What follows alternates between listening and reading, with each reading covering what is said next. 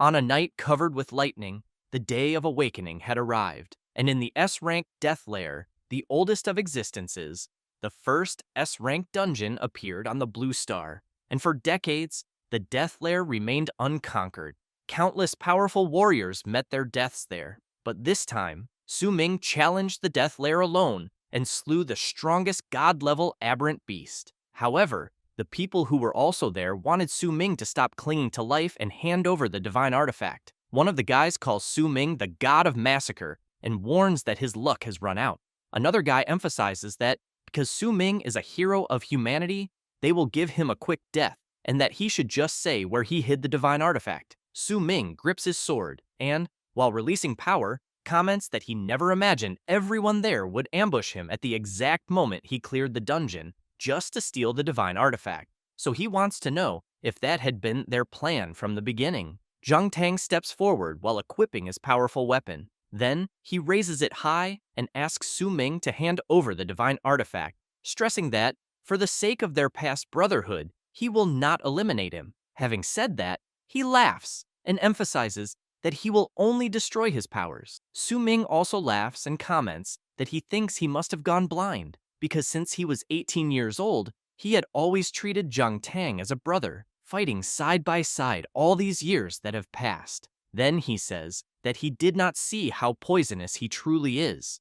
Having said that, he raises his sword and begins to release great power. Su Ming also comments that if they want to test the power of the Ring of Defiance, then they should all try to take it, but he stresses that he doubts any of them have what it takes to do so. One of Zhang Tang's lackeys is surprised and comments that the power he is feeling is undeniably that of a divine artifact. Another says there is no time to lose, and that everyone should eliminate Su Ming once and for all and search for the divine artifact he hid. But Zhang Tang says that Su Ming currently has the power of the divine artifact, and because of that, he thinks they cannot simply act impulsively. Yet even so, he knows the plan is one step away from completion. At that moment, someone appears above calling out to Su Ming, who in turn is confused by what he is seeing. There is already a woman heading toward him. As soon as she reaches the ground, she hugs Su Ming, and he wants to know what she is doing there. She says that she heard someone was conspiring against him,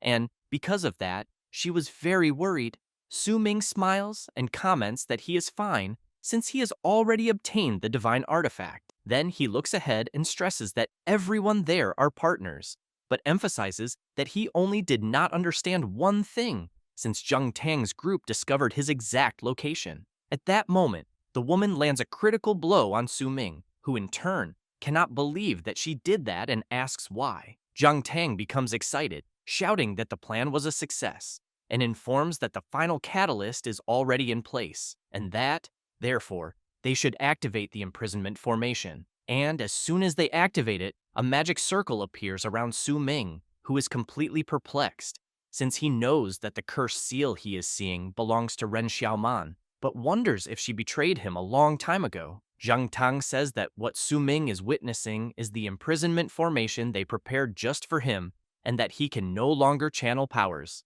Ren Xiaoman apologizes to Su Ming and informs that, to be honest, she only stayed with him because of Zhang Tang. Then, while her ability continues to take effect, she says that when she saw that he awakened a 9-star talent, she knew she could simply use him to obtain the divine artifact. Su Ming becomes furious and starts shouting and trying to break the imprisonment formation. However, Zhang Tang tells his lackeys to attack the MC immediately until a skeletal arm emerges from the ground and another woman appears, conjuring her summons and blocking everyone's advance. Su Ming is surprised to see who it is and asks what she is doing there. Ji Yao turns around and asks Su Ming not to give up, saying that he cannot let despicable cowards obtain the divine artifact. Zhang Tang shouts that another one has appeared seeking to be eliminated, then informs that there are dozens of masters there, and that not even an emperor descending from the heavens could save them. Having said that, everyone charges forward again.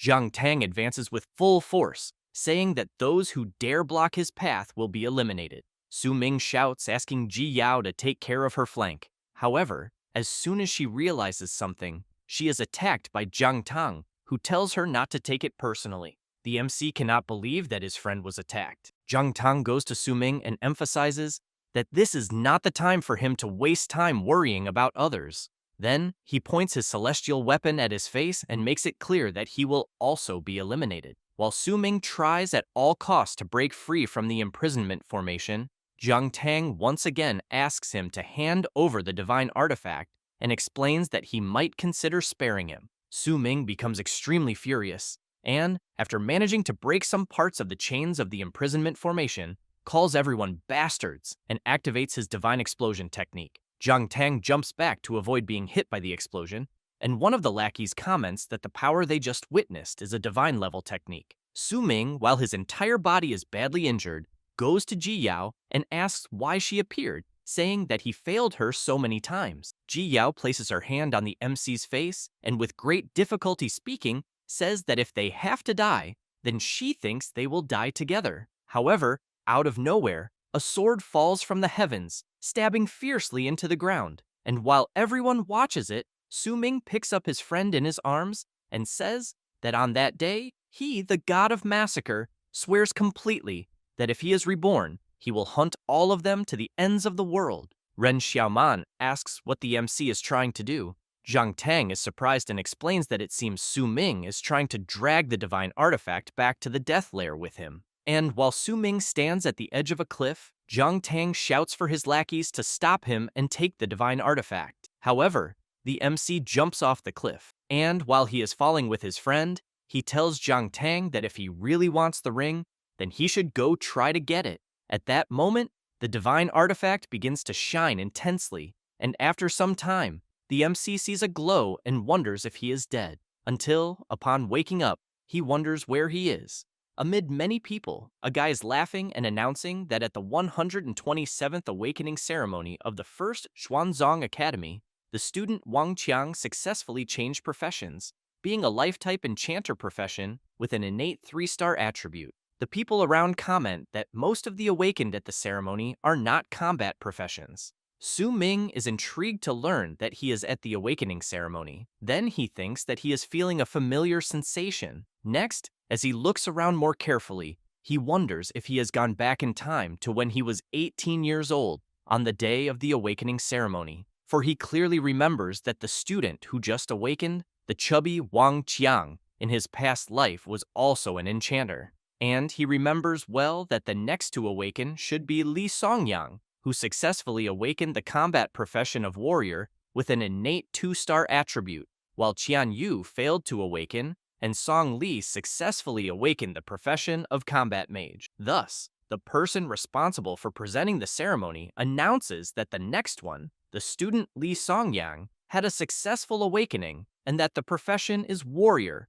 with an innate 2-star attribute. Then he announces that Qian Yu unfortunately failed to awaken, and finally, Song Li, who had a successful awakening, being of the combat mage profession. The guy who had regained consciousness thinks that it truly happened just as he remembered. Then he becomes happy to know that he is truly back. And as he recalls what happened in his past, he reflects that this second chance was the will of the heavens to rewrite all of his regrets. Until the students become astonished by what they are seeing. Jiang Tang is awakening a hidden combat profession, and after successfully completing the awakening, he becomes the Magic Hammer Warrior, possessing an innate attribute level of 8 stars. One person comments that the first hidden combat profession has appeared. Another emphasizes that this was already expected of Jiang Tang, the young master of the Jiang family, since his father is a war emperor and his mother a magic warrior. The MC keeps thinking about Jiang Tang. Then, while the presenter congratulates him and says that Xuanjing Academy has produced an 8-star genius right at the beginning of the year, someone taps the MC on the back and comments that he was there all this time. He turns around in surprise. Su-ming sees that it is Ji Yao, and she comments that she has been looking for him for a while. Then she asks why Su-ming looks surprised. He replies that it is nothing, and that he just wanted to congratulate her in advance. Ji Yao does not quite understand and asks why he is congratulating her. Su-ming remembers what happened in his past life. Then he replies that she will understand when she goes up on stage. At that moment, the presenter calls for Ji Yao, and she is quite surprised to learn that it is already her turn. After she arrives at the spot to see whether she will awaken successfully, The presenter asks her to place her hand on the celestial star. As soon as she brings her hand closer, she becomes intrigued by something. The presenter becomes excited, commenting that another hidden profession has appeared. Having said that, he announces that Ji Yao has awakened a hidden combat profession, that of a necromancer, with an innate level of 7 stars. The students go crazy upon learning this and comment that the academy is extremely impressive that year. The MC smiles and thinks that it is exactly as he remembered and that next it will be his turn. Thus, the presenter calls for Su Ming. The people comment that after witnessing 2 awakenings of hidden professions, they believe a third one is impossible, in addition to knowing that Su Ming, from Class 1, is an orphan. The MC keeps in mind that in a world dominated by the awakened on Blue Star, the Dragon Country, decades ago, after the Day of Awakening, everyone who turns 18 can change professions by participating in the awakening ceremony, becoming one of the awakened who change the face of the world and possess the power to bend the rules, along with wealth and equipment capable of changing destiny. However, at the same time, they must face gigantic beasts and terrible calamities, as well as countless challenges. Su Ming, as he stands before the celestial star to see whether he will awaken or not, reflects that in his past life, as an orphan, he survived with help and scholarships, and that on the day of the awakening ceremony, he was fortunate enough to be blessed by the heavens, since a celestial phenomenon also appeared at the time. For he knew that in the end, he awakened with an innate attribute of 9 stars, the legendary profession, that of the god of slaughter. Thus, he places his hand on the celestial star and thinks that he will make everyone see him with different eyes. At that moment, the presenter begins to look extremely surprised upon seeing the type of energy, then wonders whether it will be the birth of a genius with an innate attribute of 9 stars or more. The people around are also dumbfounded and soon want to know whether it is truly possible for someone to awaken another hidden profession. Su Ming thinks that he needs to feel the runes again, but ends up becoming quite surprised and intrigued, since he is seeing the divine artifact, the divine ring of rebellion. Then, he really wants to know whether the artifact accompanied him on the journey back in time, until he becomes even more intrigued by a system screen in front of him, informing that the strongest Godslayer system has successfully bound itself, and that the system has bound a new profession to the MC. With that, the awakening is complete, and the mythical profession of the God of the Sword has been obtained. Su Ming reflects on the mythical profession of the God of the Sword that he has just obtained, and then begins to see an enormous sword-shaped form emerging from the celestial star. The presenter, extremely surprised, comments that for such a phenomenon to appear, he wonders what the hell the MC is changing professions into. One of the students comments that he thinks that if it is a combat profession, it would be quite incredible, and that if it is a life profession, it would be a complete tragedy, until another student asks if his friend is stupid because a phenomenon like the one they are witnessing could never be a life profession. Jung Tang becomes intrigued by something and, observing Su Ming carefully, wonders why he is not moving, while Su Ming is thinking that the profession awakened this time is that of the God of the Sword and not that of the God of Slaughter, as in his past life. And, while he clicks on the golden system, he knows that it is something different from his previous life. After the MC places his fingerprint on the system, it informs that he has been identified and that the target Su Ming has been confirmed. Then it informs that the awakened profession is that of the God of the Sword and that the golden talent is the sublimation of all things. Su Ming is surprised by this golden talent, since he has in mind that this is even greater than the 9-star profession level he awakened in his past life. Thus, he smiles and thinks that if this is really the case, he believes he should surpass his past life God of Slaughter. Then he starts interacting with the system, and it informs that it will open the skill interface for Su Ming, but soon reports that no skills have been awakened. The MC cannot believe this, and begins to search like a madman through his system to see if he has at least one skill. The people around start wanting to know what Su Ming is doing there, since he seems nervous. Desperate, the MC realizes that he does not have any skills and wonders what the difference is compared to before awakening and whether the system is mocking him. Then the system informs that the MC will be receiving feedback and that it will continue to guide him. However, an error occurs, as identification of the ring is required. Su Ming becomes intrigued when he sees a ring appear in his hand, which soon begins to glow, and the system notifies that the divine ring of rebellion has been successfully identified. A huge radiance begins to emerge and grows increasingly stronger. People comment that the fluctuation is extremely intense. The person responsible for presenting the awakened, extremely surprised, asks whether the awakening is complete until he becomes completely shocked upon seeing that the MC's innate talent is an astonishing 10 stars. Thus, he informs everyone that Su Ming's profession change is to a hidden profession, that of sword controller. The students are stunned to see that the innate attribute is 10 stars, since they know that this is the talent level of the top-ranked individual. Another student comments that he thought Zhang Tang's 8-star magic hammer warrior was already terrifying, but now there is a 10-star level. The old man comments that the year they are in is truly a year of developing talents for the academy, since not only have several students with hidden professions appeared, but there is also a chosen of the heavens with a 10-star innate attribute. He also emphasizes that although the potential of the sword controller profession is not so outstanding within the swordsman category, Su Ming possesses a 10-star innate attribute talent, and he believes that he will definitely have limitless potential in the future. Then the director says that he has decided to reward the student Su Ming with a set of cultivation assistance items. And as he walks among the students, Su Ming hears various things. One of them is that someone thinks the sword controller is a waste of innate talent, since the sword controller is considered the very bottom among the swordsman category. In addition, the swordsman category is inherently a close-range profession, while the sword controller can operate both at close and long range, needing to cultivate both physical and magical attacks. And that although it can use long-range attacks, this causes the original close-range cultivation resources of the swordsman to be divided, making combat power very mediocre, being a completely weak profession. Su Ming only thinks that, in their eyes, the sword controller is just trash, until Ji Yao runs over to her friend and offers her congratulations.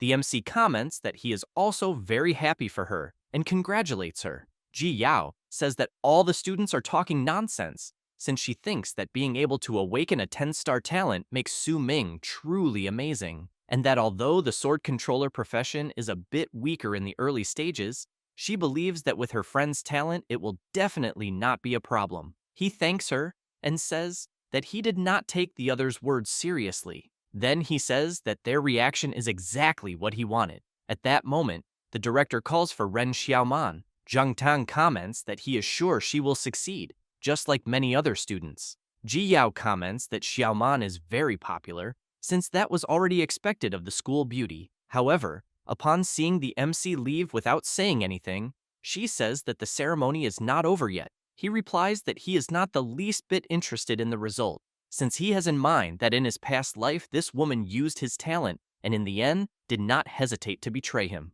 And while she goes to learn her awakening result, Su Ming thinks about the words he said before, in which he stated that he would take revenge for being betrayed. Upon arriving at the city center, he thinks that in this life everything about daily life seems unchanged except for his awakened profession. Then he sees in his system the total concealment skill, capable of hiding or rewriting one's own information, such as equipment, profession, and skills. Su Ming thinks about this skill, since he has in mind that this is one of the 4 skills he brought from his past life. Then, he remembers the ring and keeps observing it in his hand. Then the system informs that it will be loading the divine artifact Ring of Rebellion, and, after loading, informs that the MC has inherited part of the abilities of the God of Slaughter profession. Su Ming becomes confused about his new God of the Sword profession having abilities of a God of Slaughter. Then, he checks his status, currently having 10 points in strength, 10 in constitution,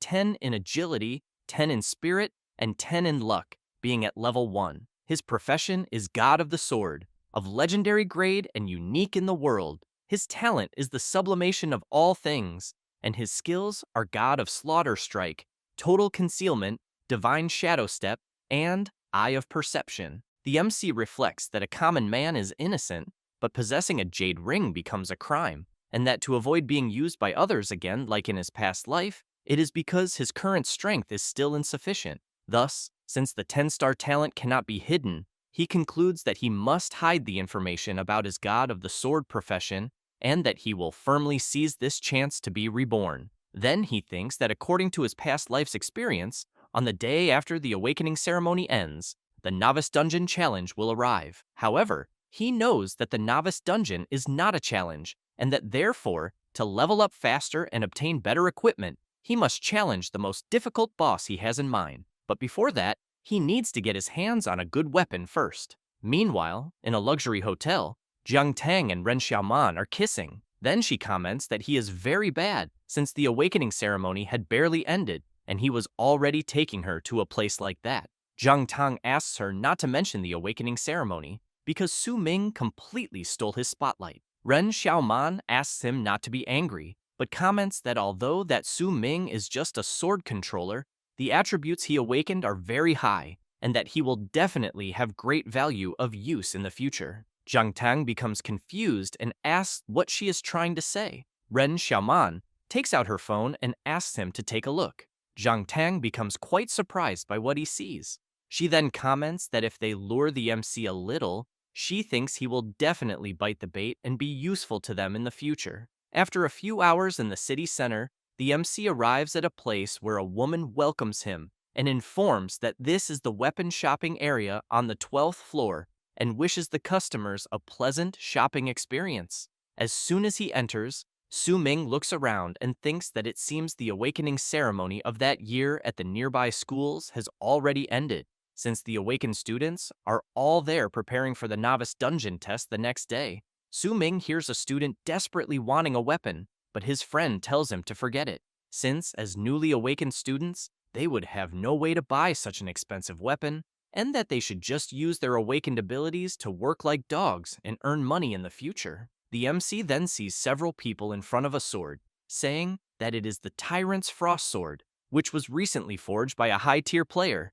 But even so, they still cannot believe that its market price is 1 million coins. Su Ming walks along and thinks that he knows this weapon is fake, because he remembers it from his past life, and that the gang of merchants who sold these counterfeits were all arrested, until he hears someone asking him to wait. A woman, accompanied by several bodyguards, wants to know if the MC is Su Ming. He becomes intrigued and immediately wants to know who she is. She takes out a card and says that she has not introduced herself yet, then says that her name is Jiang Lan and that she is the vice director of the Jiang'an conglomerate. Su Ming takes her business card and, after observing it for a bit, comments that he thinks he knows her from somewhere. Jiang Lan calls to the MC once again and says that on behalf of the Jiang'an conglomerate, she will cover all of his expenses there that day, but that she hopes he can do a favor. Su Ming, suspicious, wants to know what kind of favor it would be. She asks one of her bodyguards to take out a photograph,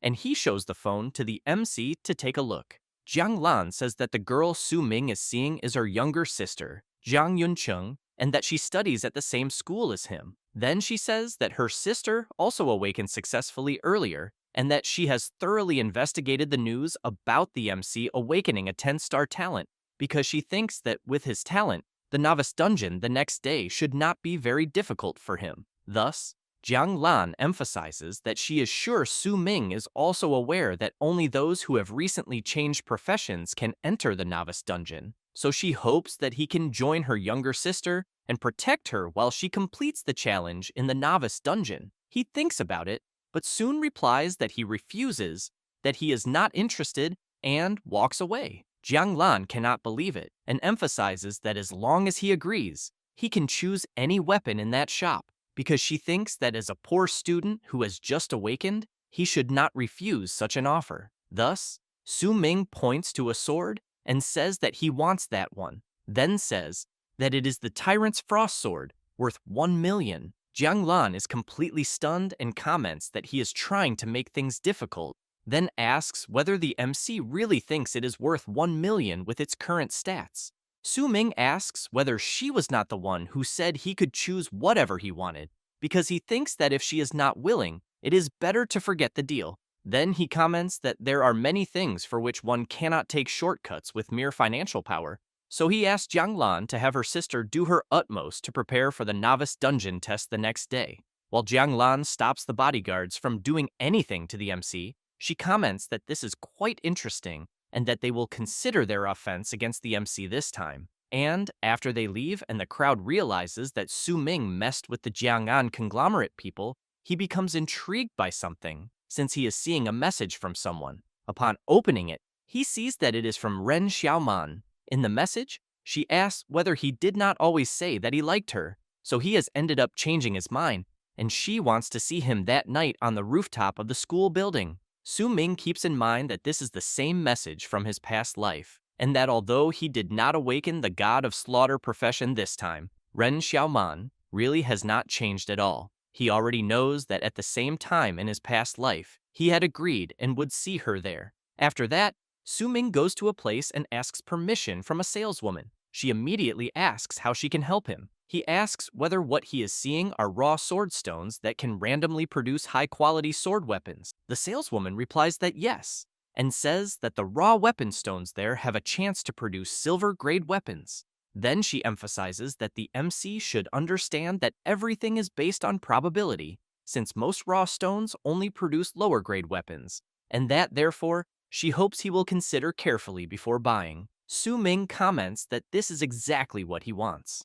The saleswoman becomes a little confused upon hearing that. The MC approaches the raw stones and explains that compared to buying a silver-grade weapon at a high price that will soon become obsolete, betting on a stone there for a cheap price is the most suitable option. Su Ming reflects that instead of calling it a gamble, he thinks he should say that he can see the data inside the raw stones, since all of this is thanks to the second ability left to him by his god of slaughter from his past life, which is called Eye of Perception, because his eyes possess the true power of perception, capable of perceiving the fundamental information of all matter. Thus, after analyzing each of the stones, he picks one up in his hand and concludes that it will be that one, since compared to ordinary silver-grade weapons that sell for hundreds or thousands of advent coins, obtaining one at that moment for only 50 coins is an absolute bargain, especially since he knows this is perfectly suitable now that he has returned to being a poor student. At that moment, a guy appears at the door wanting to know if the MC is not the kid who just rejected the Jiang'an conglomerate. Then, more people enter the room, and a guy wants to know if what the MC has in his hands is not one of those useless raw weapon stones used for gambling on weapons. The blonde guy comments that he thought the MC was some kind of big shot with a lot of confidence, but seeing him reject a favor from a conglomerate just to mess around with useless stones, he thinks that in the end, he is just another idiot. Su Ming takes a deep breath and thinks that he knows the blonde guy and that his name is Yang Ding, the spoiled brat who specialized in bullying freshmen in his past life. After reflecting on this, the MC calls out to them and asks whether they dare to bet 5,000 advent coins that he can obtain a silver-grade weapon. They look at each other for a brief moment and soon start laughing, saying that the MC really is a complete idiot. Yang Ding says that these types of raw weapon stones have a 99.99% chance of producing trash, and that he has never seen someone who likes giving away money so much. Su Ming comments that they will see who is giving money to whom. People passing by hear them making the bet, and it does not take long for many people to gather there to watch the MC open the raw stones. Yang Ding makes it clear that he will see whether a poor bastard like the MC can really come up with 5,000 coins. Su Ming activates his Eye of Perception and visualizes the sword inside the stone, then shouts for it to come out. Yang Ding and his friend are dumbfounded by what they are seeing, and as soon as the MC grabs the sword, the other people also become very surprised. The system informs that the acquired weapon is the Black Iron Crimson Edge sword, of silver level and low grade, but its special affix is Blood Drinker, since after the sword injures a monster, it can absorb the drained blood to heal the wielder's wounds. Su Ming holds it firmly and comments that the sword is very good. Then he thinks that it is perfect for the meeting that night. Yang Ding, still very surprised, comments that the MC was really lucky, and the MC in turn comments again that the sword is not bad, since it even has a lifesteal effect that will save him the trouble of needing a healer. Having said that, he points the tip of the sword at the blonde guy and emphasizes that a bet is a bet, and that therefore he will take Yang Ding's 5,000 advent coins. After Yang Ding transfers the amount he lost in the bet, he comments to the MC that he will remember him very well. Su Ming comments that next time he should not make bets with people so easily. The saleswoman watches the stats and comments that it has been years since someone there managed to obtain a weapon from a raw stone. The MC calls her and says that he also needs a matching scabbard, and that, if he is not mistaken, it should cost 5,000 coins. She replies yes, and asks the MC to follow her. Thus, Su-ming buys a silver-grade scabbard, whose effect is to reduce weapon durability consumption by 50%. After placing the sword inside the scabbard, the MC thinks that now, with the scabbard, he can greatly reduce the weapon's durability consumption, since he does not have sufficient funds to replace his sword at the moment. At that moment, the system asks whether the MC wants to open the hidden weapon materialization function. He replies that not yet and thinks that he will take the sword and raise it by one more grade. After a few hours, while walking through the park, Su-ming thinks that in this life, although he awakened as a god of the sword, he does not have a single usable class skill, but that in the class talent tree there is a very powerful original talent, sublimation of all things, since it can improve the quality of any loot, such as combat skills, equipment, scrolls, and others, and that any item can only be sublimated or indirectly sublimated once. Thus he knows that just by having this talent alone, it is truly worthy of the golden grade class that the god of the sword represents. And, after using sublimation of all things, the system informs that the weapon's sublimation was successful and it gained the bloodlust effect. Now the weapon's name is Zhuan Steel, bloodthirsty sword, of high-quality silver grade. The blood drinker effect causes that after the sword strikes a target, it can absorb the target's blood through attacks or contact to heal the wielder's wounds.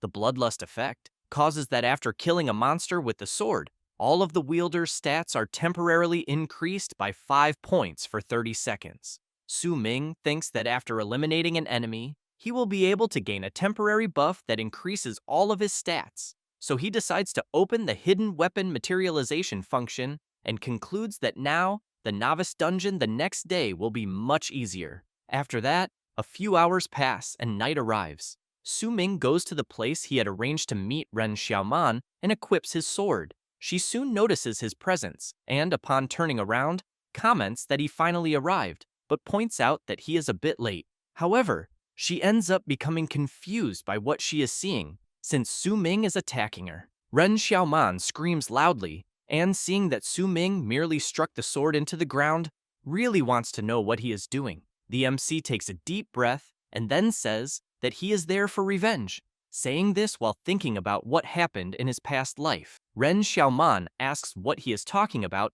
and comments that she accepted his confession. Then she shows some messages they exchanged and comments that it was because of that she took the initiative to ask him out, and that it was he who wanted to date her. Su-ming remains silent for a moment and then says that this was in his past life. Then he thinks that she, who was recognized as the school beauty, had always been a prominent figure there, and that, as an orphan who never received attention from others while growing up, he never thought he would have the chance to interact with her, and that he also certainly never thought that on the second day after the awakening ceremony, she would take the initiative to show concern. And from that day on, he received her concern, which was the attention he had longed for his entire life. Su-ming also begins to recall the confession, the dating, the intimacy, and the interactions, and concludes that those days were the times he cherished the most. Thus, he shouts that it was all fake. Then he says that he knows everything about her dirty dealings with Zhang Tang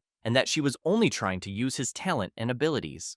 Ren Xiaoman is surprised, but asks the MC not to dare speak nonsense. Su-ming comments that she knows very well whether he is talking nonsense or not, and that the beautiful and graceful Ren Xiaoman everyone sees is a lie, and that in reality, she is just a vain, despicable, shameless bitch. Ren Xiaoman becomes furious and shouts, wanting to know what he knows. Then she calls him an orphan and makes it clear that if his talent were not worth something, he would not even have the chance to speak to anyone, and that she will not let him get away after daring to call her a bitch. Su-ming tells her to go ahead, but says that he fears she should be more concerned about how her story with Zhang Tang will affect the pure and innocent image she has. Ren Xiaoman becomes even more furious, grabs the MC's sword, and as she lunges at him, Su-ming comments that things are happening exactly as in his past life. She becomes confused when she sees a red glow around the sword. Su-ming comments that apparently she really likes sneak attacks, since he was already expecting this. Thus, he activates the sword's blood drinker ability, since after the sword locks onto a target, it can absorb the target's blood through attacks or contact to heal the wielder's wounds. As the sword's power rushes toward her, the MC says that the trap was set for her from the very beginning when he made her the target. Ren Xiaoman is struck squarely in the face, and she screams loudly in pain. Then she screams, saying that her beautiful face has been disfigured. Su-ming comments that she ended up doing that to herself. Then he makes it clear that at that moment, it is the time for his revenge, and that he will have Zhang Tang eliminate her. However, he begins to recall some moments with her in his past life. Because of that, he unequips his sword, and, as he leaves, and she trembles on the ground, asks Ren Xiaoman to go back and tell Zhang Tang that he is welcome to come settle accounts, and that she should consider the cut she received as something caused by him. Before leaving, Su-ming thinks that this cut also severed that concern he once cherished. At that same moment, the MC receives a message asking him to accept the gift. The gift in question is a marrow strengthening pill, a combat gear package, and 10,000 Advent coins.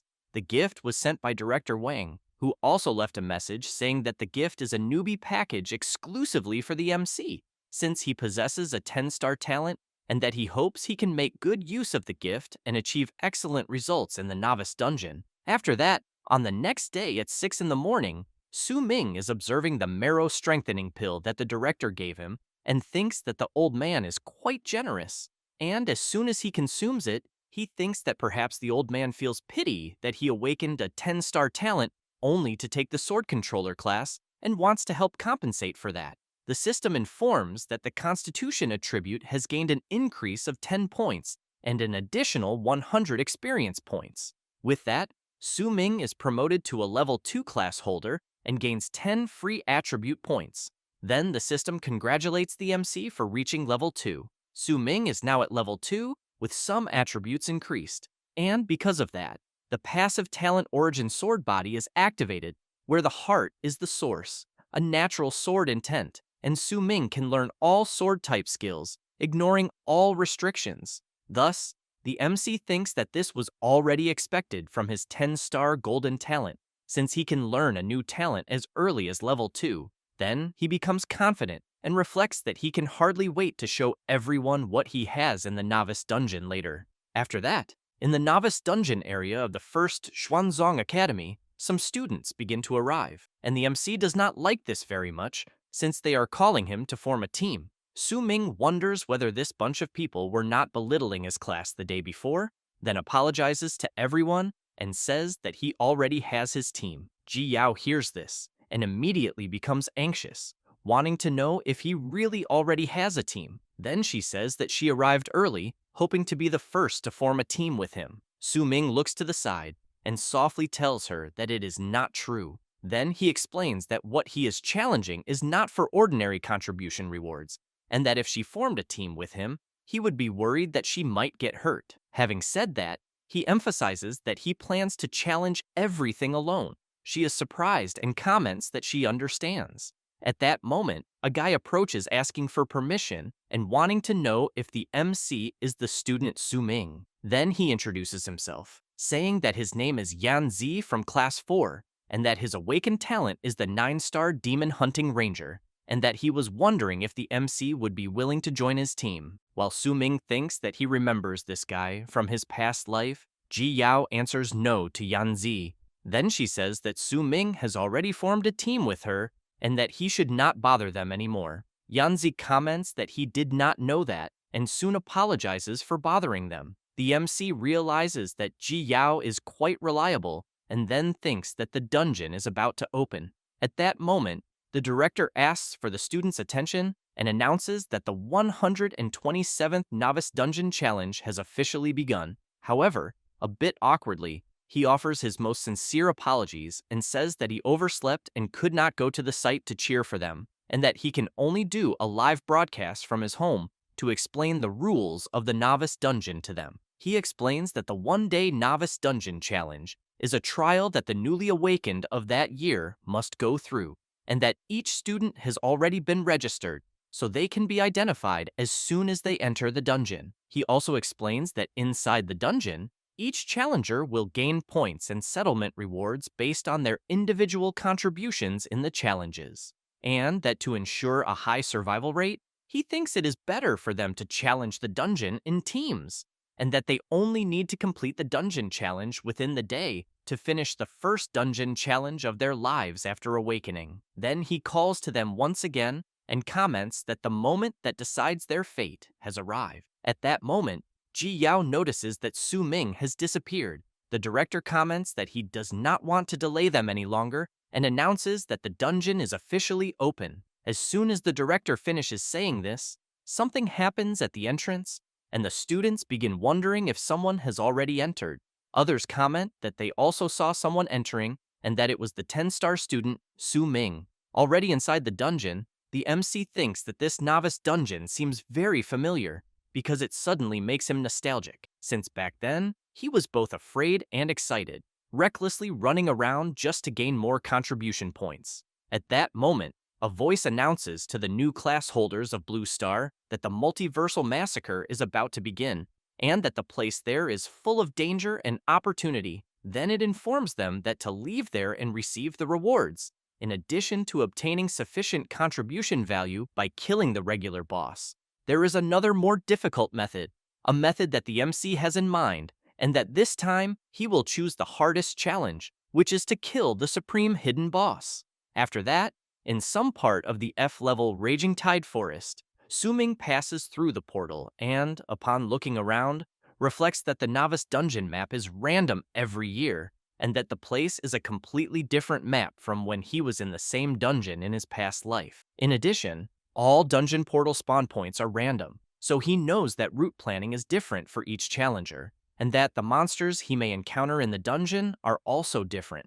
After thinking about this, and walking a bit through the area, Su Ming soon sees a monster, and thinks that it is an elite level one, but that although it is immobile like a tree, if its vines lock onto a target, the person will be dragged into the burning hollow on the monster's head and roasted. Thus, he remembers that his goal is to challenge the hidden boss, and therefore, he should try to avoid these troublesome monsters.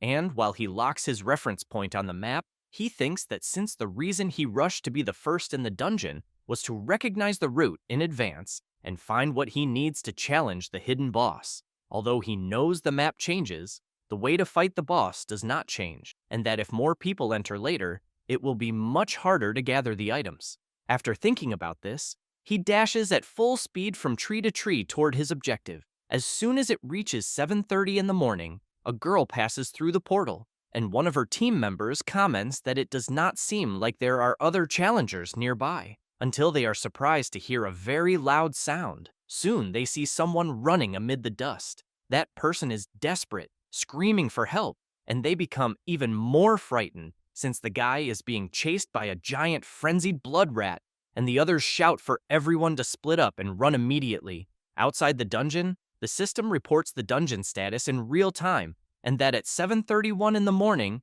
3 challengers were gnawed to death by a frenzied blood rat, and that the strongest among them was a 6-star talent awakened, Li Dabiao. Ji Yao, very surprised, comments that she has not even formed a team yet, and challengers are already being eliminated inside the dungeon. Meanwhile, inside the dungeon, the girl from before is running desperately, and soon realizes that she ended up separating from her friends.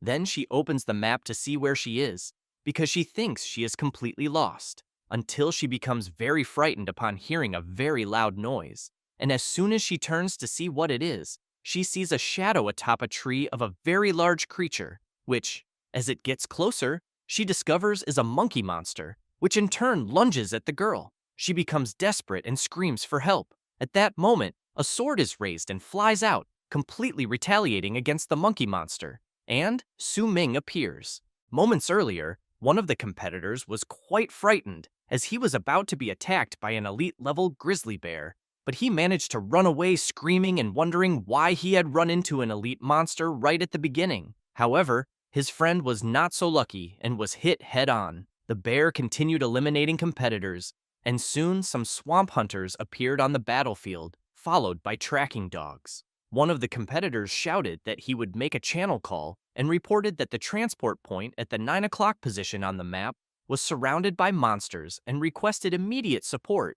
And while emphasizing that the 6 o'clock position also needed help, he failed to notice a draconized lizard approaching from behind. The members, while fighting various monsters, reported that the 11 o'clock position was also compromised and that the monsters kept arriving without stopping. A girl, upon approaching a tree, saw one of her group friends defeated and immediately informed Central Command that her team of 5 urgently needed help. Afterward, she watched her friends all defeated on the ground and fell to her knees, and as her entire body trembled, she commented that she thought that if they had not been told to hide, things would be different, but at the same time, she knew that the dungeon had only started half an hour ago and the difficulty of the novice dungeon was already far too high. She then began to question whether newly awakened students could really challenge it and come out alive, until she became quite surprised, as she had just seen a student completely eliminate a huge creature so easily.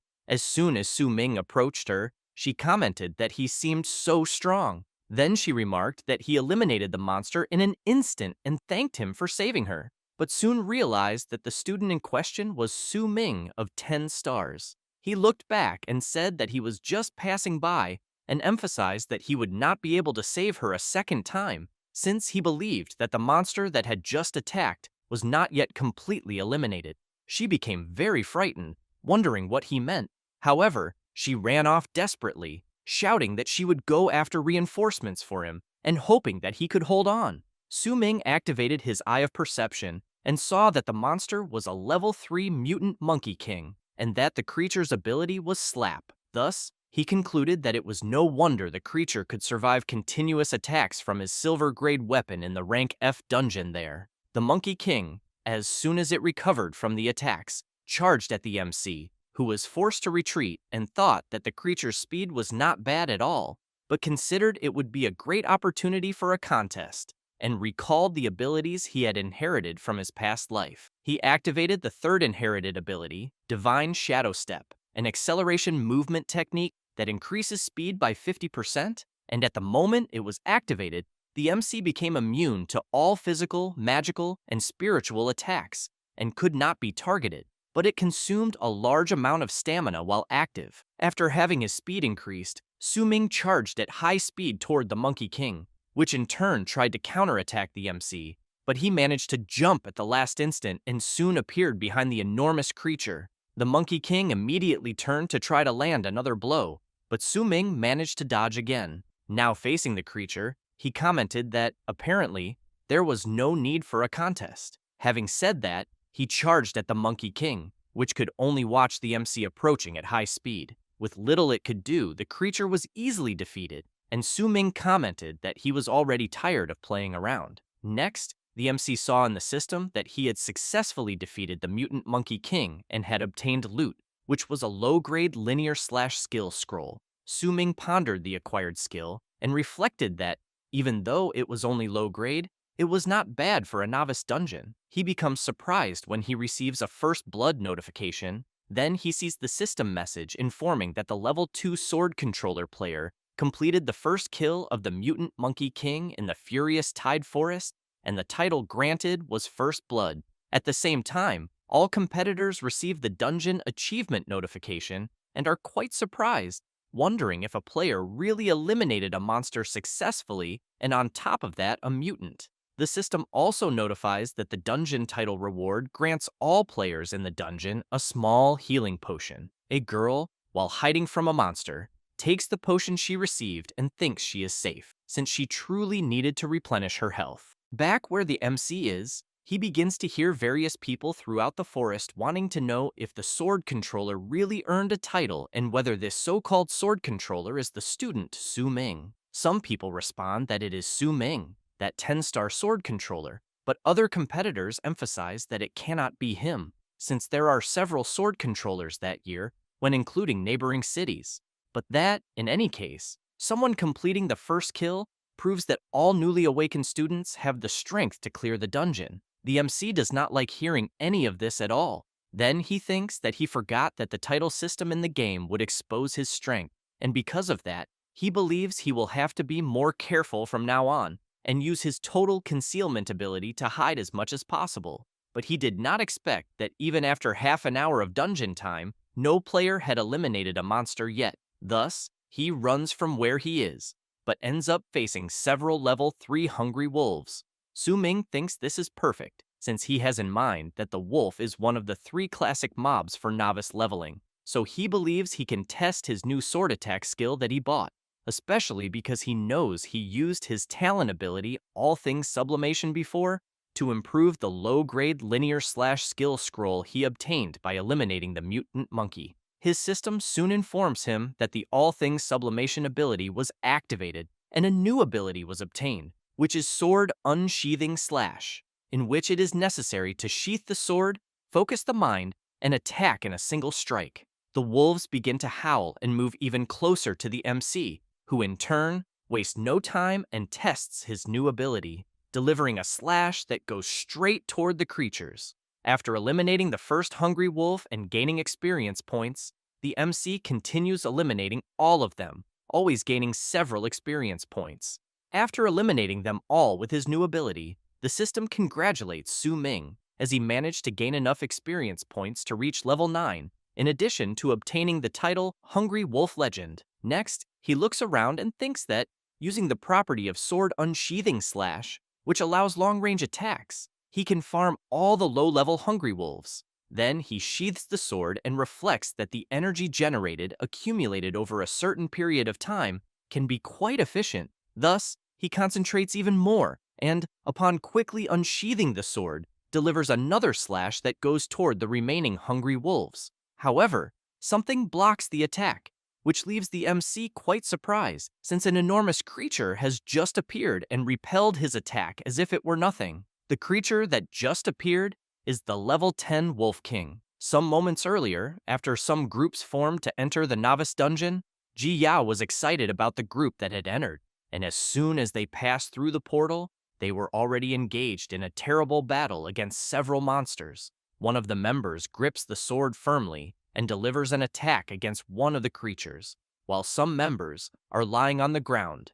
After defeating the monster, the group members begin to receive shared experience, and soon the system informs them that they successfully defeated a mutant field rat, and everyone becomes excited, shouting that they finally eliminated a special monster, while one of them advanced to level 2. Another member of the group was surprised, as another notification had arrived about a player obtaining a first blood on a leader monster. However, upon realizing that the player was from the fisherman class, everyone became curious about what the hell that meant, especially being at level 9. 10 minutes earlier, while the MC was fighting the Wolf King, the creature was at half health. Su Ming launches another attack at the creature's back and prepares himself again. Then he leaps, saying that the creature should not think that just because it is a Wolf King, it is a big deal. Having said that, he prepares his attack and delivers it, striking the Wolf King head-on. The system congratulates Su Ming for eliminating the Silverback Wolf King and informs that he obtained 500 experience points, in addition to reaching level 10, gaining 145 points in Sword Unsheathing, Slash Proficiency, 100 points in Swift Thunder, Sword Art Proficiency, and the loot obtained was the Iron-Cutting Clawbone and the Wolf King's Heart. In another area of the dungeon, a blonde boy is trying to eliminate one of the creatures, until he comments that he spent a tremendous amount of effort and finally dealt with the pack of hungry wolves. One of his friends comments that, luckily, the attack boost scroll rewarded by the dungeon title arrived in time, so he thinks that if it were not for that, they probably would have been eliminated. Young Ding becomes irritated upon hearing about the level 9 fisherman and says that there must be some problem with the novice dungeon, as he wants to know how a life skill master could reach level 9 so quickly, since he thinks this is practically mocking them, the players.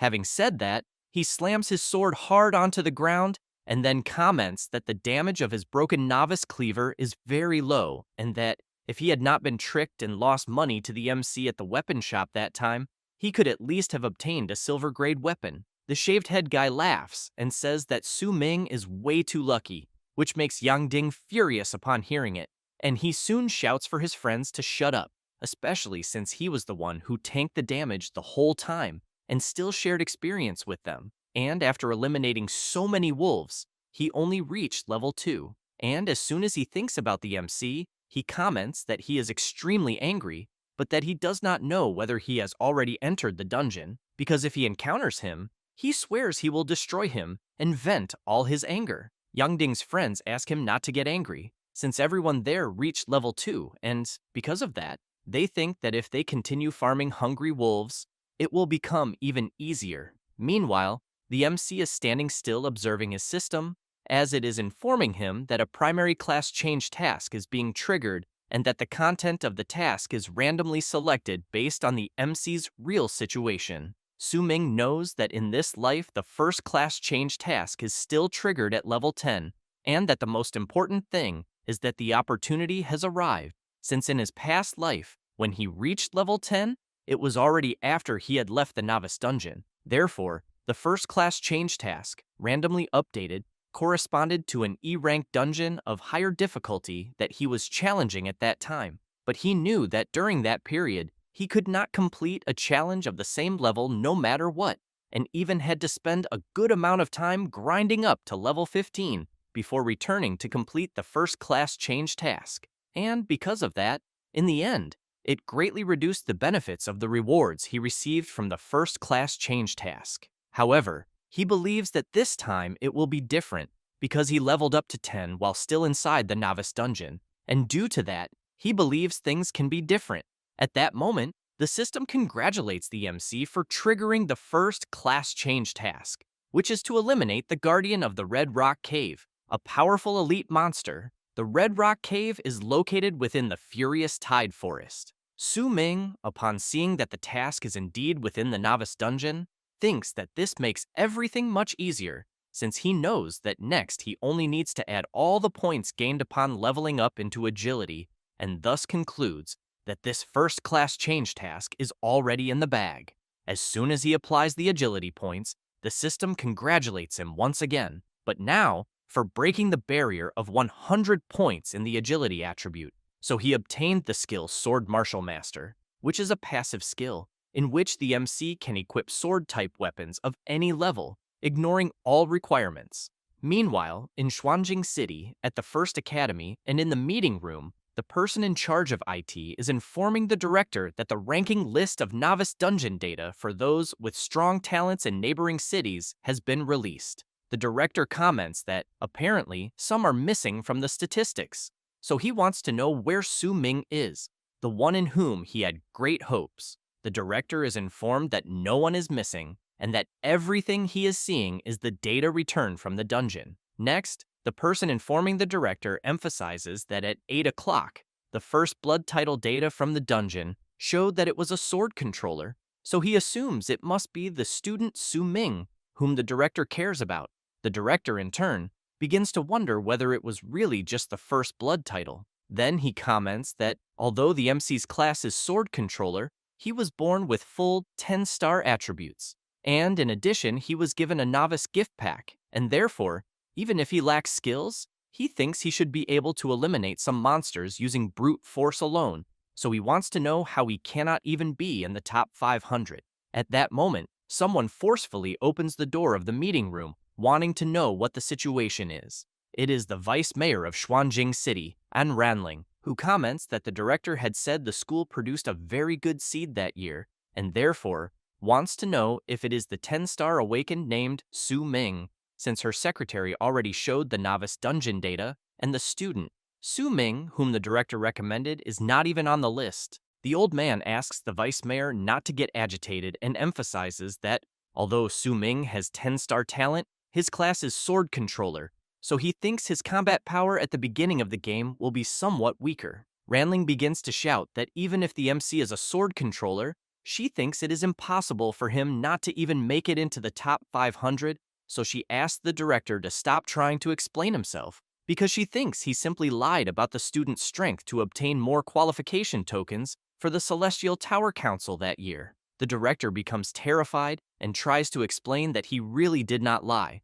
but the vice mayor continues saying that Based on the current data she has, the director's school only has Yan Zi with 9-star talent, hidden class demon hunting ranger, currently in second place on the leaderboard, so she thinks he is the best candidate to compete with the genius from the neighboring city that year. Ranling also comments that there is another one she knows, Zhang Tang, the legitimate son of the Zhang family, who has the hidden class magic hammer warrior, 8 in 8 stars and currently ranked 4th, with great potential. Therefore, she makes it clear that at the moment, she can only give 2 qualification tokens to the director for the Celestial Tower Council. Wang asks whether all schools should not receive 3 tokens as in previous years. Ranling leaves, saying that no one told the Director's Academy to finish last in recent years, then emphasizes that if they finish last again, next year, they will not even have slots to enter the Celestial Tower Council. The old man asks what if the students achieve good results later.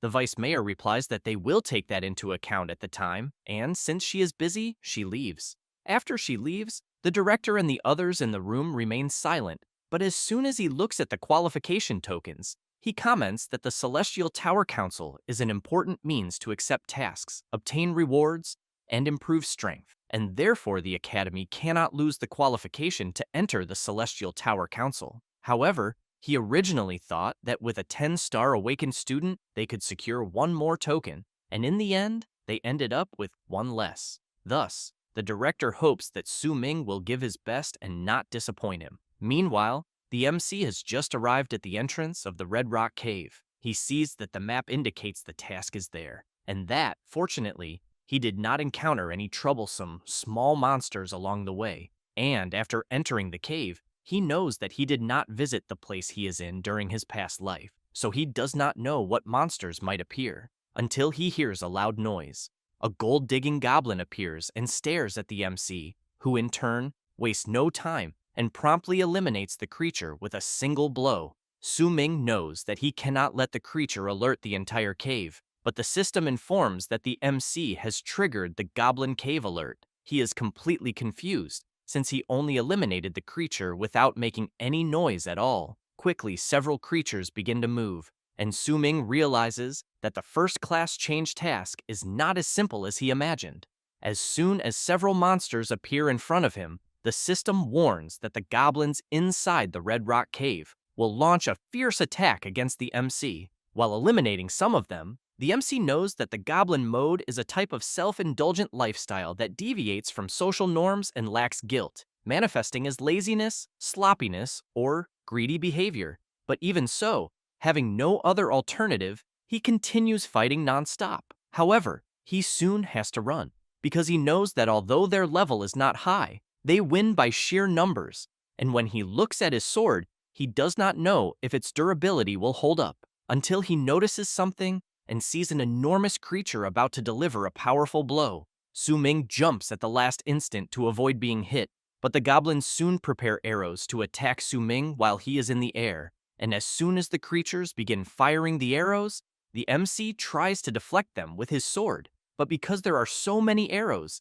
he ends up being hit by some of them. When Su Ming returns to the ground, he quickly retreats and thinks that the goblins are quite clever, since they even know that it is difficult for someone to make evasive adjustments while in the air. The creatures notice the MC distracted and charge at him with full force. Su Ming tries to block the attacks, but becomes worried and thinks that his mana, at the beginning of the game, is not sufficient to sustain using Divine Shadow Step for very long, and to make matters worse, he sees another group of elite goblins approaching. He then concludes that, since it is the early game, he is completely lacking in skills, and therefore thinks that it is indeed a bit difficult to eliminate them head-on. With that in mind, he leaps into the air and decides that for now, he just needs to be a bit more flexible and dodge attacks out of caution. Thus, he runs at high speed, and after creating distance and seeing that the goblins are still coming after him, while channeling his power, he smiles and asks the creatures to come at him with everything they have. The goblins become frightened as soon as they see a strong glow. After channeling his power, Su Ming activates the sword unsheathing slash skill and delivers his powerful attack. The goblins cannot even attempt to defend themselves and are completely defeated. Su Ming continues advancing, thinking that as long as he secures the advantage of height, he knows there will be no problems. As he delivers another linear slash, he thinks that he will be able to make maximum use of his sword unsheathing slash. After some time eliminating goblins, the MC stops in front of the elite grade goblin captain and comments that, apparently, only it is left. Meanwhile, outside the Red Rock Cave, one of Yang Ding's friends is hiding and, looking at the cave entrance, comments that when he was exploring the path, he heard sounds of fighting coming from inside the cave ahead. Yang Ding tells his friend not to be ridiculous, since the system description informs that the area ahead has monsters of level 7 and above, so he wants to know who would dare challenge the interior of the cave. The bald man emphasizes that he really did hear sounds of fighting coming from inside. At that moment, the blonde boy is surprised by something and then comments that, apparently, someone is coming out of the cave. The shaved head guy wants to know who dares to farm monsters there at that moment. Yang Ding becomes even more surprised since he sees that it is the MC, the guy who won the bet at the weapon shop. Su Ming looks at his system and thinks that the first-class change mission was quite interesting but also very dangerous, until he notices something. Yang Ding is charging at him with full force. Su Ming dodges the first attack, which leaves the blonde boy quite surprised, but he soon shouts for his friends to surround the MC and not let him escape. After being surrounded, Su Ming makes it clear that he was not planning to run away at all. Yang Ding comments that Su Ming caused him a huge loss a few days ago, and that the MC can only blame himself for having the bad luck of running into him there. The MC finds this strange and soon wants to know who they are. The blonde boy cannot believe this, and the shaved head guy comments that Su Ming completely forgot about them. Yang Ding becomes furious and shouts that the MC really forgot about winning 5,000 Advent coins.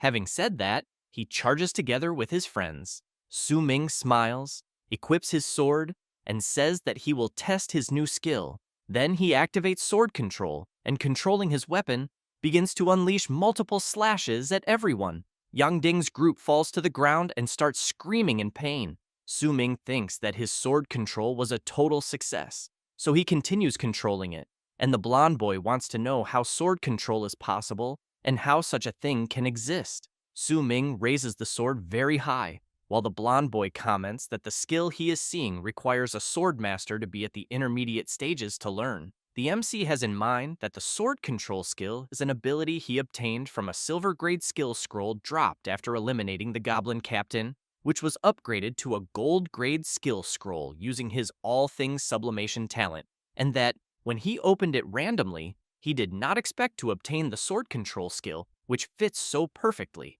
In this way, he knows that when the news spreads, they will be even more certain that he is of the sword controller class. However, the most important thing was that after eliminating the goblins and completing the Red Rock Cave, he obtained the hidden location blueprint of the final chest of the first-class change mission. And as soon as he opened the hidden blueprint, he was quite surprised, since the system informed that the coordinates of the hidden treasure were Red Rock Cave Part 2. Su Ming became even more confused when he saw the mission subtitle, which was Goblin Trade and Life. Later, in another area of the forest, the group of girls was excited after finishing eliminating the monsters. One of the girls comments that they finally cleared the mobs in that area together and soon wants to know who said that an all-girl team could not survive. But she knows that they all need to thank the 7-Star Awakened for carrying them, and that they also need to divide the loot. While one of the girls goes to check what the monsters drop,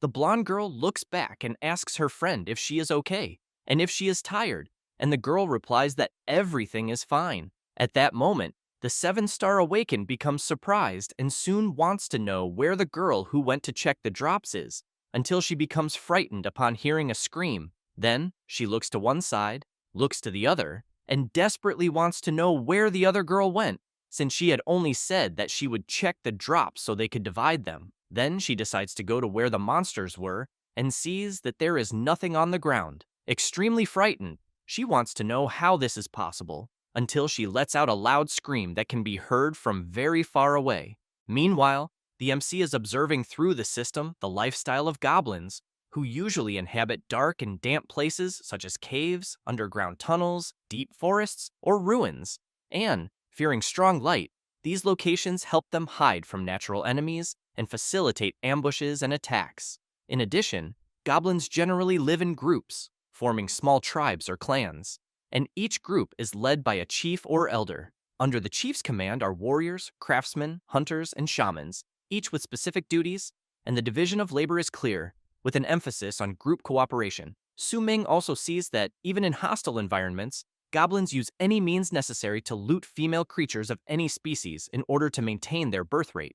In reproductive cycles, female goblins usually have a gestation period of only 1 to 3 months, far exceeding the reproductive efficiency of normal creatures. As for early sexual maturity, young goblins reach adulthood 1 to 2 years after birth and can participate in reproduction, forming a rapid cycle of reproducing, maturing, and reproducing again. The MC cannot believe the bizarre information about goblins until he sees the location of his mission on his map and wonders if it is really there, since he remembers that in the previous mission there was an entrance to a cave, but where he is now, there are only trees. He then looks around and questions whether the coordinates could be wrong until he hears a noise amid the mist, and, with the eye of perception activated, manages to see a small creature. Su Ming laughs and thinks that he now understands why it is called Red Rock Cave Part 2, because people naturally assumed it was also in a cave in the mountain, but in reality,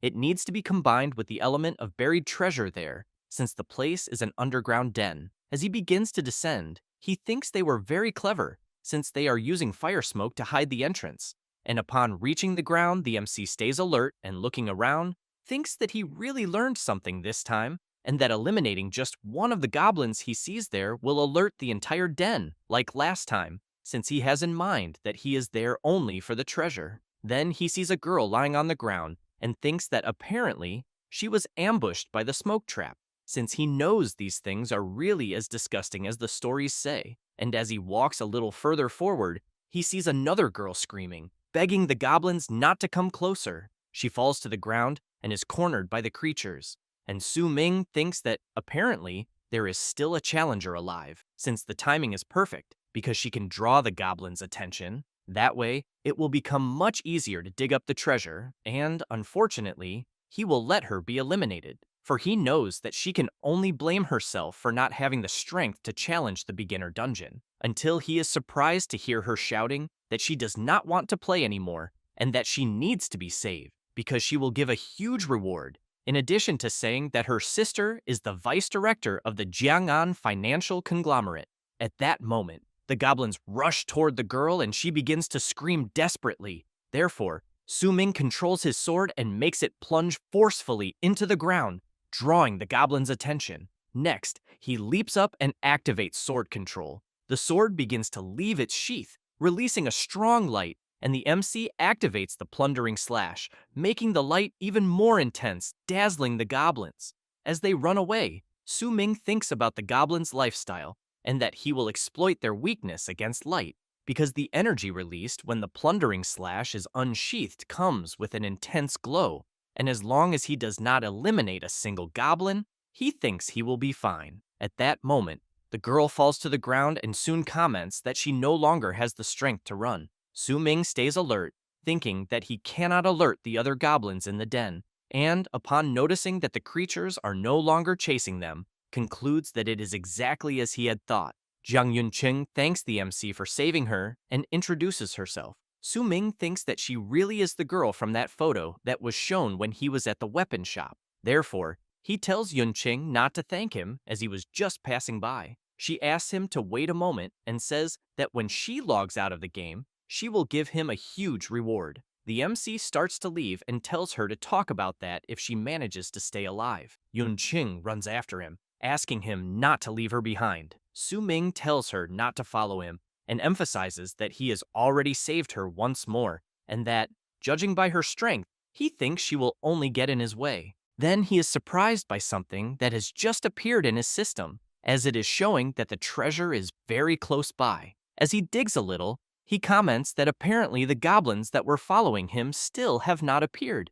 Yunqing replies that they have not and emphasizes that she checked carefully. It does not take long for the MC to find the treasure, and he soon thinks that the biggest drop of that dungeon level is a random silver quality lottery chest, and that because of that, he will use his all things sublimation talent to improve the quality of the chest. As soon as he does this, Yunqing looks to the side when she sees a strong light and is completely impressed, since she is seeing in the MC's hand a low-grade gold lottery chest. Su Ming keeps in mind that, as the name itself indicates, lottery chests have a high probability of randomly drawing higher-tier items, skill books, or equipment, and, as the chest begins to open, both of them become curious to know what will be drawn. It does not take long, and the system congratulates the MC and informs him that he obtained the Shadow Flow set and the Soul Healer skill scroll. Su Ming is stunned, commenting that he worked so hard on the first-class change mission for that extra reward and only got this. He knows that the Shadow Flow set even seems decent, but he wants to know what the hell this platinum-grade Soul Healer skill scroll is, which exceeded expectations since it does not match his class at all. A little embarrassed, Yunqing asks if it is not because she is there, then says that her awakened class is a 7-star soul healer, which leaves the MC even more stunned. Right after that, he sees that Yunqing has joined his party and that he has become the party leader. Meanwhile, around 9 o'clock in the dungeon, a player is eliminating several others to complete his first-class change mission. With only a few players remaining, he smiles and, amid several eliminated players around him, makes it clear that the weak have only one path, elimination, and soon calls for the next one. Ji Yao gets ready and summons her skeleton. After that, some time passes, and Ji Yao is trying to escape from the player who is following her. She starts climbing a rock and keeps hoping not to be found. The player gets very close to her but cannot find her, until Ji Yao unintentionally makes noise by stepping on some stones, which soon draws the player's attention, and he leaps toward her. Ji Yao jumps backward to avoid being hit by the attack, but ends up suffering some cuts on her arm. The player comments that he never expected that she, a little chicken, could last so long against his hunt. Then he emphasizes that she has already wasted a good part of his time, and because of that, he needs to praise her, since for a girl, he thinks she truly has skill, and that apparently the Xuanjing Academy is not completely full of trash after all. Ji Yao asks why, since his uniform clearly shows that he is a student of the Wujing Academy from the neighboring city of Wuyang. Ji Yao also wants to know why he is in the beginner dungeon of her region to eliminate innocents. He laughs and replies that it is not for any special reason, but because his level 10 first-class change mission ended up assigning him this task, in which he needs to eliminate 50 players. Ji Yao is surprised to hear this, and the player continues by saying that with a mission like this, he cannot simply go around eliminating everyone in the dungeon region of his own city, and therefore had no choice but to fly to the beginner dungeon of her region in his private jet and eliminate everyone he finds. However, the player tells her to blame her academy for being the one with the most trash students among all the cities in the region. That said, as he charges at her, he shouts that if she is going to pick on someone, she had better choose the easiest target. Ji Yao uses her ability to summon an undead basic skeleton, and while the player fights against the skeleton, he says that her little toys are too basic and cannot withstand a single blow from him. Then, he makes it clear that this time she will not escape. Therefore, he activates the Piercing Blood Blade's ability and launches the attack at her. Close to being hit, Ji Yao notices another attack coming, and this other attack manages to intercept the ability launched by the player from the other academy. At that moment, some people from Ji Yao's group appear, saying that they are there to provide cover for her. Ji Yao notices that they are those classmates from before, one of whom is Yan Zi. Meanwhile, the MC is receiving a system notice informing him that he will submit the treasure fragment, so he concludes that with this, the mission is complete. Thus, the system informs that the first-class change mission has been completed, and because of that, the MC advanced to the first transition of the Sword God, gaining 10 points in all attributes. In addition, the Origin Sword body talent had its effect increased, the power of sword techniques increased by 2 times, the speed of sword techniques also increased by 2 times, and finally, with the proficiency gain of sword techniques increased by 3 times. Su Ming thinks that now he has even better chances to challenge the hidden boss of the dungeon he is in. Yunqing is impressed by something on her system, and the MC looks to the side to see what it is about. Yunqing receives a notice that the Soul Healer skill scroll was successfully used, and the obtained skill was Soul Surge, a platinum-level skill that consumes soul power to be activated, and when active, all party members gain 200% increased experience. Su Ming immediately goes to her system screen to check it, and, as soon as he sees it, cannot believe the amount of experience increase percentage that the skill will grant. Then, while observing her, he thinks that she randomly drew a god-tier leveling skill and, because of that, knows that her luck is very good. Thus, he soon gets an idea and stares at her even more. Then he points his finger at Yun Chung and says that he changed his mind, emphasizing that earlier she asked him to help her clear the dungeon, and that, because of that, he thinks he will help her. While she gets excited, saying that the mercenaries her sister hired were all eliminated in the Goblin Den, and that with him, someone who soloed the Goblin Den while bringing her along, she thinks she will certainly be safer. Su Ming takes a deep breath and thinks that he really does not like this type of rich young woman who buys shortcuts with money, but for the sake of that skill, he thinks he will have no other choice. Then, he is surprised, as he is seeing a message from Ji Yao. Meanwhile, the player from the other academy is fighting against Ji Yao's group and, without much difficulty, manages to eliminate another player. Then he looks ahead and sees the Demon Sealing Arrow skill coming toward him, but easily manages to deflect it with his weapon. Yanzi comments that he would not have imagined that the opponent they are facing would deflect his skill so easily. One of the group members, upon seeing his brother being defeated, runs desperately to try to help him, but ends up being hit by the piercing blood blade skill and is eliminated as well. Ji Yao comments that the guy they are facing is far too strong, and Yanze says that his teammates have all already been eliminated by the player. Ji Yao comments that the Wujing Academy really seems to have such a powerful awakened, and Yanze emphasizes that there are many with that level of strength, and that before challenging the beginner dungeon, he carried out an investigation. Thus, he explains that an awakened with superior strength who uses a blade is the genius of the neighboring city of Wuyang, Li Chenguang, a 10-star innate talent with the hidden class blade maniac, who in turn comments that only the two of them are left there and that they really wasted a lot of his time, since the progress is still only at 35 out of 50. Yanze prepares himself and tells Ji Yao that as a long-range class, if he cannot create distance, he thinks he will not be able to deal with Chen Guang. She emphasizes that her mana is already at rock bottom, and that, because of that, she can no longer summon undead to provide cover. Yanze becomes worried and asks whether they can still wait for reinforcements. Ji Yao thinks about the message sent to Su Ming, but replies that she does not think they will have reinforcements. Chen Guang laughs and says that apparently the two of them there are completely isolated and without help. That said, he charges forward shouting that he will first defeat the annoying archer. Ji Yao steps in front and, while blocking her opponent's charge, shouts for Yanzi to just run away. But Chen Guang lands a powerful blow on her and tells her to stop overestimating herself. He then makes it clear that a weakling like her has no right to save anyone. Ji Yao, with no way to defend herself, can only wait for the worst. However, at that moment, a sword begins to fly rapidly and blocks Chen Guang's attack. She is surprised, thinking it can only be Su Ming. He appears on top of a hill, asking if she is all right. Then he makes it clear that she has full ability to save everyone. He then thinks about the message she sent, where she said that the 9 o'clock area was dangerous, and that one should not approach it under any circumstances. The MC also begins to remember his past life and how Ji Yao did not fear danger to save him. Thus, he knows that in this life she encountered danger and, recalling the message she sent, concludes that even so his friend prioritizes protecting others.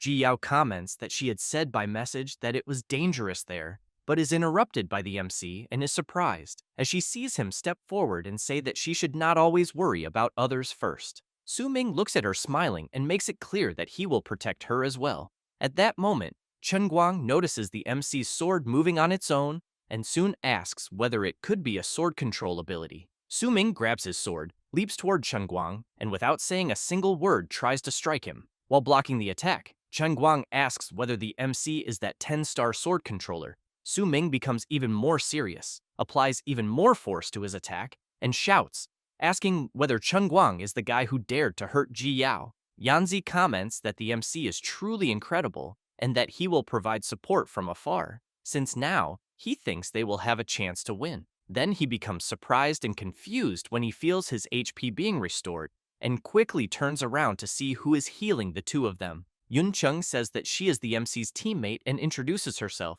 but as she is exhausted, she falls to the ground out of breath, still saying that she will help them with healing. Yanze goes over to her and says that it is always great to have a healer in the group. Yun Chung, with a very trembling voice, says that she is still not very familiar with her healing abilities and that she will need a bit more time. Ji Yao, feeling a little jealous, asks whether Su Ming had not said that he would not form a team and how he has a teammate at the moment. While being healed, Yanzi apologizes to Yun Qing for the trouble, but hopes that she can be quick, as it is dangerous for the MC to deal with Cheng Guang alone. The healer comments that he does not need to worry, which leaves him confused. While she continues healing, she says that Su Ming is very incredible, who in turn continues to frantically attack Cheng Guang without giving him an opening. He tries to withstand the MC's assault and wonders whether Su Ming is not just a sword controller, as he would not have imagined that he would have such a movement technique.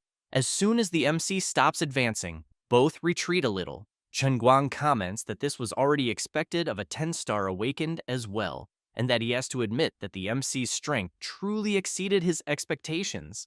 Then he prepares himself and says that they will see that day whether he, Li Chenguang, the 10-star blade maniac awakened of Wuyang City, is the strongest, or whether it will be Su Ming, the 10-star sword controller of Xuanjing Academy. The MC thinks about his opponent's name and reflects that he has heard of it before. He then knows that this guy was indeed someone important in his past life, but that he did not have the chance to meet him and did not expect to encounter him so early in this life. Thus, he smiles and, as he charges forward, says that he will see whether his sword is sharper or whether Chen Guang's blade is harder. With that said, he strikes, but is blocked by Chen Guang, who in turn counterattacks with the piercing blood blade's ability. Su Ming wonders whether his opponent is really throwing flying knives at him so openly, so he repels the attack. But Chen Guang laughs and says that the MC fell into his trap, activating his immobilization ability and locking Su Ming's movements. Thus, Chen Guang takes advantage of the chance and once again throws one of his daggers. Su Ming still manages to control his sword and make it return, then activates sword control and makes his weapon strike the ground below, creating an explosion. In this way, he frees himself from the immobilization and dodges Chen Guang's attack at the last moment. Su Ming smiles and makes it clear that now it is his turn to attack, asks for his sword to return, and soon commands it to attack Chen Guang's back, saying that he wants to see him block without holding any weapon. With no way to defend himself, Chen Guang is struck head-on by the sword controlled by the MC. He tries to endure the injuries, grabs his dagger, and charges at the MC, saying that now it is the MC who is without a weapon. Su Ming activates the Divine Shadow Step, and while Chen Guang unleashes his Chaotic Shadow 5 Blades ability, the MC manages to dodge all the attacks, which makes Chen Guang furious, wanting to know how his opponent suddenly increased his speed. Su Ming calls for his sword and, laughing, says that he is sorry and informs him that his sword has returned.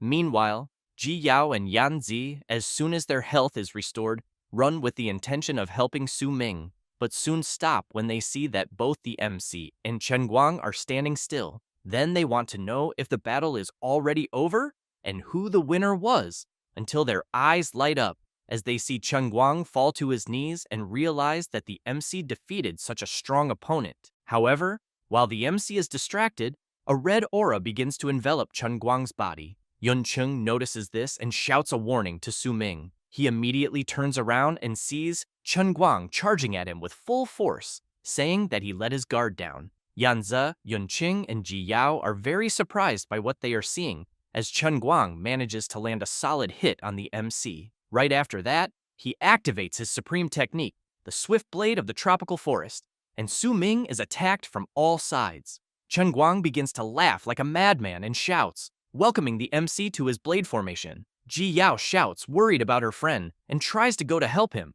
but Yan Zi holds her back and tells her to calm down. He then makes it clear that she would only be eliminated in vain if she rushed into the middle of the enemy's ability. Ji Yao keeps shouting, asking Yan Zhe to let her go, because even if she is eliminated, she will try to save Su Ming, until she is stunned to hear the MC telling her to listen carefully. Ji Yao wants to know what he means, but he only tells her not to come closer.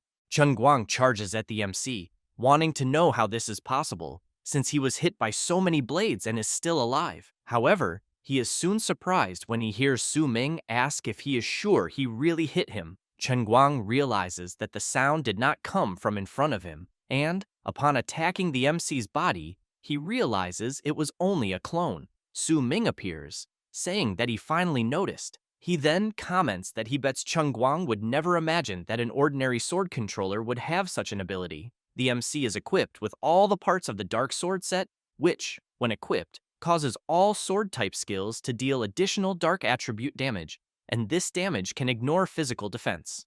The set has a skill called Shadow Clone, which generates a realistic shadow for defense. When the Shadow Clone is active, attacking will cause an additional slash, and the power of this slash is equivalent to 50% of the damage of his normal attack. As he approaches Chen Guang, Su Ming explains that it is his set's ability.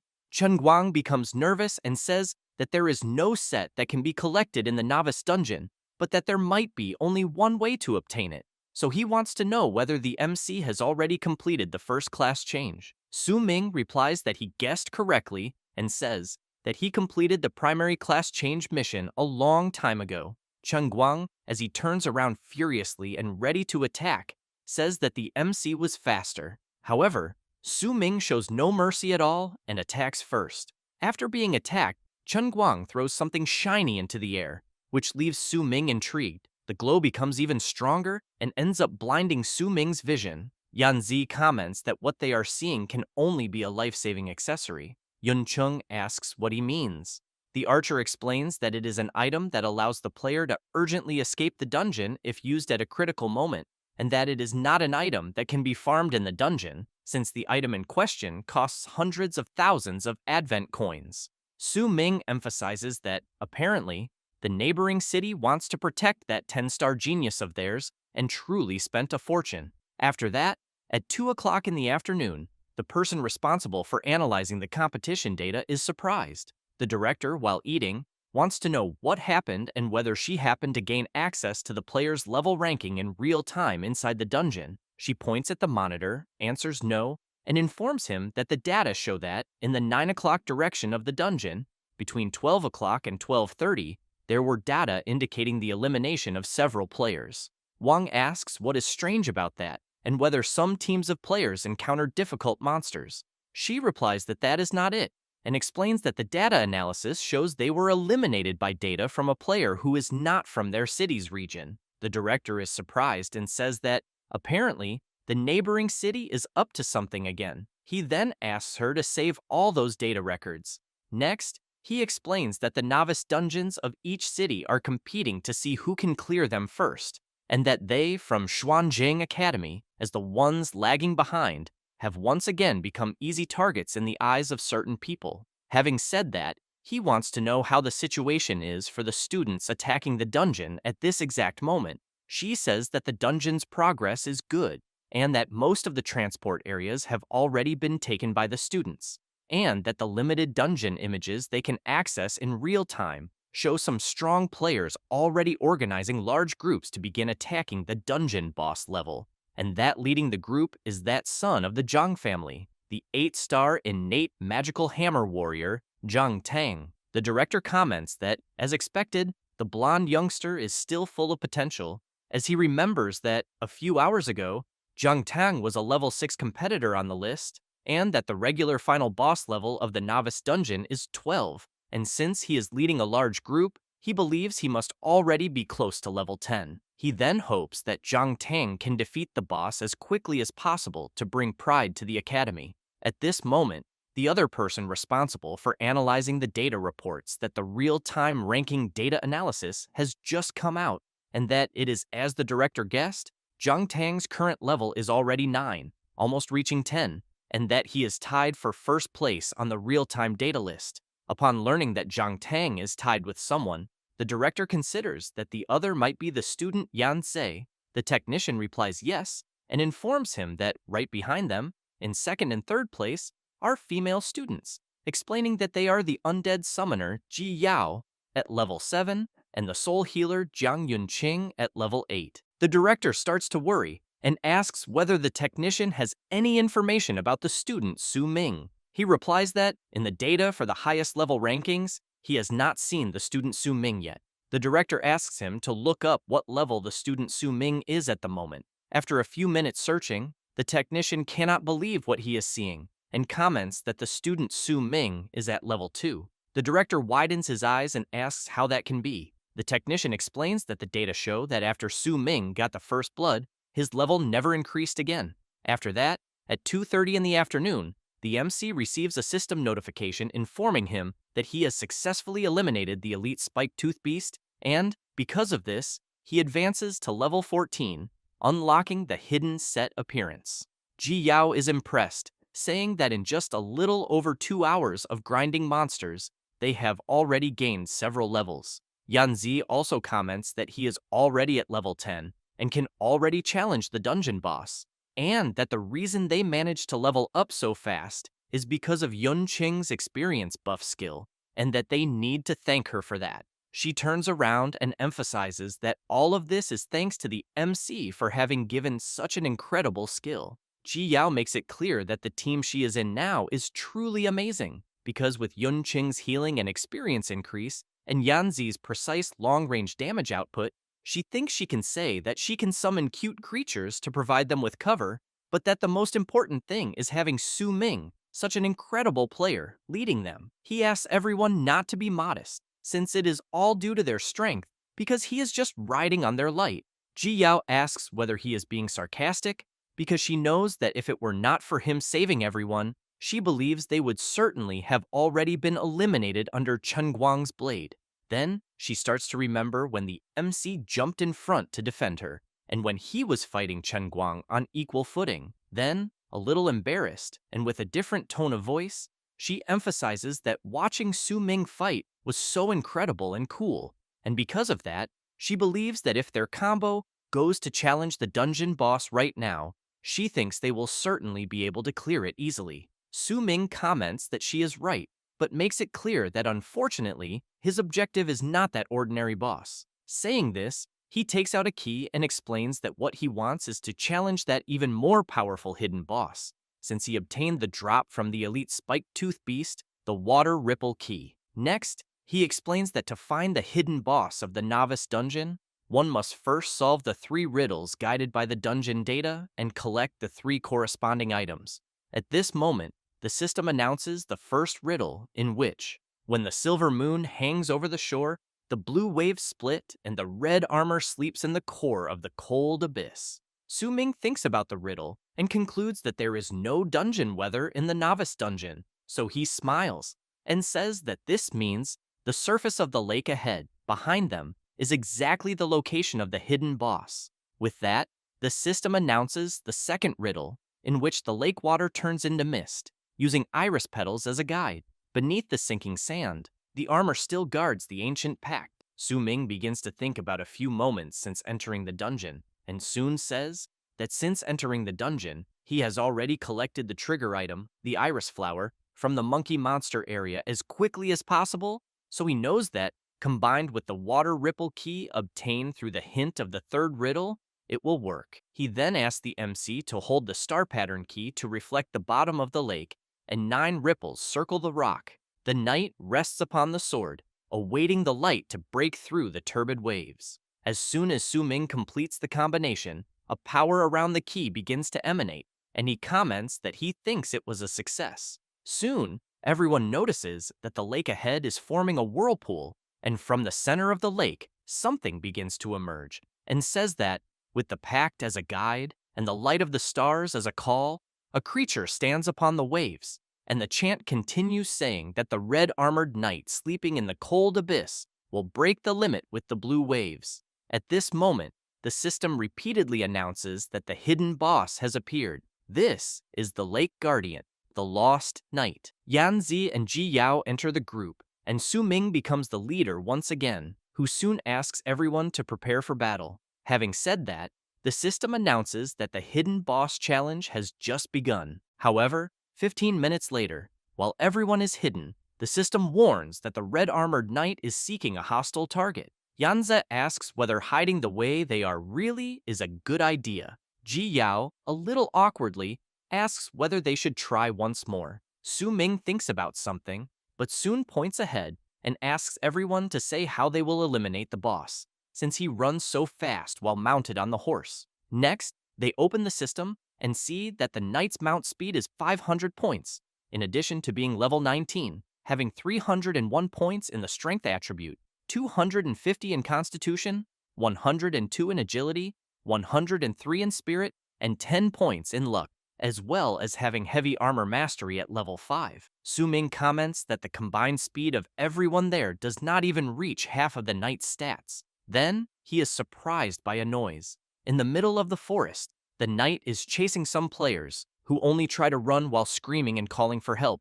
But since the knight is much faster, he manages to catch up to the players and eliminate them easily, while the boss continues defeating several players in the middle of the forest. The MC's group leader hears the players' screams from afar. Yanzig comments that he thinks this is already the third wave of nearby players that have been wiped out by the knight.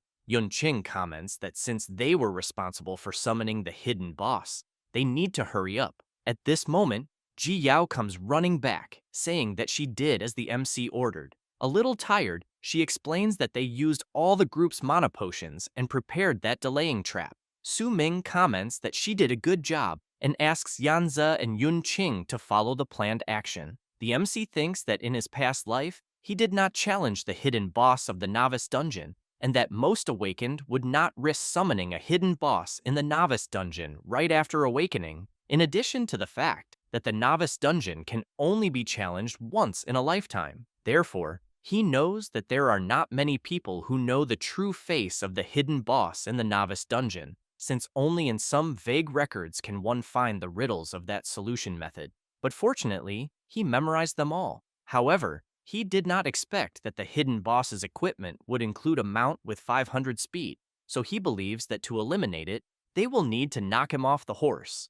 Thus, he gives the signal, and Yanze soon prepares his multiple hunting shot skill and fires it toward the knight. The attack goes all out, but the boss easily manages to repel the attacks with a simple sword slash, which in turn activates heavy armor mastery. From the top of the cliff, Yanze thinks that the knight has heavy armor mastery at level 5, and that, because of this, he believes his archery skills caused almost no damage to him. However, at that same moment, the Lake Guardian of Blood is locking the aggro target onto the archer, and as soon as he realizes this, Yanzi shouts for Yunqing and tells her that the aggro has shifted to him. She replies that she understands and soon begins to blow on the campfire she just made to spread a lot of smoke. Su Ming keeps in mind that the first step was for Yanze to lure the boss back with his precise long-range skills. The second step is for Yunqing to create smoke in the area the boss has to pass through to confuse his vision, since he knows this trick was learned in the goblin's lair. The knight begins to search for his target in the middle of the forest, and soon becomes surrounded by a lot of smoke, but then hears something and comes across several skeletons trying to attack the horse. Ji Yao activates her delayed trap release skill, and while the area skill duration is 3 minutes and 25 seconds, she thinks that if it were not for Su Ming, she would never know that the basic summoning skill can combine a large number of summoned monsters into a delayed trap spell. The boss attacks the skeletons so as not to be knocked down, but soon notices something approaching from behind. Yunqing activates her magic absorption slowing technique, and while he is hidden, the MC thinks that the third step is to use the skeleton trap prepared in advance by Ji Yao to restrain the movement of the boss's horse, and that combined with Yunqing's slowing magic, they would be able to lock the boss's movement at the same time. He knows he has to admit that if it were not for their cooperation, he might not really be able to solo the knight. Thus, he leaps toward the boss, grabs his arm, and upon seeing that he has a firm hold, kicks the horse. In this way, he manages to knock the knight to the ground. As soon as everyone sees the knight trying to get up, Yunqing comments that the plan to knock the boss off the horse was a success, but Ji Yao emphasizes that they still cannot lower their guard. because this is only the first part. 10 minutes earlier, after learning the plan, Ji Yao commented that she even thought it was a great plan, but that in this way, her and Yunqing's mana would be exhausted, because even if they managed to knock the boss off the horse, they would no longer be able to deal damage to the boss afterward. Su Ming had said that it would not be a problem, since that would already be enough, and that afterward, they could just leave it to him. Thus, now facing the knight, the MC asks everyone to leave the boss to him. Having said that, he gives a slight smile and soon charges at the knight. Both begin to exchange many blows, and after separating for a brief moment, soon cross swords again. A frenetic battle begins to unfold. Yanzei comments that the battle is very intense, and that Su Ming is able to fight the hidden boss on equal footing alone, but he knows he cannot just keep watching. However, Ji Yao asks him to wait and emphasizes that the MC had asked to leave the boss to him, and, because of that, everyone there will need to trust him, since the rest have their own mission. At this moment, Su Ming appears behind the knight with his divine shadow step skill, and in the blink of an eye, unleashes several consecutive slashes. The MC continues to have his speed increased, and, because of that, he does not stop attacking the knight for even a second, and while doing so, he calls the boss slow and says that he would not have imagined that after losing the horse, he would be so weak. Saying this as he looks at the knight's current stats, which now, without the horse, have only 55 points of speed. Next, Su Ming delivers another sword strike and ends up thinking that the hidden boss, in the end, is nothing special. Having said that, he channels power into his sword and shouts for the boss to disappear once and for all. Su Ming attacks once more, but ends up noticing that the boss's heavy armor is very resistant, because it is not even affecting his HP yet, and the boss, in turn, delivers a powerful attack. But Su Ming manages to leap backward to avoid being hit. At this moment, the system warns that the durability of the MC's sword is at only 7%. Su Ming reflects that because of this, his weapon's damage has dropped drastically, and that the boss's heavy armor attribute is truly a problem.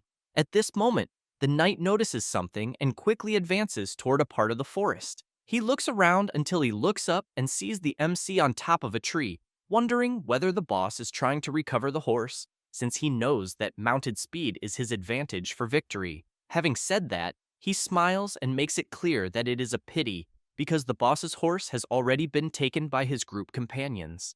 Meanwhile, in another location, the boss's horse is resisting as it is being pulled. Ji Yao shouts, asking the horse to stop trying to resist, because they will not let it escape. Yan Zi asks Yun Chung to continue using magic to reduce the horse's movement speed. Ji Yao laughs and emphasizes that the mission to hold the horse is very important, since it was Su Ming who entrusted this to them. She then quickly remembers him asking everyone to remember that if the plan worked and they knocked the boss off the horse, they were to leave the knight to him, and that the others would have a crucial mission, which was to hold the boss's horse and not let him mount again. Back to where the MC is, he launches his draw/slash skill, and an explosion occurs due to the impact of the strike. However, the knight activates the same skill and launches the attack. Su Ming jumps backward to avoid being hit and comments that his opponent also knows how to use skills. Then, as he turns around, he notices the boss about to deliver an attack,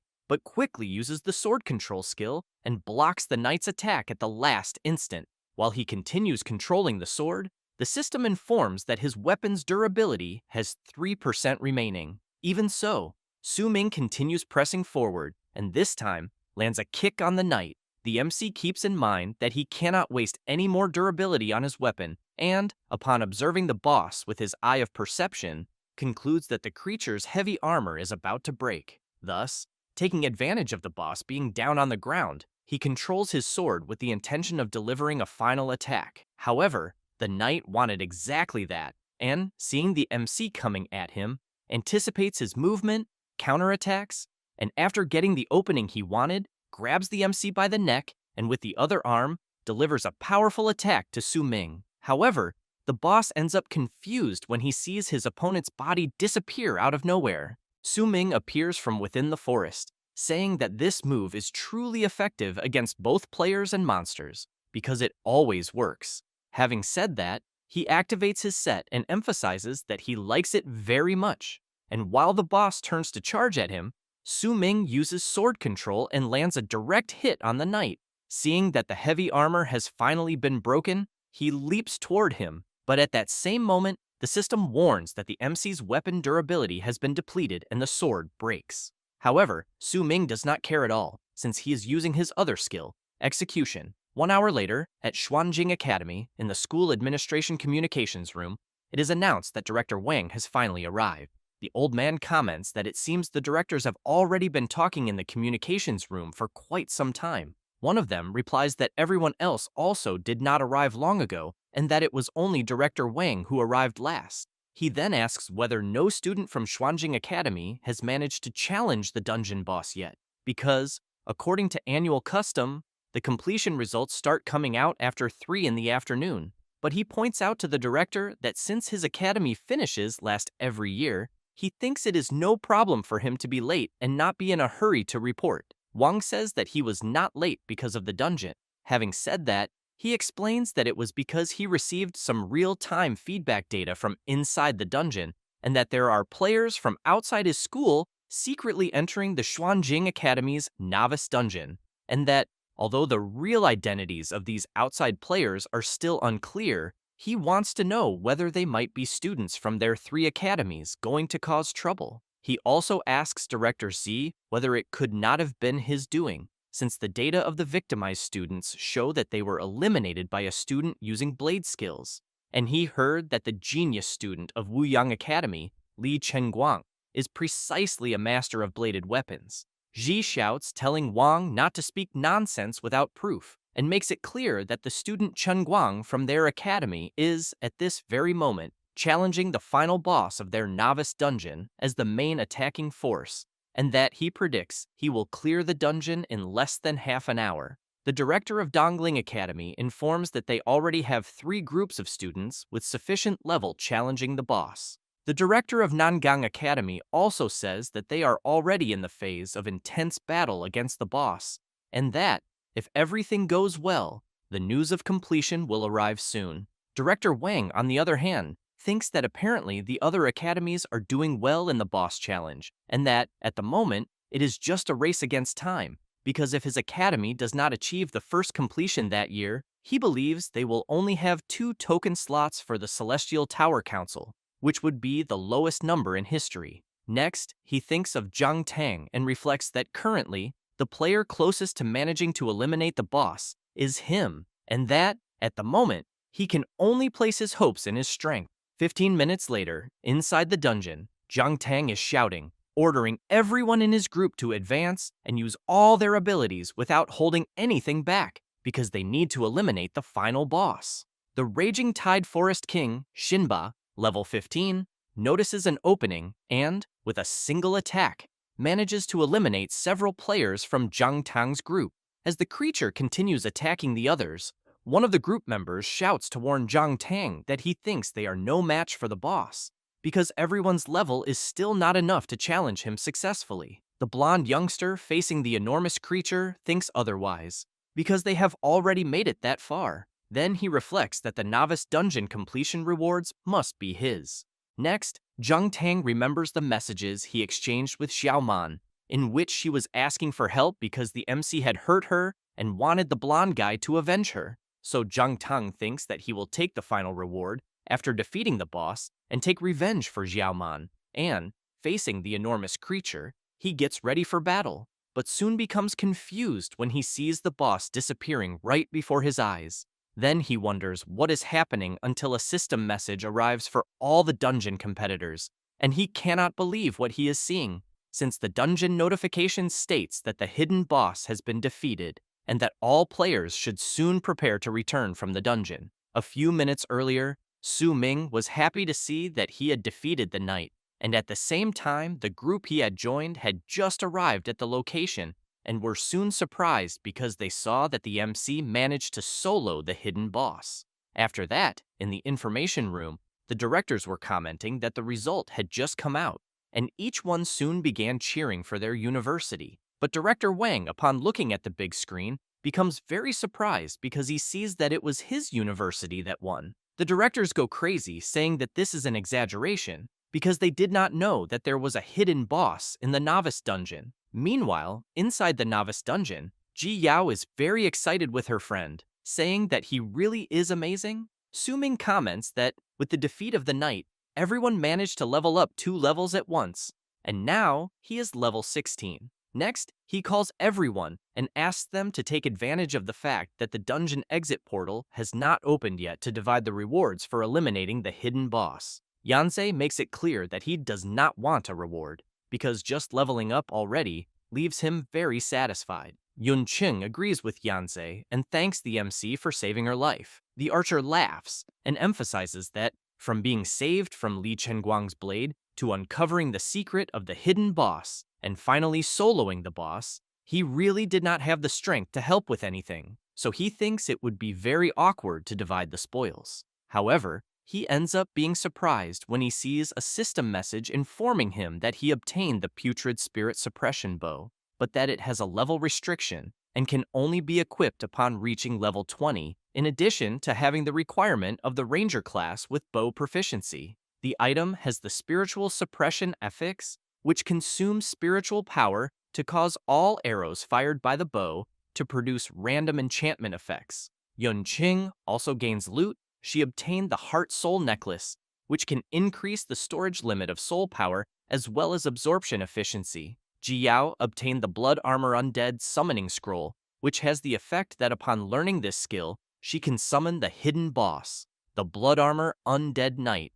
and the attributes and level of the summon depend on the attributes and level of the summoner. Su Ming comments to everyone that, as they can see, the spoils left by the hidden boss are all related to exclusive rewards for their classes. Having said that, he thinks about what everyone did and explains that this means it is not only he who recognizes everyone as part of the success in eliminating the hidden boss, since apparently the novice dungeon also recognizes them, in addition to knowing that if it were not for them, he would never have completed the challenge. At that moment, a voice congratulates the challengers for clearing the Furious Tide Flowers Rank F dungeon and informs them that the time spent inside the dungeon was 8 hours and 20 minutes. Su Ming comments that it seems time is up and that it is time to leave, and soon a portal appears behind the MC's group. Su Ming, while walking straight toward the portal, comments that the contribution rewards of each player for the dungeon challenge will be settled in the real world after everyone leaves, and that an exit portal will appear beside each living player, so he emphasizes that everyone should be proud. Having said that, he looks back and emphasizes that, since everyone there is still alive, the challenge was a great success. At 4:30 in the afternoon, the system announces that it is confirmed that all players have exited the dungeon. Some cry for having lost friends, others for brothers, and even lovers. Some comment that 20 entered and only 5 returned. Yanzei, seeing this, comments that he was the only one to return alive from his team, just like Ji Yao and Yun Qing. Su Ming makes it clear to everyone that since the Day of Awakening, the world has become like this. A world dominated by the awakened, following the law of the jungle, where the winner takes all. And while he comments that only by constantly challenging oneself to become stronger can one survive under the rules of the world they live in, several players cry and lament their losses. Su Ming continues by saying that some are sad for losing comrades, relatives, and lovers, while others are incredibly happy for gaining power and money as rewards. So he thinks this world is absurd and crazy. At that moment, Director Wang appears on the big screen and congratulates everyone who survived and successfully challenged the novice dungeon, saying that for them, this was the first challenge after awakening and stepping into the world of the awakened, and that it is also the last lesson the Academy will give them as graduates. Having said that, he asks everyone to remember that being awakened does not represent only power, money, and honor, but also represents responsibility, love, and peace, and that those who lost loved ones should remember this sadness and pain, and those who obtained victory should remember this responsibility and purpose. Ji Yao calls Su Ming and wants to know what he is feeling, whether he is sad or happy with the rules of the world they live in. He replies that the students who were eliminated inside the dungeon will be resurrected. The director comments that he has one more thing to say and emphasizes that, to properly complete the lesson, he will reveal the true meaning of the novice dungeon, in which lost classmates, relatives, and lovers will be resurrected in 30 minutes and return from the dungeon to their side. Everyone is left unable to believe this revelation, but Jiao, very surprised, looks at Su Ming and wonders how he knew all of this. Shortly after, the dungeon statistics were completed and entered the reward settlement phase. The player, Li Guangran, eliminated 3 frenzied rabbits and 1 reverse feather chicken, totaling 4 monsters eliminated, and her total contribution value in the dungeon was 0.03, and she obtained 16 advent coins. The player Song Jue eliminated 1 sharp-clawed cat and had 0.06 total contribution value in the dungeon and obtained 22 advent coins. And after settling the rewards of some players, it was now the MC's turn. He eliminated 113 gray-backed wolves, 1 mutant monkey, 24 minor goblins, 1 elite goblin, 87 spiny-toothed beasts, 13 elite spiny-toothed beasts, and 1 hidden boss. In addition to completing the primary class change, crossing the no-damage area of the Red Rock Cave, and obtaining the Dungeon First Blood title. Therefore, his final evaluation is rank S. He also obtained the Rookie King title, which has the effect of increasing all attributes by an additional 15 points and increasing skill proficiency gained by an additional 10%, totaling 91% contribution in the dungeon. In the information room, Director Wang is looking at the MC's settlement and comments to someone that he is late. It is Su Ming. The director comments that he is first place in the school and city rankings in the novice dungeon. The MC comments that he slept too much and ended up being late. Next, the system shows the level ranking of the Xuanjing City Novice Dungeon, in which first place is Su Ming at level 16, second are Zhang Tang and Yanzei at level 12, third place Yun Qing at level 11, and fourth, Ji Yao at level 10. Su Ming comments that since the novice dungeon is over, that means his school life has ended, but he thinks that he no longer needs to be discreet, since he believes he will have no problem modifying his information. After all, in the future, the difference between him and those classmates will be tens of thousands of kilometers, until he notices something strange, and, seeing the director with shining eyes hugging his leg, he wants to know how long the director is going to keep hugging him. The old man starts crying with happiness and thanks the MC, then comments that although he does not know what method he used, he finally helped Xuanjing Academy, which had been at the bottom for so many years, to vent its frustrations and regain its pride.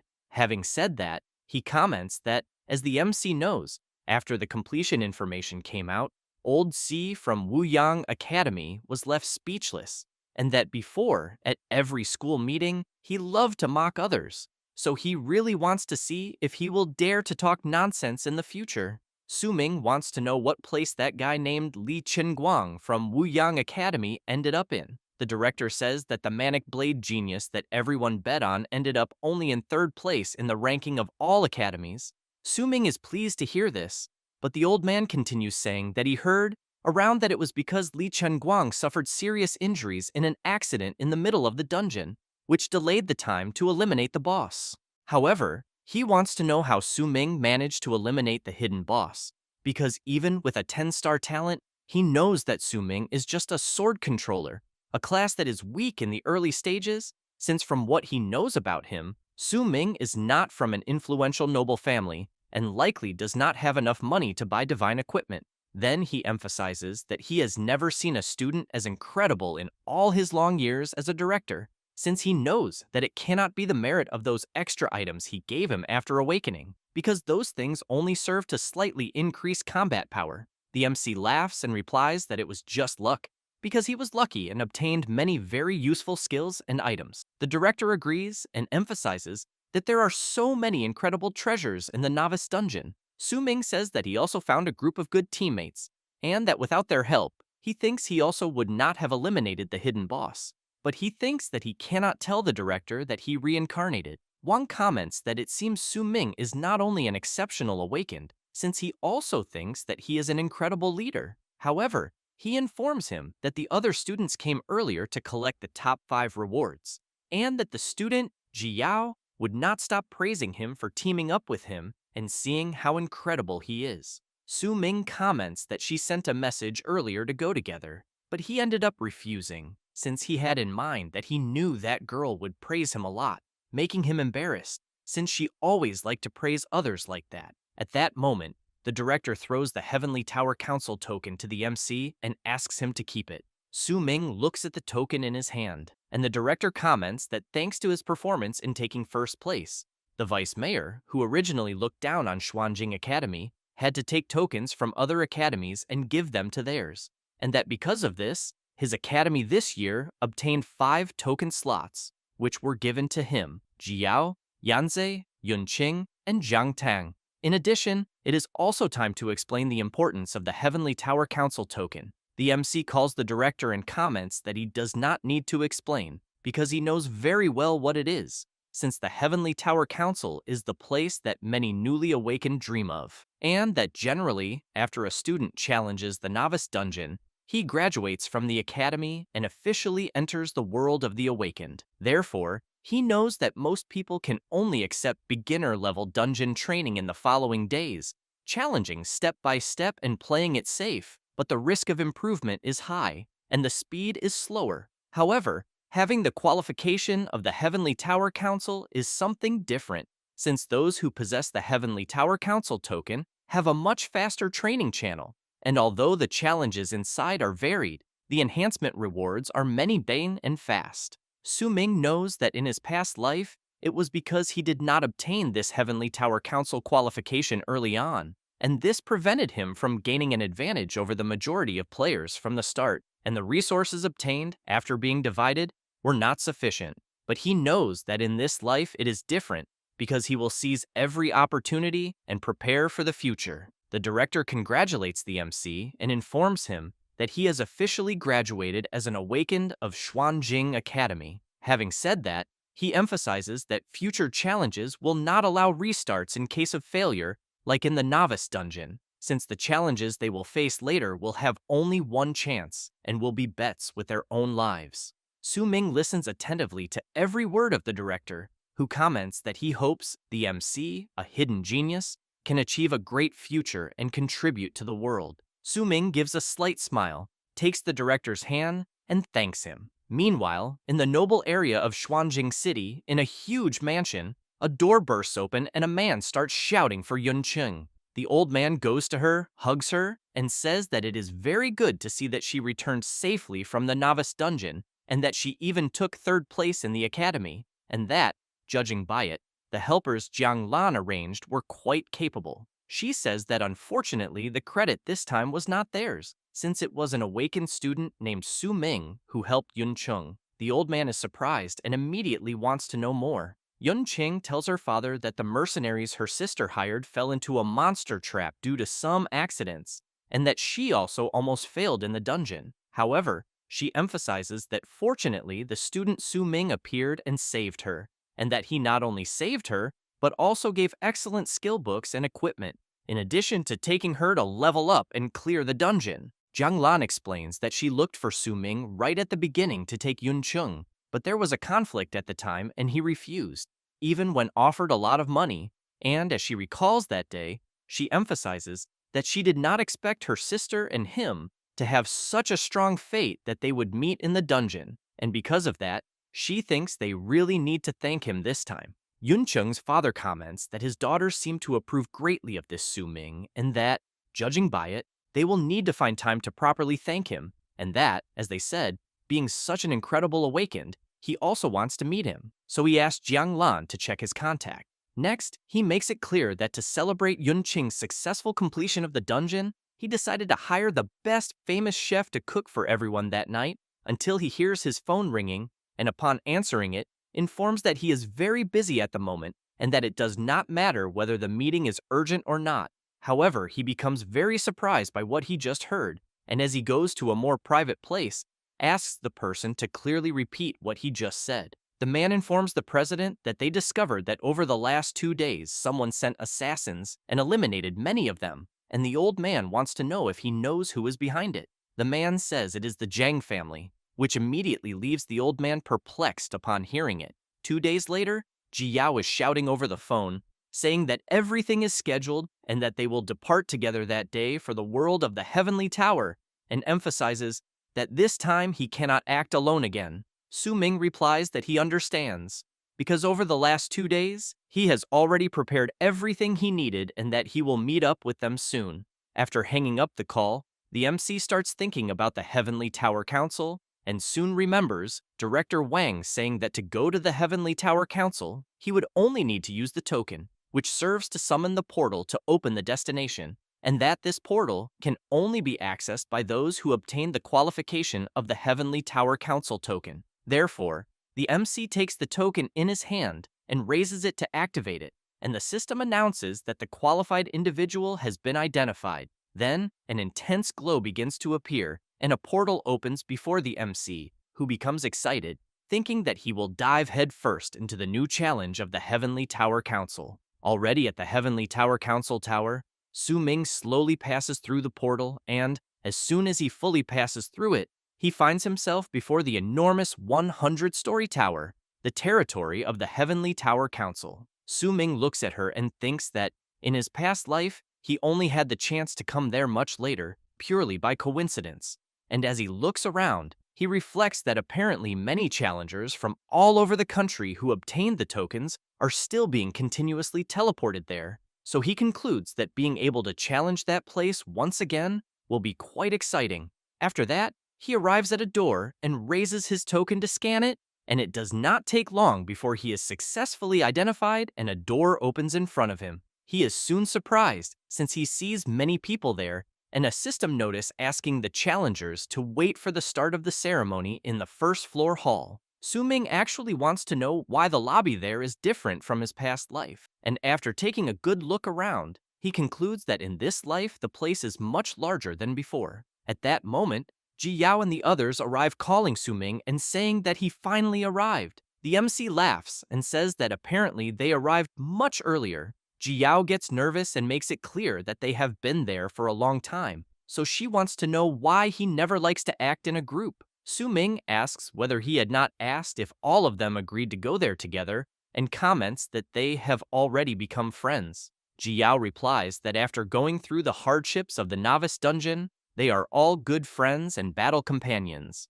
Having said that, she explains that from Xuanjing Academy, only they managed to qualify to go to the Celestial Tower Council, and therefore they do not know what may happen from then on, and that acting together always ensures they take care of each other. Suddenly, a man appears shouting and charging straight at the MC. It is Zhang Tang who tries to throw a punch, but Su Ming easily dodges, and the blonde wants to know if they forgot that he is also part of this.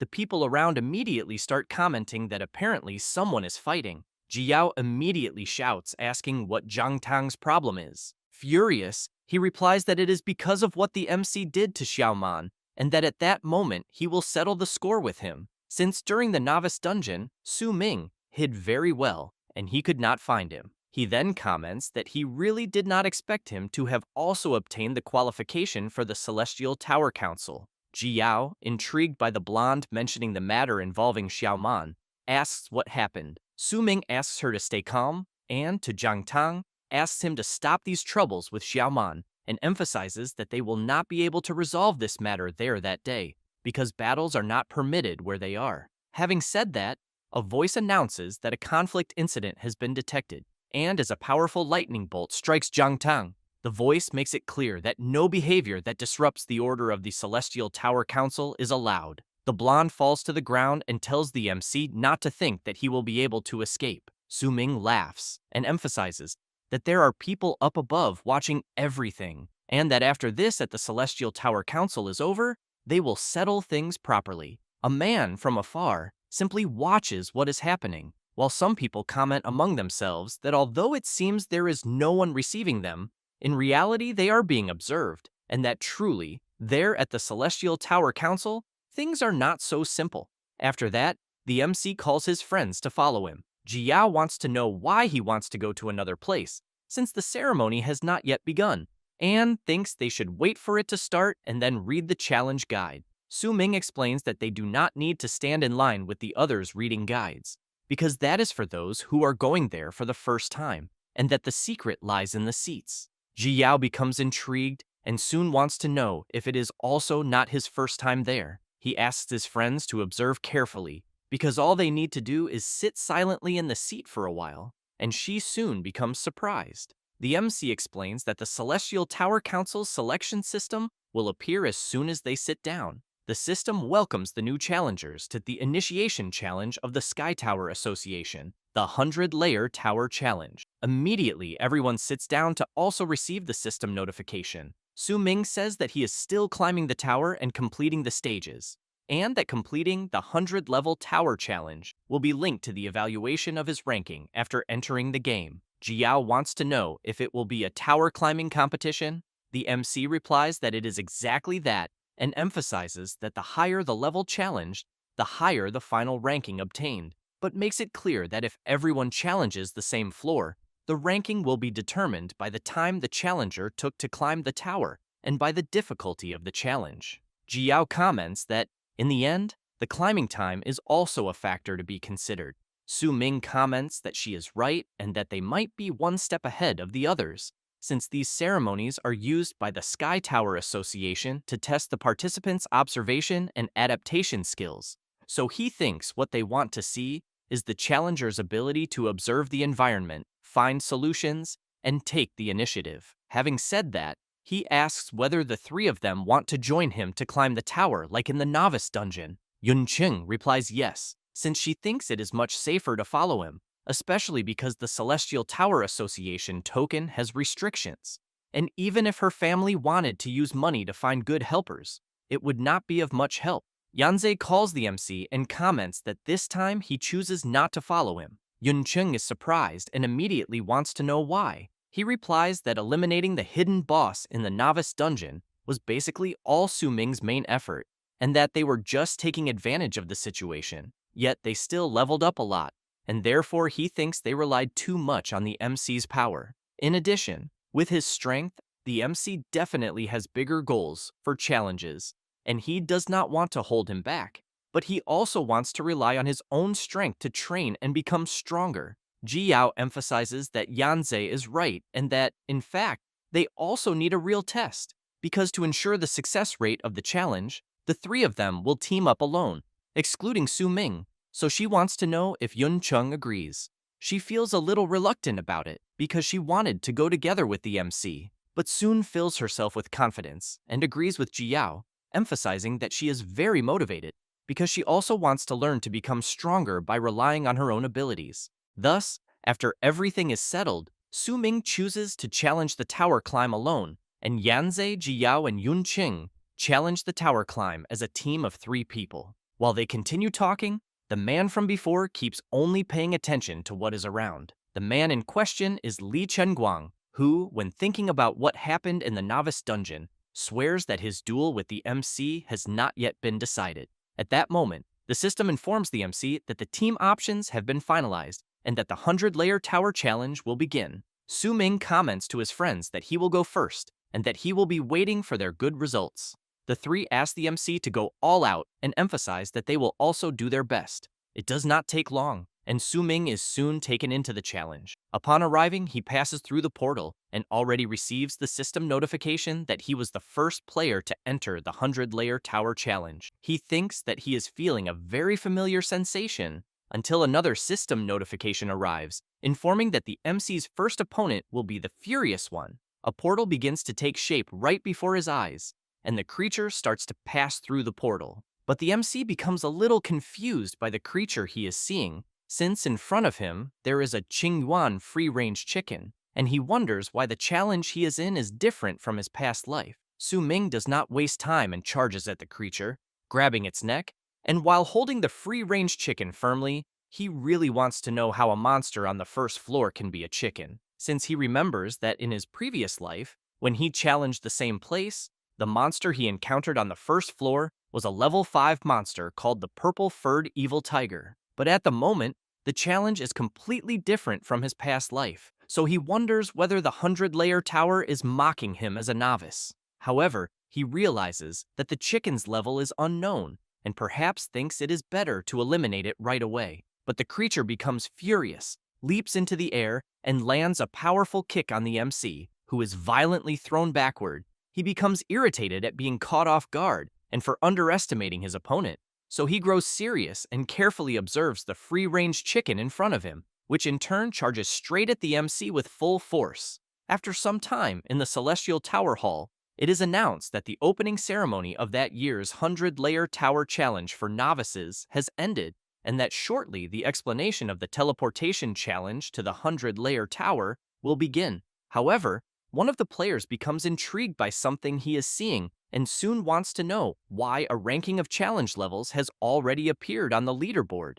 Another person wants to know if someone is really already rushing through the tower. Soon after, everyone sees that first place belongs to that 10-star genius from Wyang City, and it does not take long for a notification to arrive that Li Chunguang has completed the second floor, and everyone comments that it can only be the Blade Maniac.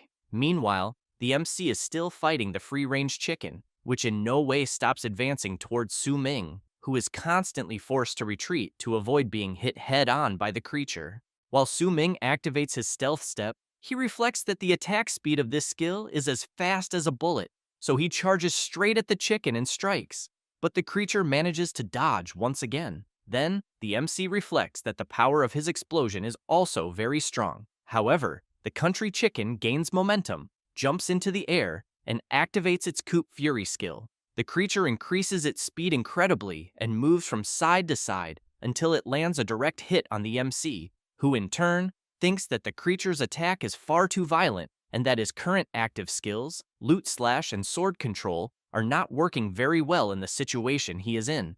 And, while trying once again to hit the chicken, he thinks that he needs to find an opening, because if he keeps dragging this out, it will only take longer. Thus, he jumps back and reflects that the time advantage he gained by entering the tower first will simply disappear. Then, he concludes that it is time to test the new skill he obtained after eliminating the hidden boss in the beginner dungeon. At that moment, the chicken is surprised, as it sees the MC charging at full speed, yet it still manages to dodge the lethal attack. Then, the creature retreats, but Su Ming smiles and realizes that this is exactly the moment when the chicken lands on the ground, and an energy begins to react beneath the creature, and the MC activates his sword tomb skill, where a giant sword sinks into the tomb, falling to suppress evil. Its effect is to summon a giant sword technique that erupts from the ground at the designated target, causing massive damage. Su Ming waits for the dust to settle and wonders if it worked. However, when he looks up, he sees the country chicken completely unharmed. He then becomes nervous, thinking that, apparently, this will never end, since he had thought that the strength of this chicken seemed ordinary, and that it did not look at all like an opponent one would encounter on the very first floor, until he gets an idea and questions whether his opponent is not just an ordinary chicken. At that moment, the creature jumps into the air and rushes at the MC, who in turn plants his sword into the ground and activates his chicken paralyzed technique, causing it to stop midair. Su Ming smiles and thinks that it is exactly as he imagined, since, in the end, his opponent was nothing more than a common little chicken. Then, he takes advantage of the opportunity and delivers the final blow to the creature. The skill that the MC used is also known as tonic immobility of the chicken, which is an instinctive defensive behavior where the chicken plays dead in response to stress. When the chicken is forced to stay on its back and its head is fixed in a restricted position, such as making it stare at a straight line, its balance and touch receptors send an inescapable danger signal to the brain, which temporarily inhibits motor nerves, leaving the chicken completely rigid and immobile. In this state, the chicken remains conscious, but its heartbeat and breathing slow down, managing to deceive predators that only attack living prey to gain a chance to escape. Thus, the system congratulates the MC and informs that the first floor challenge has been successfully completed, and as soon as a portal opens, Su Ming walks toward it and thinks that the chicken had a strength far beyond what the first floor should have. Then he concludes that what was being tested was not strength, but intelligence, and that, apparently, the 100-floor tower of this reincarnation is quite interesting. And, upon checking the tower ranking, he sees that first place is held by Li Chunguang and thinks that, apparently, other challengers have also begun climbing the tower, and that the time advantage he had is already gone. But he smiles and reflects that this only served to ignite his fighting spirit even more. And in this race to climb the tower floors, first place will certainly be his. Meanwhile, the participants are informed that all the rules have been explained, but lastly, what remains is the registration method for the 100-floor tower challenge, where, from the moment they entered the place, the seats on both sides were autonomous registration points for the challengers. With that said, the challengers are asked to sit in their respective challenge seats. Everyone gets nervous and rushes over, commenting that they did not know it would be something this simple and that, apparently, this was a trap, since they had been listening to the long and boring opening ceremony. While some begin looking for a place to sit and say that the competition is a race against time, others comment that it was obvious from the start that it was possible to enter the tower through the seats, and that it is no wonder that the blade maniac Li Chenguang is already on the ranking. At that moment, the big screen shows that Li Chenguang has already completed the 6th floor, which makes the challengers even more excited. Then a guy is surprised to see that the ranking has just updated with new positions. In 3rd place, the team led by Ji Yao has just completed the 4th floor. However, he becomes even more surprised with another update on the board, as another person is also in 3rd place, with the name God of Massacre, but with the ID of being the first to enter the tower. A few moments earlier, Su Ming was receiving a notification about his reward for successfully completing the 1st floor, where the reward was a customized title. And upon passing through the portal to the 2nd floor, he wondered what the purpose of this title he received as a reward was, since he clearly remembered that, in his past life, after eliminating the guardian monster of the 1st floor, the reward he received was a small wooden chest, and inside was an almost useless healing potion, and not any title. The system asked the MC to input the desired title, and he thought that many things had changed in his regression, and wondered if it was because he had been reborn, and, as he had no other alternative, the only option was to accept and move forward.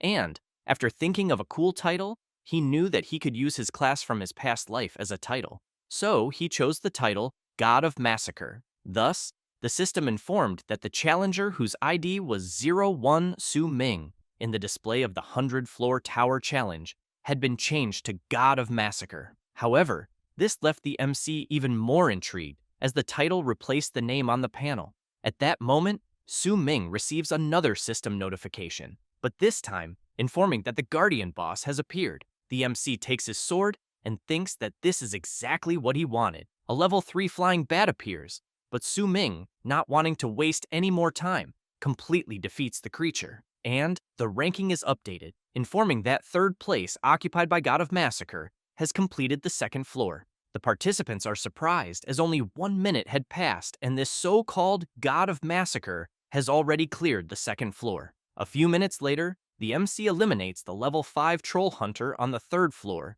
and the system informs that he has successfully completed the 3rd floor. Then, once again, without much difficulty, Su Ming eliminates the level 6 three-eyed herbivorous monster on the 4th floor. The people who are still outside the tower challenge cannot believe the incredible speed at which the guy named God of Massacre is climbing the tower floors, as in less than 10 minutes he climbed 2 floors at once and is catching up to 2nd place. However, they know that even so, Li Chenguang, who is in 1st place, does not want to fall behind, as he has already reached the 8th floor. Meanwhile, the MC, upon passing through the portal, sees that the Blade Maniac has already cleared the 8th floor. Then, he gets excited, thinking that this race is becoming more interesting than he had imagined. And, thinking about the time he lost on the 1st floor, he believes that Li Chenguang must consider that as an advantage he gave him, but that now he will advance with full force. At that moment,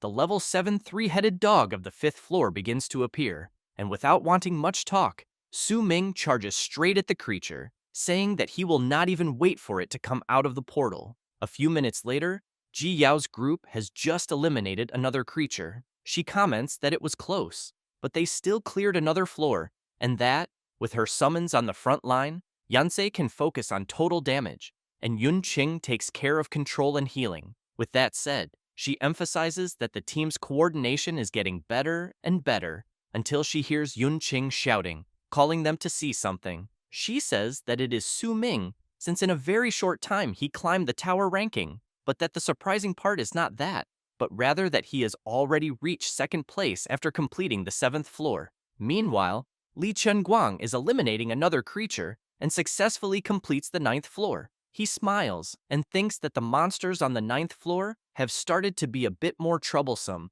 and that apparently now it will begin to be a real challenge. But he knows it will still not be any problem, since he has in mind that following the rules, on the next floor, the 10th, whoever clears it first will receive an extra reward. And upon seeing that God of Massacre is in second place, he assumes that based on the ranking he saw, the guy with the title God of Massacre who climbs so fast can only be the sword controller Su Ming, although he does not understand why, being the first to enter, he delayed so much on the first floor. But he knows that even if he is making up for lost time now, there is no way he can be faster. So he concludes that the extra reward of the 10th floor is already his, until, when he looks to the side, he is quite surprised as he sees that the MC has just completed the 9th floor as well.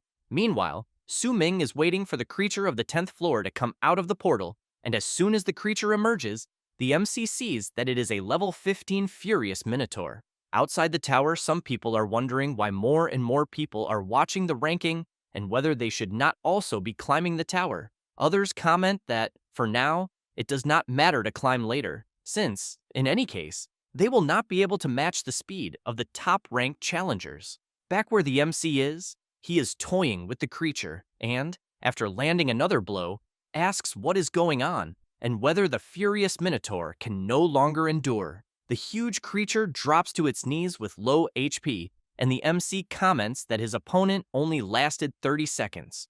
With that said, he grabs his sword and, while channeling his power into it, comments that the Minotaur's weakness also helped in his climb through the tower, and that it was a great contribution. Thus, he activates his sword strike skill and eliminates the creature once and for all. And soon, the system informs that the MC has successfully completed the 10th floor, and that, as he was the first challenger to complete the 10th floor of the Celestial Tower Council in this edition, he will receive an extra reward. Meanwhile, someone is slowly opening their eyes and hearing someone say that the pulse is normal.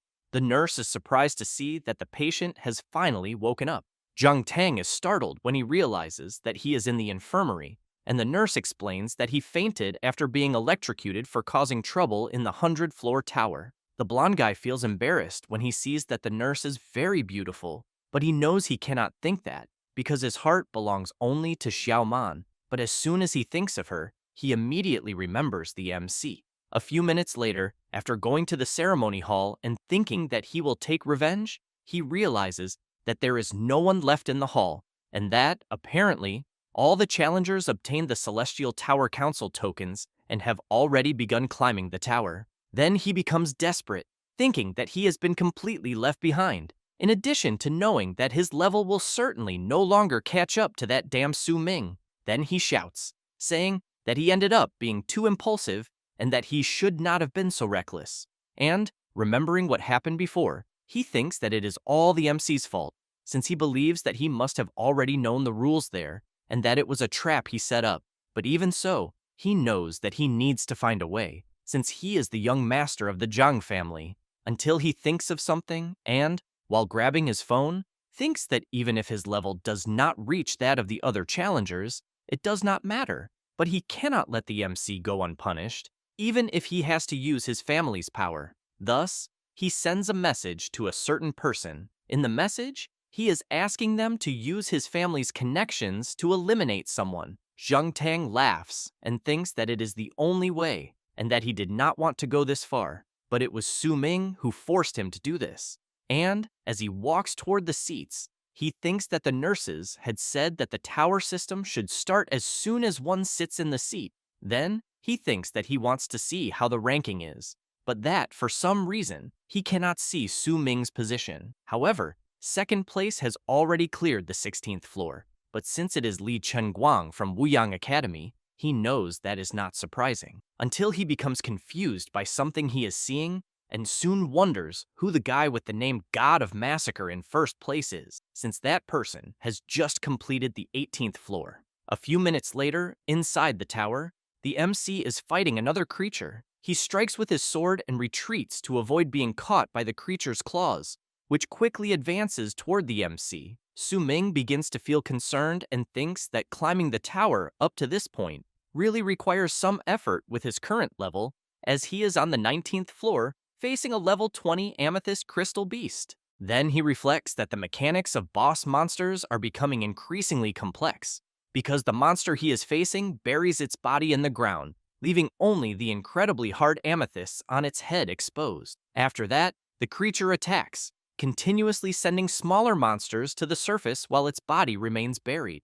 In addition, these annoying little monsters also have defense as hard as amethysts, and, while eliminating some of the small creatures, he knows that it will be impossible to pierce their defense easily with only the previous silver rank weapons. However, he thinks that things will not become difficult yet, since he has in mind that after defeating the furious Minotaur on the 10th floor, as a reward for having the best completion time, he obtained a gold rank weapon chest, and he immediately activated his all things sublimation skill and evolved the gold weapon chest into platinum. In this way, he managed to obtain the twin blades of the Blackstone Rift, which require level 18 to be used, and he also knows that originally it was a long sword, but it broke into two parts during a battle. Later, a blacksmith used a precious dragon scale as the core to forge and reunite it, bringing the sword back to its peak. The sword is incredibly sharp and capable of withstanding a powerful killing intent. The split blade was once a complete longsword, therefore, it can be classified as a sword-type weapon. However, when divided, it becomes a broken blade, being classified as a short sword or dagger. Its affixes include fire scale, since the center of the broken blade is embedded with a fire dragon scale, which provides a 200% fire attribute damage bonus to the dagger. Su Ming has in mind that in long sword mode, it greatly increases the bonus cutting attack damage, but also sacrifices some attack speed, and, as the boss's small creatures approach, he concludes that it is not very practical for dealing with a large number of enemies. Thus, he activates the split blade attribute, where the blade divides into two, transforming into dual long swords wielded in both hands, gaining a 50% increase in attack speed, but having cutting damage reduced by 30%. And, as he prepares, he knows that although the attack power is reduced, with the bonus from his origin sword body talent, all his weapons receive bonuses. So, as the attack power of his weapon increases, he reflects that he can take advantage of both speed and attack at the same time. A few minutes later, on the 17th floor, Li Chenguang is fighting the floor boss and struggling. He retreats and becomes worried, as his HP is at half, and facing the level 18 giant treant, he knows that he has reached his limit, but he reflects that the weakness of the monster he is fighting is fire. However, he chose to go solo and does not have any fire skill to restrain the creature. At that moment, the giant treant launches its attack and sends Li Chenguang flying. While being thrown, he thinks that the worst part is that he did not receive any useful reward to improve his attributes when clearing the floors. Then he remembers when he was congratulated for completing the 10th floor, but the reward he obtained was a silver chest. Next, he thinks that this is due to the fact that he lost the tower race to the MC and had to settle for a common silver reward. But to make matters worse, the reward he received from the 10th floor was an accessory for a magic class, which has nothing to do with his own, until, while distracted in thought, he is directly hit by the boss of the 17th floor. Li Chenguang jumps back and thinks that he can no longer push himself, since, with his HP extremely low, he knows that if he continues like this, he will truly be eliminated there. Thus, he opens the system panel and is informed that the challenger with ID 02 has chosen to give up the 17th floor challenge, just like several others. Meanwhile, the MC continues fighting the small creatures of the amethyst crystal beast. Su Ming laughs, and facing the crystal beast, comments that he finally managed to get close to it. Saying this, he activates his sword tomb skill, and as the creature is struck, he jumps up, commenting that the true body underground has finally been pierced and brought out. And, as soon as he finishes the boss, the system informs that the 19th floor has been successfully completed. A few minutes later, Su Ming observes in the tower competition notifications that several teams and challengers have given up on floors below his. Then, he realizes that the blade maniac Li Chunguang has apparently also given up, but he thinks that this was already expected, especially because the difficulty of the 100-floor tower gradually increases after the 10th floor. But Li Chunguang, having managed to reach the 17th floor, is already something incredible, because he has in mind that, based on the experience of his past life, the 20th floor of the tower is a turning point, as the difficulty of the subsequent floors increases geometrically. In addition, he knows that, with his current status level, reaching the 19th floor is already almost his limit.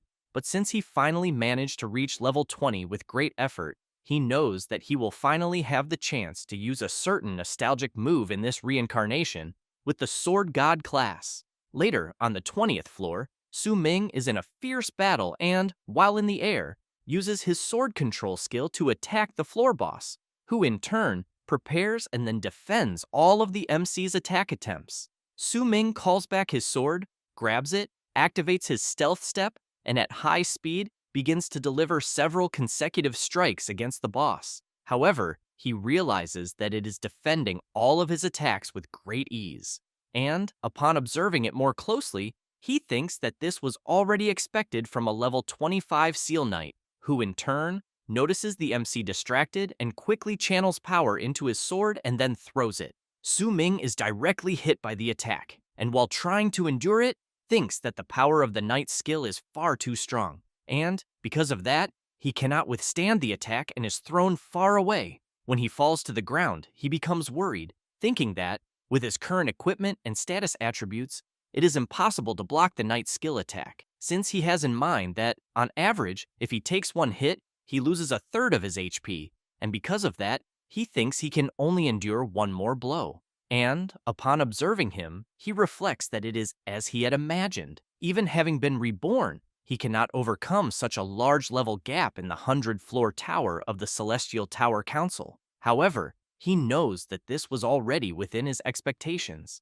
Thus, he stands up and activates the Shadow Sword set. Then he concludes that the reason he chose to continue climbing the tower was precisely to test that ability of his that could only be used at level 20, which, in his past life, was the ability he was most proud of. Su Ming channels his power and then unleashes his single slash of the God of Massacre, which rushes straight toward the Seal Knight. Meanwhile, Li Chunguang exits through the portal and hears several people commenting about the guy with the title God of Massacre and that he is still climbing the tower. Li Chunguang also hears people commenting that the God of Massacre is challenging the boss of the 20th floor on his very first time climbing the tower.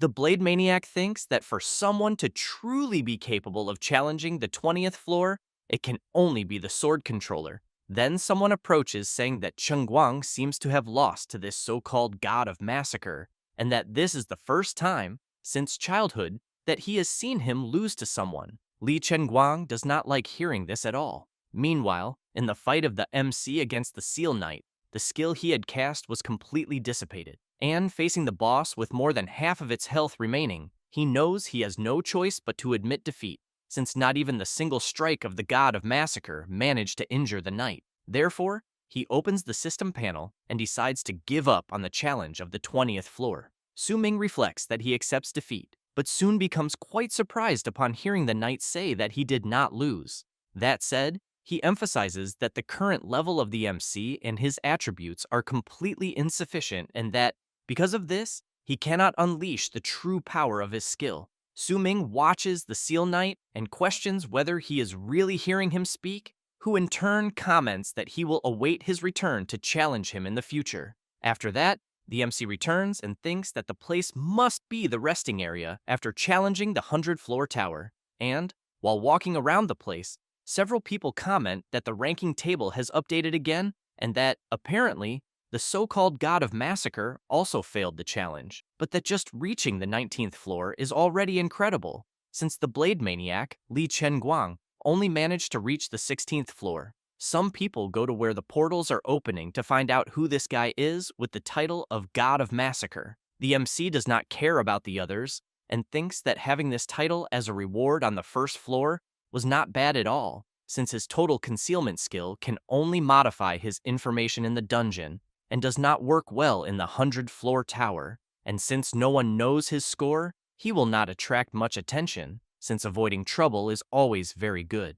Then, he sees on the ranking table that Ji Yao and the others are still challenging the 14th floor, and that, apparently, their teamwork coordination has improved a lot, because he has in mind that by playing safely and consistently, they can still challenge higher levels. Therefore, he reflects that, since that is the case, he will move first to challenge the next stage, since with his level 20, his second attribute increase mission for class change has already appeared, and, for convenience, he will choose to complete a subjugation mission located near the destination of the second class change mission. But he ends up intrigued when he sees that, at his current level, there are only rank F, E, and D subjugation missions to choose from.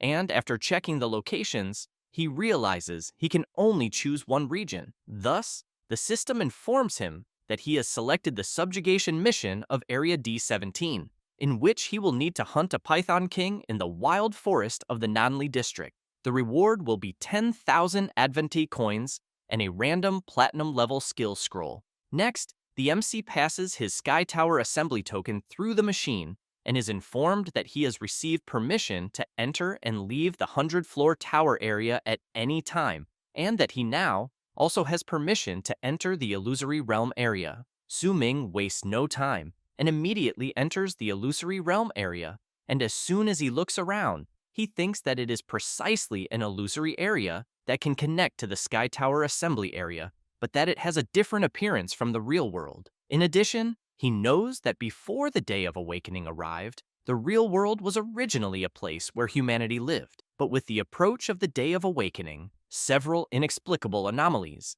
dungeons, demons, and monsters appeared one after another in the original real world, and humanity began to merge and enter the world of awakened professions. Therefore, through the sacrifices and efforts of their predecessors, order was restored in the chaotic real world that had been destroyed after the arrival of the Day of Awakening, and thus the illusory realm area was born, isolated from the real world where humans mainly live and designated as a habitable space for demons and aberrant beasts.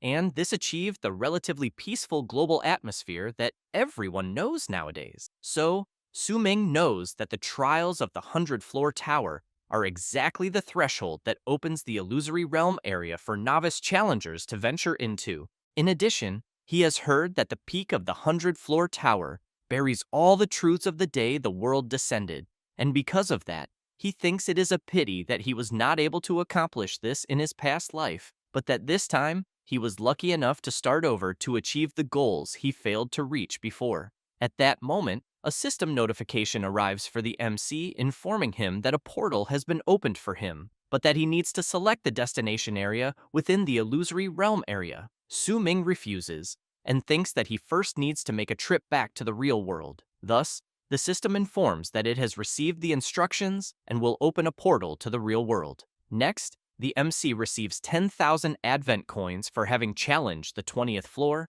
then thinks that it is enough to complete the order he pre-ordered 2 days ago. While passing through the portal, he thinks that in this life, belonging to his profession as the god of the sword, he needs the order for his first advanced weapon. After passing through the portal, he arrives in the real world at the weapon trading center and soon thinks that he will be there more than once. Then, he remembers the times he had been there, and the silver weapons he previously obtained by opening stones, and that the bloodthirsty Zhuan steel sword is already insufficient to deal with the difficulty of the subsequent challenge. But he knows that its attached weapon effects provide great support, and because of that, he thinks he does not want to give it up easily, since the red blood effect, after locking onto a target, allows the sword to absorb the target's blood through attacks or contact, healing the wielder's injuries, and that bloodthirst, after eliminating a monster with the sword, can briefly increase the wielder's overall attributes by 5 points for a duration of 30 seconds. Then, he remembers that 2 days ago he was talking with Jiao, and she was saying that she had scheduled a meeting with Yanzi and Yun Qing, and that they would use the rewards obtained in the novice dungeon to buy equipment for the next challenge of the 100th-floor tower, so she wanted to know if he was willing to accompany them.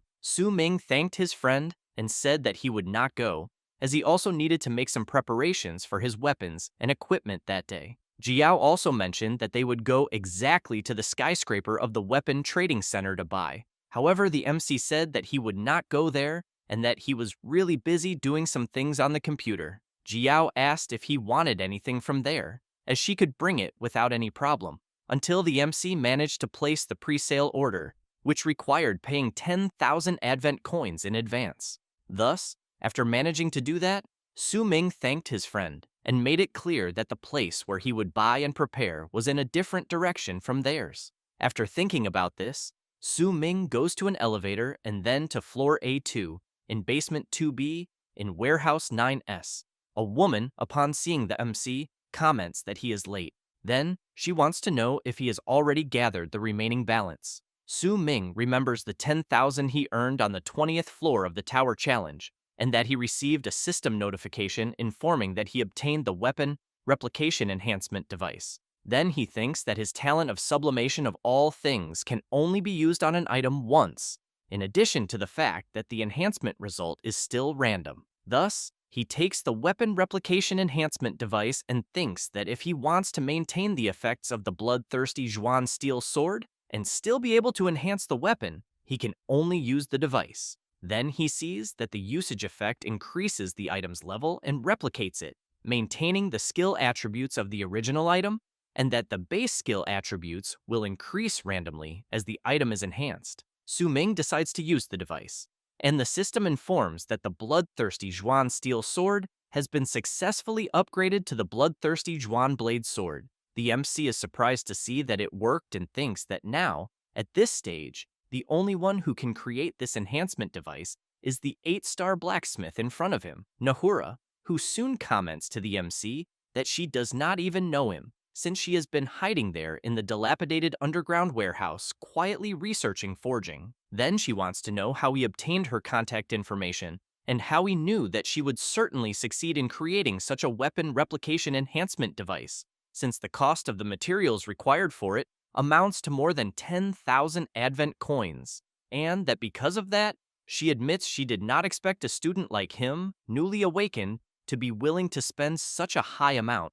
Then she asks if he really was not afraid that it would fail. Su Ming asks who said that they do not know each other, which leaves the blacksmith confused, wondering if her memory might be failing. The MC thinks that in his past life, the two of them did come to know each other, then laughs and says he was joking, but keeps in mind that in his previous life, Nahura was a very formidable weapon forger, and that although she only had an 8-star talent, her great passion and hard work in weapon forging eventually led to her future achievements. Then, he reflects that he collaborated with her many times, and she helped him forge his own unique weapons on several occasions, but that obviously, the financial cost he paid for those collaborations in his previous life was enormous. However, at the moment, he knows that 20,000 Advent coins are really a drop in the bucket, and that for this, he needs to prepare in advance, taking advantage of her at her moment of greatest poverty. Thus, Su Ming tells the blacksmith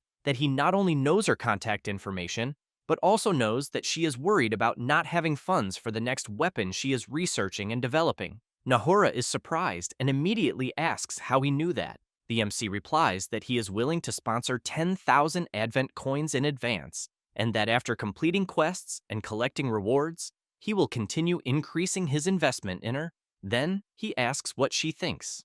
Nahura gets excited and asks if he is really serious. Su Ming replies that he is, but emphasizes that he has only one condition, which is that in the future, when he needs her to forge weapons for him, she will have to charge only 30% of the forging price.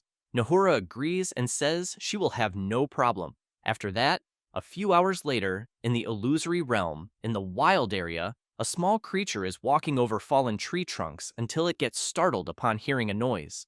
And, when it turns around, it notices a carnivorous plant about to devour it, and, with no way to escape, it gets caught by the plant. At that moment, a portal opens, and the MC passes through it, and, upon looking around, he thinks that it is as expected of the illusory realm, since the trees there are gigantic compared to those in the novice dungeon, in addition to being full of vegetation, and that it is even possible to feel a faint smell of blood in the air. Then, he opens the region map and sees that the location of his mission to subjugate the Python King is locked in the southern district of the wild area of the Evil River. The mission consists of having to hunt the third-class change Python King in the wild forest, as it has already devoured several members of the Celestial Tower Council and possesses a terrifying strength, and that its current level is around 25. The reward will be 10,000 Advent coins and a random platinum rank skill scroll.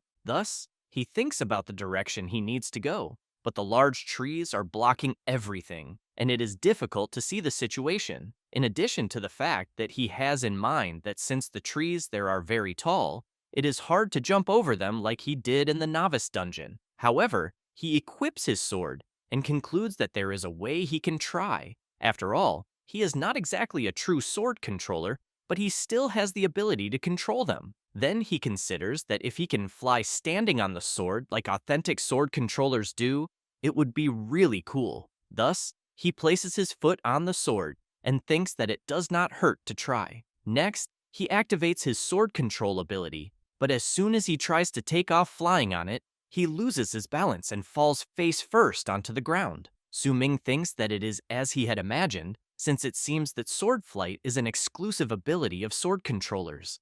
Even so, he decides to test it another way and throws it into the air, and while holding onto it, he starts flying, being pulled by it. Then he reflects that he has understood it, since although he cannot fly by standing on the sword, if he holds it and uses sword control aiming at a target and activates the ability several times in succession, it might work. The MC activates sword control and starts being pulled from tree to tree by his sword. Thus, he gets excited and thinks that he can simply fly this way, and while throwing the sword very high and being pulled by it, he manages to see the entire area from above. Su Ming smiles and reflects that the view from up there is very beautiful. Then, he controls the sword to head south to go straight to his mission. A few minutes later, in another area of the forest in the illusory realm, a portal opens and some people pass through it. One of them asks where they are. The Mohawk man says that this is the area of subjugation quest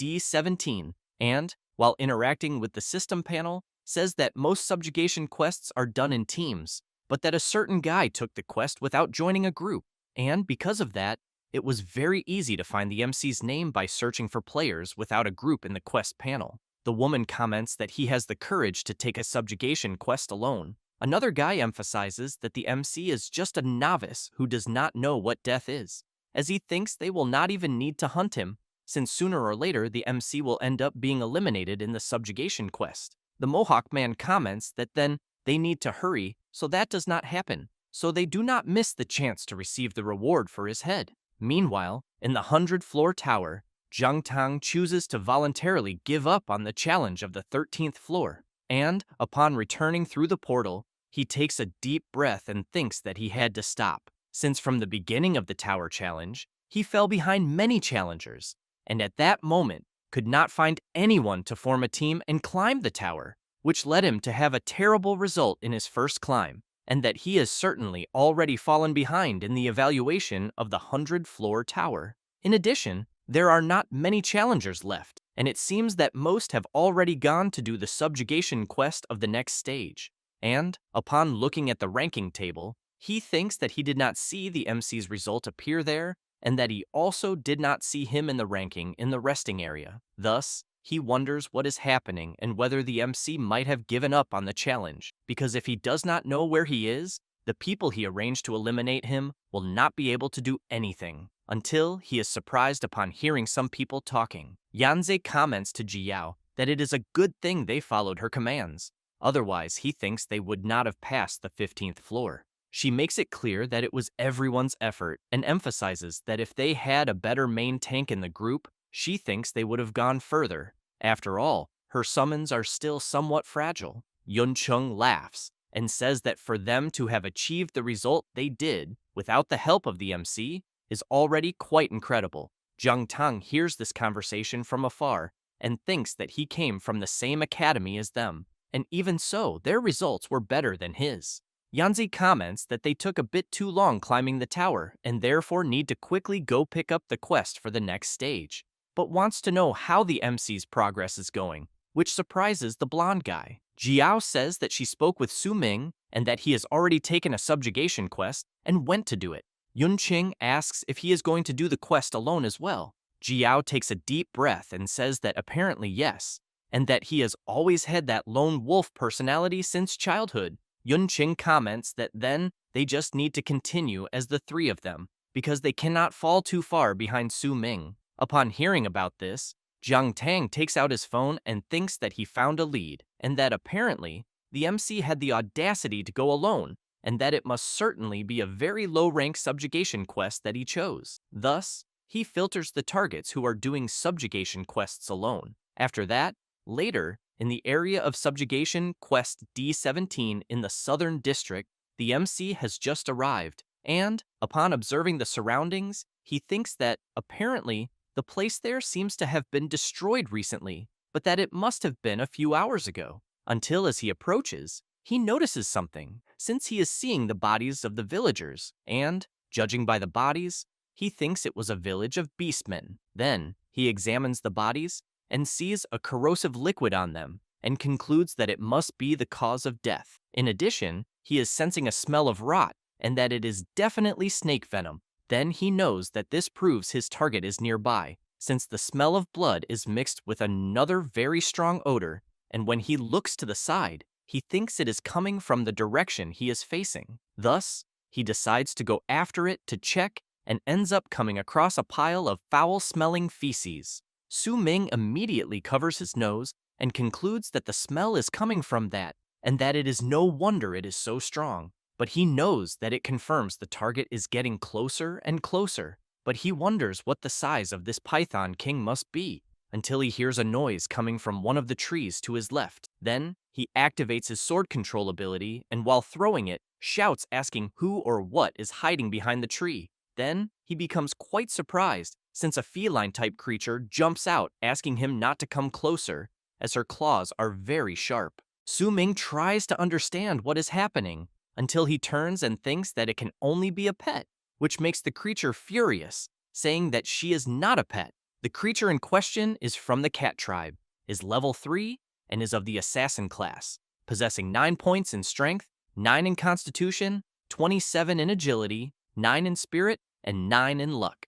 The talent is natural agility of the feline lineage, and the effect of the agility attribute is almost twice as great as that of normal classes. The skills are Silent Steps and Claw Strike. However, the MC decides to check for himself and soon activates his Eye of Perception skill. Then he discovers that her name is Leah, and that indeed her attributes and information are correct. Thus, he calls her and asks her to pick up something, which in turn frightens her, asking him not to come any closer. But she soon becomes surprised by what he threw. As soon as she picks it up, the MC tells her that what he gave her is a healing potion. Since she is very injured, Leah becomes suspicious, thinking about whether she should use it or not.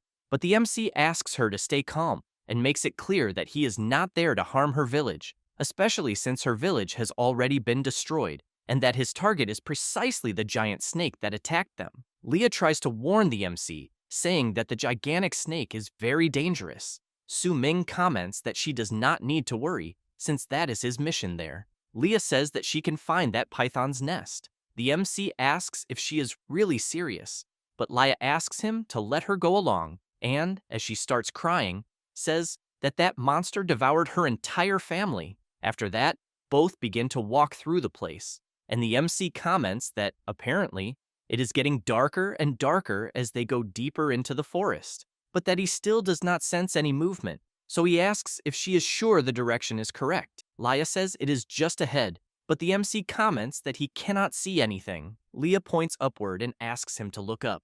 Su Ming looks up and sees a gigantic snake coiled around the tree, then thinks that it is much bigger than he imagined, in addition to the fact that one really cannot underestimate a rank D quest, and that, because of that, he will need to come up with a new plan to eliminate such a creature. At that moment, Leah hears a noise coming from the direction they came from, and immediately shouts warning the MC, since an attack is heading toward him. While Su Ming dodges, the archer who fired the arrow becomes nervous and asks how the MC noticed the attack from the distance they are at.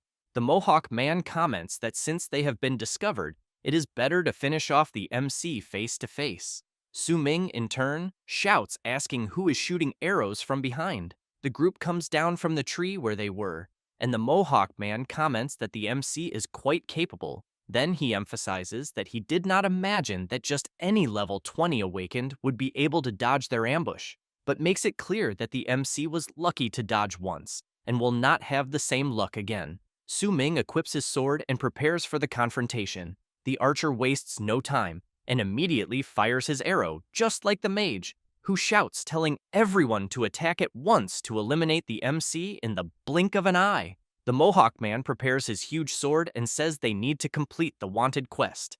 And while the arrow and the fireball head toward the MC, the Mohawk man prepares his sword to attack. Su Ming dodges the arrows first, but the mage asks if he will also be able to dodge her magic. The MC waits for the fireball to get closer, and then, with his sword, tries to withstand the attack and ends up taking some damage, until he notices the warrior rushing toward him, and, when trying to block the attack, he is violently thrown into one of the trees.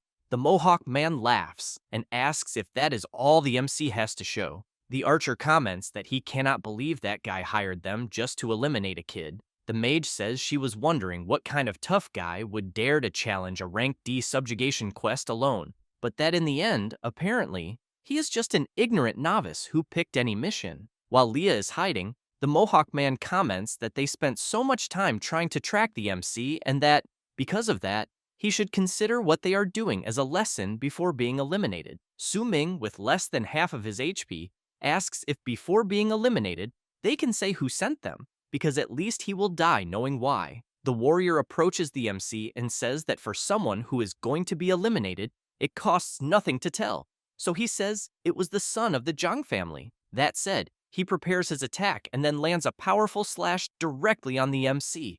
Leah feels sad seeing this, until she becomes confused upon hearing the MC's voice asking if, in the end, all of this was Zhang Tang's doing. And from the top of a tree, he makes it clear that it was exactly as he imagined, since the only one who would be this cruel could only be him. Everyone, upon seeing the MC unharmed, without any damage, at the top of the tree, starts wondering what the hell is going on, because he was supposed to be in pieces.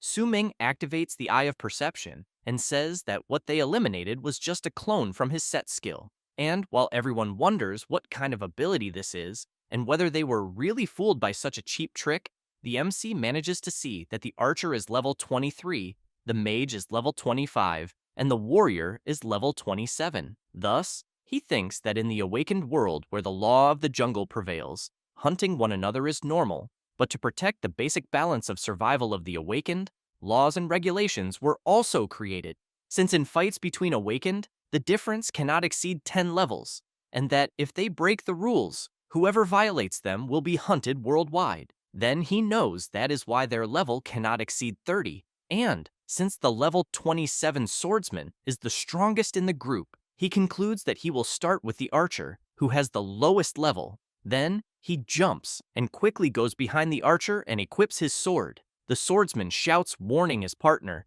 but Su Ming places his sword on the archer's neck and tells him not to do anything foolish, since hitting vital points ignores the HP bar. The mage becomes worried and shouts, calling the MC despicable, who in turn, while making a slight cut on the archer's neck, emphasizes that the throat is one of those vital points.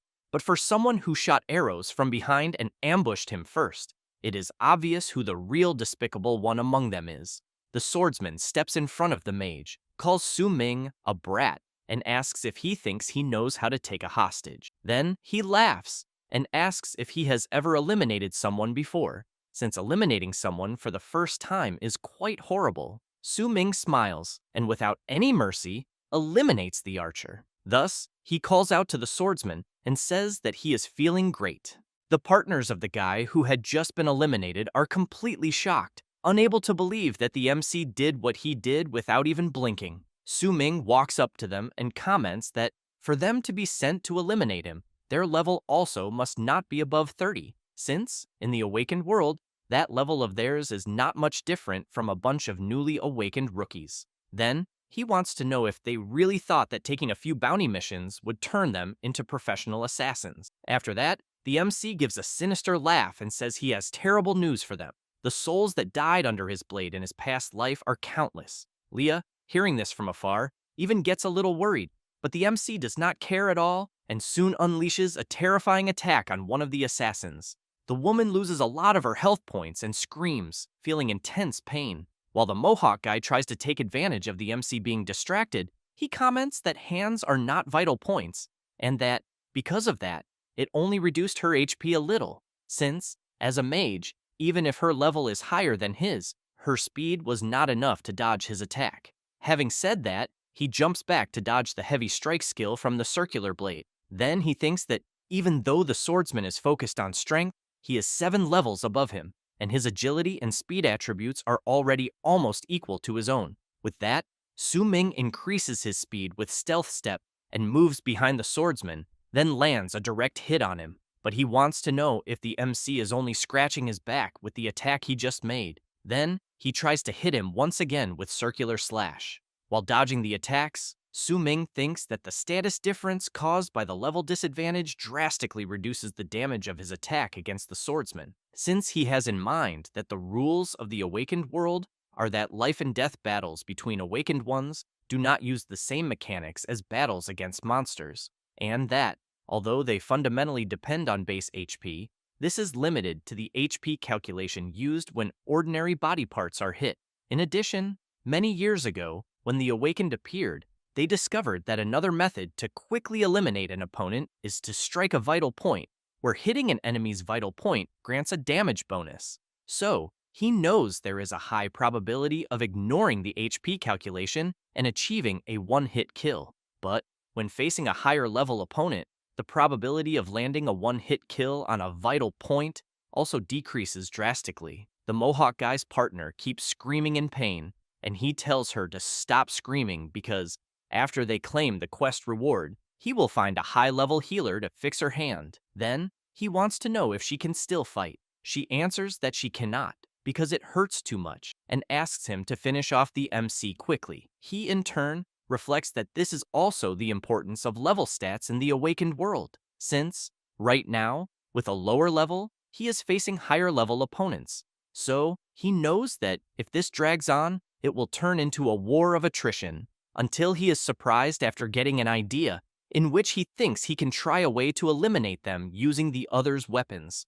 With that, he runs off. And the Mohawk guy gets nervous because he is from a heavy combat class and his speed cannot catch up to the MC's.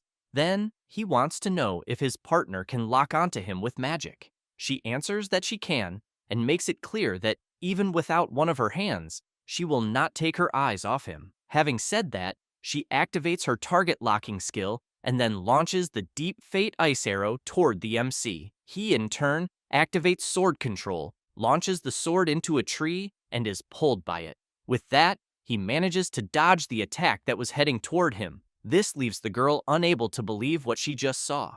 The Mohawk guy comments that the MC is a sword controller, so he wants to know what is strange about him being able to fly on a sword. In addition, he tells his partner to use a few more skills to try to stop him. Meanwhile, Leah is watching Su Ming move through the air with his sword and thinks that this is, in fact, quite incredible, until the MC stops at the top of a tree, looks back, and wonders if they are still following him. But, upon noticing another attack coming in his direction, he concludes that they really are chasing him. Then, he looks up and thinks that this is the perfect place to be. After that, he activates his Eye of Perception and sees a creature that is also there. A huge explosion happens, and the Mohawk guy wants to know if his partner hit the attack. She asks him to relax and says that her skill is guided magic. But, when they hear a very loud and strange noise, they want to know what the hell is happening. The Mohawk guy gets very scared when he sees what is falling from the top of the tree, because what is falling and heading toward them is the Python King, the target of the subjugation quest.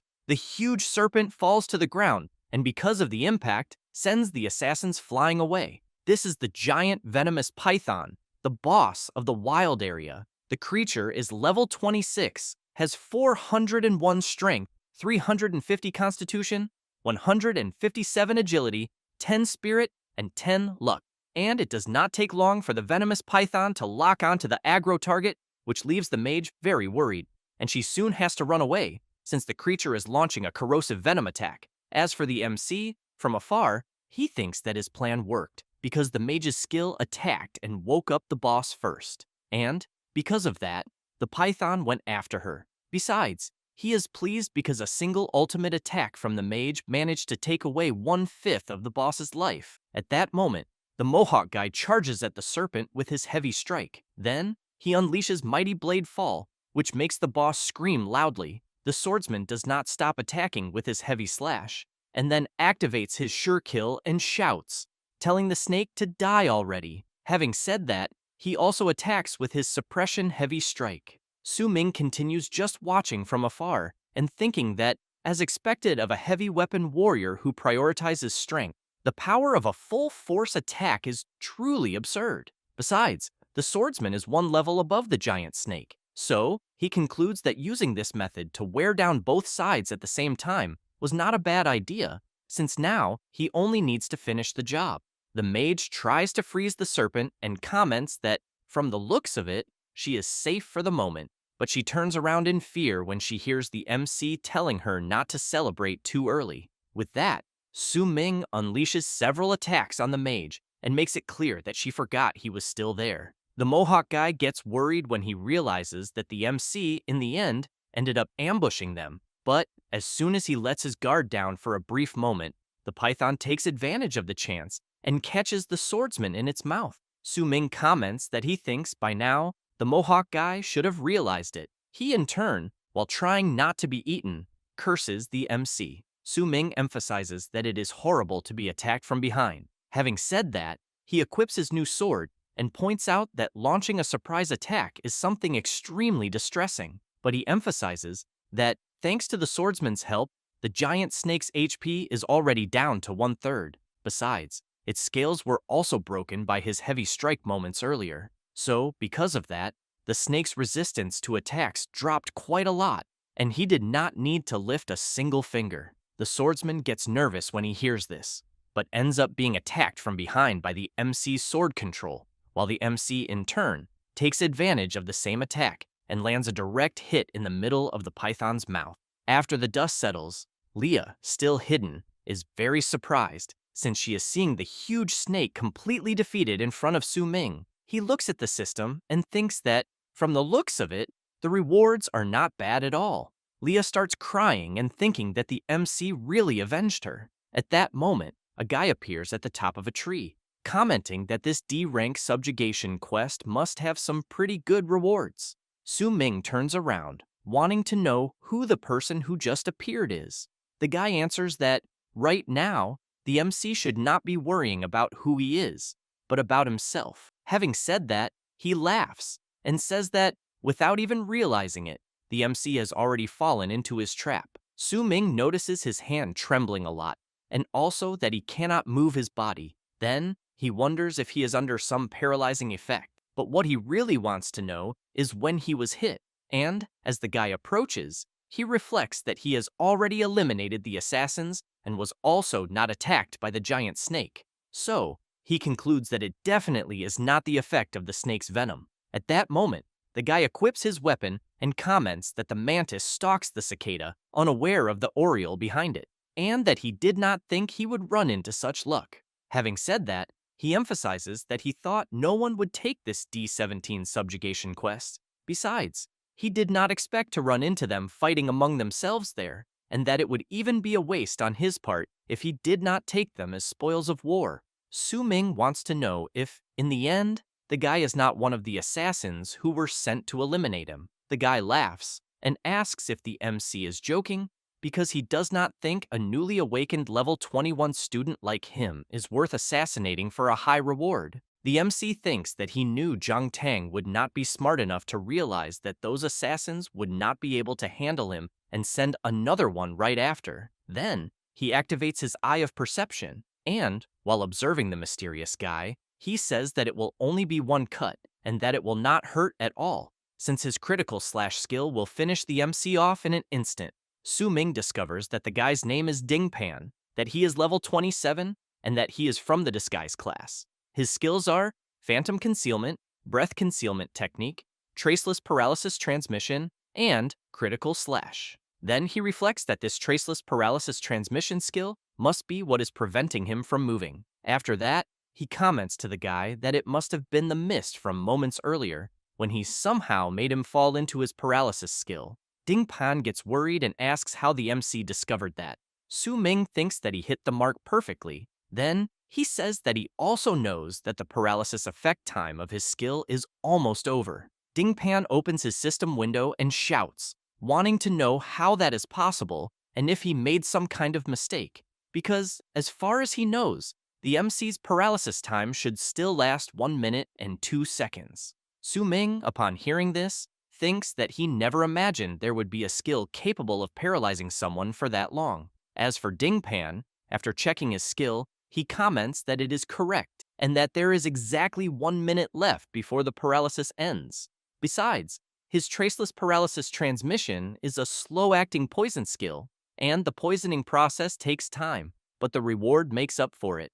The MC smiles and thinks that, although he managed to trick this idiot into revealing the effect of his skill, he knows that a paralysis lasting 2 minutes is far too long, until Ding Pan realizes it and asks if the MC was trying to trick him. Then, he makes it clear that he had no idea how long his skill lasted. However, Su Ming remembers something and reflects that he still has a chance to survive. With that, he starts listing all the skills he discovered and says that he never imagined a level 27 big shot like Ding Pan would not have a single active direct damage skill, and that, because of that, it is actually pathetic. The guy is surprised and asks how the MC knows about his skills. He comments that Ding Pan must be very nervous right now because he knows that as soon as his paralysis wears off, he will not have the slightest chance.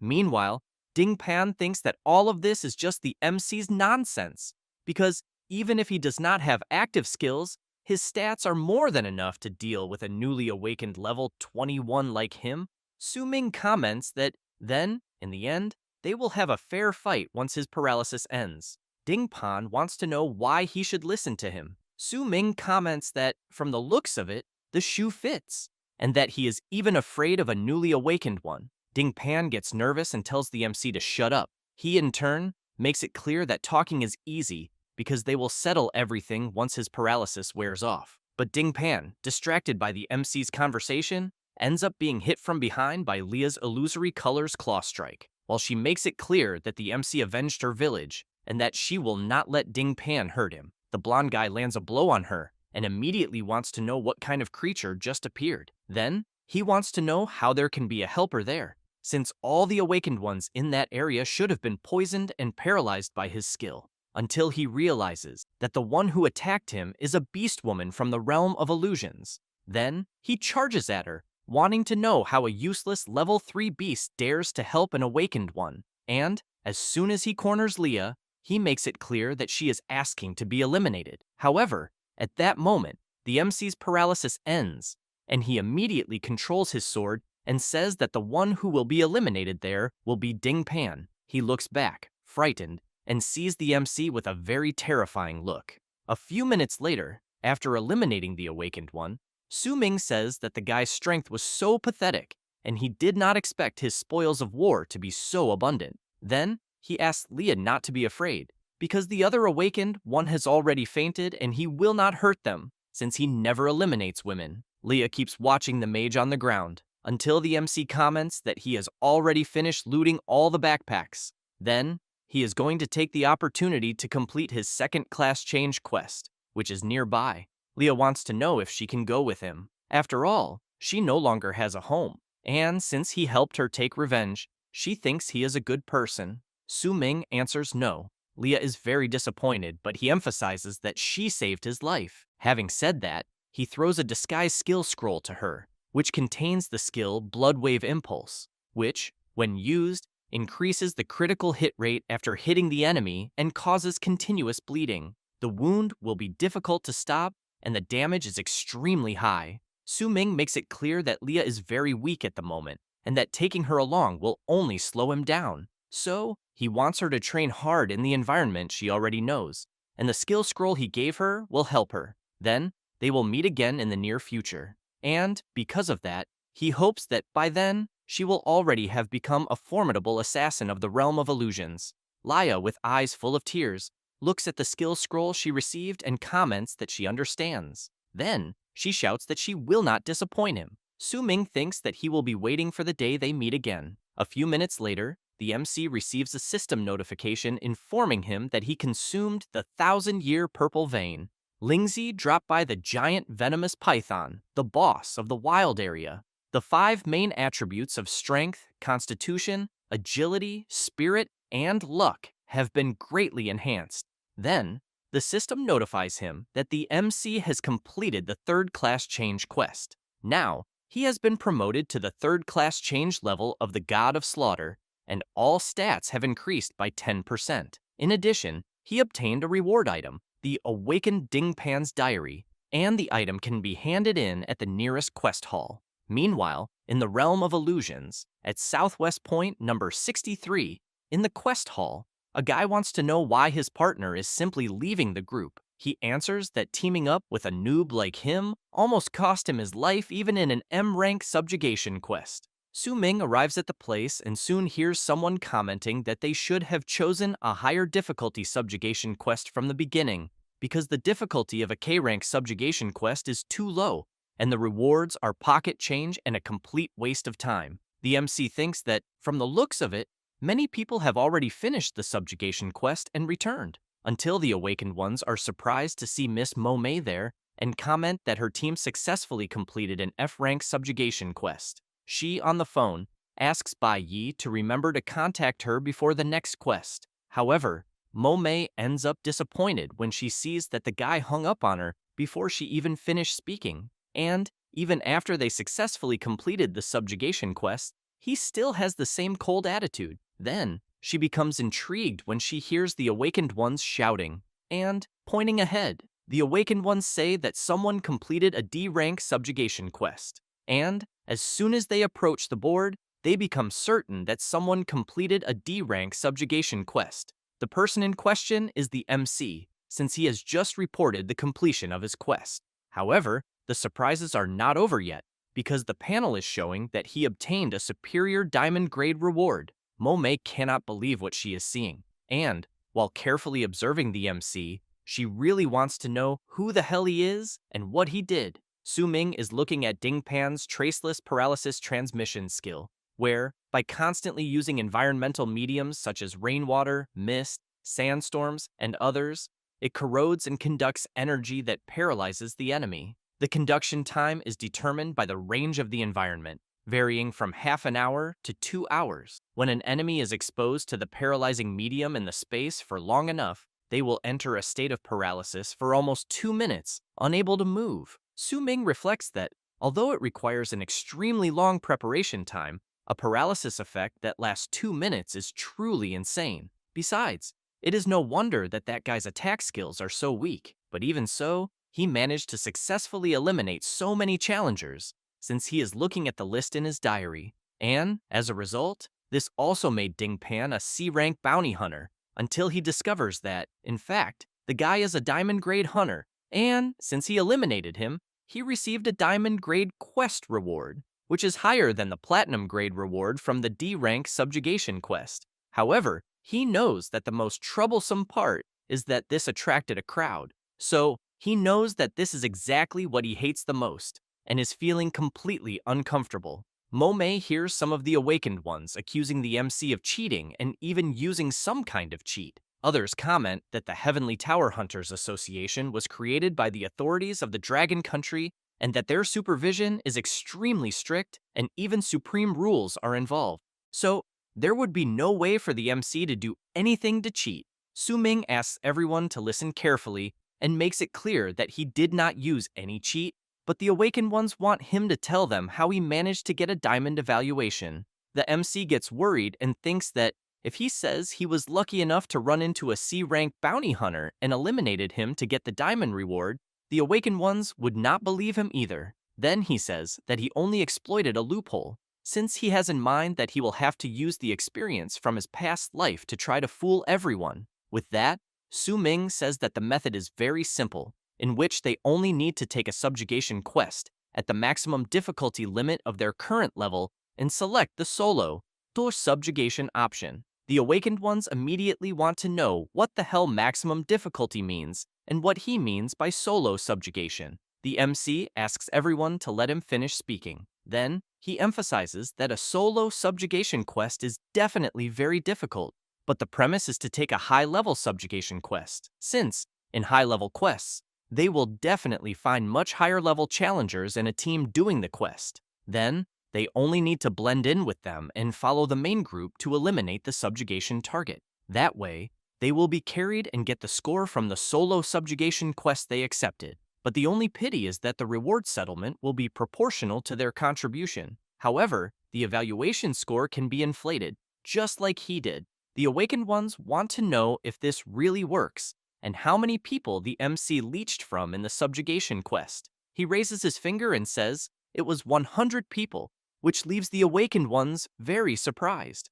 But they soon start laughing a lot at the MC and comment that, in the end, he is just a coward who was carried by a team of 100 people. Besides, they think his reward probably was not much different from getting nothing at all. Su Ming leaves, saying that by using the same method, going solo to be carried in high-level players' bounty quests, and slowly accumulating points, it will be possible to get a diamond evaluation. The awakened ones keep laughing and commenting that they thought the MC was super incredible. He, in turn, thinks that as long as they are all happy, everything will be fine, since he does not want them to cause a commotion or confusion. But before the MC leaves, the awakened ones ask him to tell them which team of experts he latched onto, because they want to be carried by them too. Su Ming says it was the expert they were discussing at the beginning, the awakened Shen Bai Yi. Mo Mei is very surprised to hear that name. Then, she thinks the MC is lying,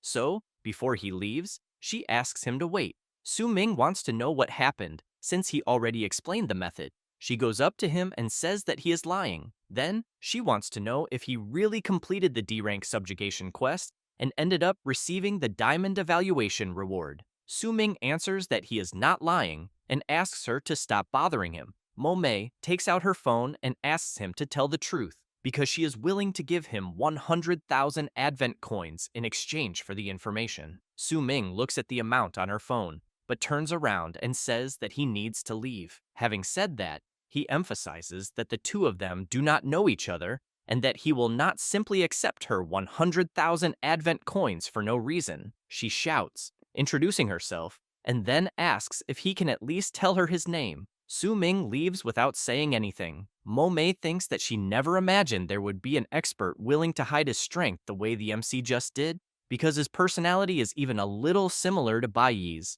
and that the awakened students of that year are really very interesting. After that, already in the real world, the MC arrives at his house and thinks that eliminating some of Zhang Tang's assassins may have already attracted attention, so he needs to pay attention to his safety lately, since most of the awakened students in his class have already moved out of the campus dormitories, and that the most dangerous place may be the safest place. If he continues living there, he thinks Zhang Tang probably will not suspect anything, until he notices a message from Jiao, and, upon opening it, he sees that her group successfully formed a team and completed a G-rank subjugation quest, and that, in fact, the messages in their group chat are very lively. Then, he reflects that he is the only one in the group who did not truly participate, and that this cold personality of his has not changed much from his past life until now. But he knows that this is why he often ends up not matching the enthusiasm Ji Yao has for him. At that moment, the MC receives a message from Yun Chung. He gets worried, wondering if something could have happened, until he is very surprised, since, in the message, Yun Chung is saying that because he saved her life in the dungeon, her father said that he insists on giving him a gift, so she hopes he will not refuse it no matter what. With that, Su Ming receives the golden sword, a weapon of extremely high value, but whose practical usefulness is average. The MC gets out of bed right away and is completely impressed when he sees that it is literally a golden sword. With that, he reflects on the subjugation quest, plus the Advent coin reward from the C-rank quest, and on giving the money from selling the golden sword he just received to Nahora as sponsorship. Then, he thinks he should still have more than 200,000 Advent coins left over, which is more than enough. Besides, It is just as expected from a gift from a rich family, since they are all like this, flashy, but not very practical. However, the MC is intrigued by the name Jiang Yongli. Then, he realizes that he remembers that name, since, in his past life, the news of his death caused a lot of discussion. He does not remember the cause of death, but if his memory is not failing him, it was a few months after he awakened. Besides, Yun Qing from his past life must have suffered a lot at that time. But for someone like him, who has been an orphan since childhood, this kind of feeling is really very difficult to understand and empathize with. Meanwhile, at the Department of Affairs of the Dragon Country, someone knocks on the door, and some people inside ask the other person to come in. It is the deputy mayor of Xuanjing City, wanting to know what the director wants. He informs her that the assessment results of the novice dungeon for all the newly awakened students in the country have come out. So, he wants to know if she is responsible for the assessment in Xuanjing City. She answers yes, but asks him to be clearer. The director slams his fist hard on the table and says that a situation happened with 2 students, and because of that, he needs to confirm it very carefully with her. Ranling becomes worried and asks whether these students committed some crime. The director says that one of the students is named Li Chenguang and the other is named Su Ming. Having said that, he emphasizes that between these two, one of them will have his provincial ranking reward canceled. Then, he says that, for the other one, in the city he represents, the educational resources for the following year will be tripled based on the current rules.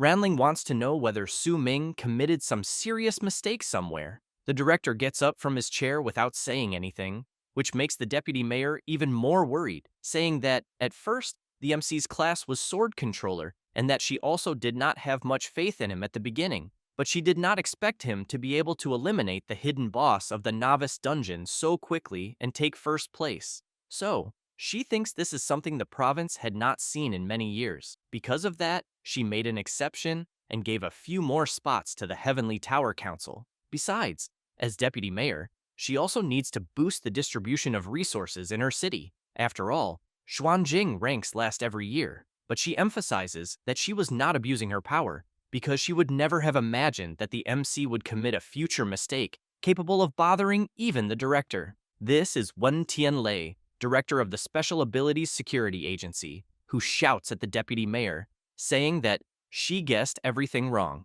Ranling wants to know if the one whose reward qualification was cancelled was the blade maniac Li Chenguang and why. The director says that this is where her negligence comes in, because, as the deputy mayor of Xuanjing City, she did not even know that Li Chenguang invaded the novice dungeon of Xuanjing Academy that year, and many students were eliminated by that guy. And, even though the novice dungeon test can resurrect the challengers at the end, Li Chenguang is only a young man, but he already eliminates people as if they were flies, massacring his compatriots as if they were wild beasts. And this kind of behavior from an awakened one is absolutely despicable. The deputy mayor agrees with him, but becomes intrigued by one thing and asks how he found out. Tianlei says it is because he is friends with the director of Xuanjing Academy, and he greatly admires the awakened student, Su Ming. So, because of his friendship with the director, he always wanted to help Xuanjing City, which ranks at the bottom every year. But, due to his position, he could not show favoritism, so he was left with his hands tied. But after learning about this incident, he had the perfect opportunity, and, as he just said, the educational resources of Xuanjing City will be tripled the following year. The deputy mayor is surprised and thanks the director, but he tells her not to thank him, because if she has to thank someone, she should be thankful that they have such an exceptional awakened student as Su Ming that year. At that moment, a guy calls the director and informs him that they have an emergency situation. As soon as Tianlei looks at his phone, he is surprised and says that a large group of high-level awakened ones from Tianqi country secretly infiltrated their borders. After that, on the next day, the awakened ones are excited to learn that the results have come out for the overall performance ranking of the novice dungeon for all newly awakened students in the province that year, and the one in first place is Xuanjing Academy. But they soon become intrigued when they see that the highest ranked person is the sword controller. Meanwhile, at the MC's house, his phone is ringing a lot, and after falling out of bed to answer the phone, He wants to know why there are so many message notifications all of a sudden. Then, he is surprised because all the messages are guild recruitment invitations. As he looks at some of them, he wonders what is going on, because even though he got a diamond grade evaluation, he thinks there should not be so many people wanting to invite him to guilds, since the guild system in the awakened world is basically the place where they gather to increase their strength and support each other. And, for a novice who has just awakened, joining a guild right at the beginning is truly a great choice, since, in the end, not everyone has the chance to reach the upper levels of the Heavenly Tower Council. Then, if the person joins a strong guild, the veterans will provide mentorship, tips, and the person will gain many rewards. Besides, some guilds even distribute skill scrolls, equipment, and other items for free. So, he knows this drastically reduces the chances of newly awakened ones being eliminated at the beginning of their journeys. But he knows it is a pity that this ideal situation only existed in the beginning, when order in the awakened world was being established. And, with the ever-increasing number of awakened ones, predatory competition also began to appear in order to maintain the strength and status of their respective guilds. But guilds nowadays no longer want to recruit ordinary challengers. So, he concludes that this must be exactly why he became the target of so many guild invitations. Su Ming is incredulous when he sees the number of invitations he is still receiving, and thinks that, the way things are at the moment, if he keeps receiving this many invitation messages every day, it will be very annoying. Therefore, the MC starts looking through the guild invitations, and, when he stops on one, he thinks that he only needs to do exactly the opposite. The guild in question is Black Silence, which is formed by only a few members, has no recruitment requirements, no administration, no complicated promotion processes, and allows anyone at level 10 or above to join. Besides, it has no boosting and no benefits. The only rule of the guild is that the person is responsible for their own life. Su Ming thinks this is very good and joins the Black Silence Guild. A few minutes later, some awakened ones notice that the MC, who ranked first in the province, has already joined a guild. Others want to know what kind of guild was lucky enough to recruit a talent like him. Then they are very surprised and immediately want to know why the MC would choose to join such a trash guild. While the awakened ones keep trying to understand, Su Ming hears them talking and thinks that the provincial results of that novice dungeon have already been announced. So, he knows it is no wonder there were so many invitation messages early in the morning. But, fortunately, he obtained an interchangeable title in the Tower of 100 Layers earlier, since he managed to modify the information on his guild search profile. Now, he is using God of Slaughter as his search alias. Then, he reflects that, with a guild and this title replacing his name, he will no longer be chased by people. But, as for the Black Silence Guild emblem, the design looks very good, and a guild with no rules and no activities like this is the most suitable for someone like him, who likes to act like a lone wolf. Besides, there is another benefit to joining a guild, since it is precisely being able to accept some missions that can only be accepted through the guild system. And, as soon as he looks at some of them, he notices that the mission with the highest difficulty is only rank E, but he knows it is no wonder. After all, it is only a guild with low activity. However, he decides to click to go to the next page and see if he can find a few more missions. Then, he is very surprised since he is seeing an S-rank mission. Suddenly, a rift opens above the MC and asks if he is surprised. Su Ming becomes worried about the voice he is hearing. Meanwhile, somewhere else, some people are scared, wanting to know what is happening and whether a fight is going on. Su Ming is forced to dodge an attack from a mysterious guy. He tries to block the attack, but the person is using a chain and corners the MC. Then Su Ming is surprised to see something heading in his direction. The mysterious person approaches the rift and says that what he threw to the MC is his guild mission card. Having said that, he comments that they will meet again soon. After the person leaves, the MC looks at the card with intrigue. Meanwhile, on the other side of the rift, another person wants to know how it went. She answers that everything went well. Then another one comments that it seems Miss Mo Mei did not recommend the MC blindly, since specifically guiding him to join their guild was the right move. The person who handed the card to Su Ming emphasizes that his abilities, even though he is a novice, are already very good for his current level. Then, she says it was not a waste of effort to hack the system and attract the MC to them. The other one comments that either way, his addition is also good preparation for the future combat tournament. Therefore, he makes it clear that he hopes they have not misjudged the MC since he needs to raise his level as quickly as possible. Back where the MC is, he is looking at his guild card and concludes that it is not that simple. Then, he activates his eye of perception and reflects that even though he casually chose a casual lower-level guild, he thinks there is something strange, and, as he carefully observes each guild invitation,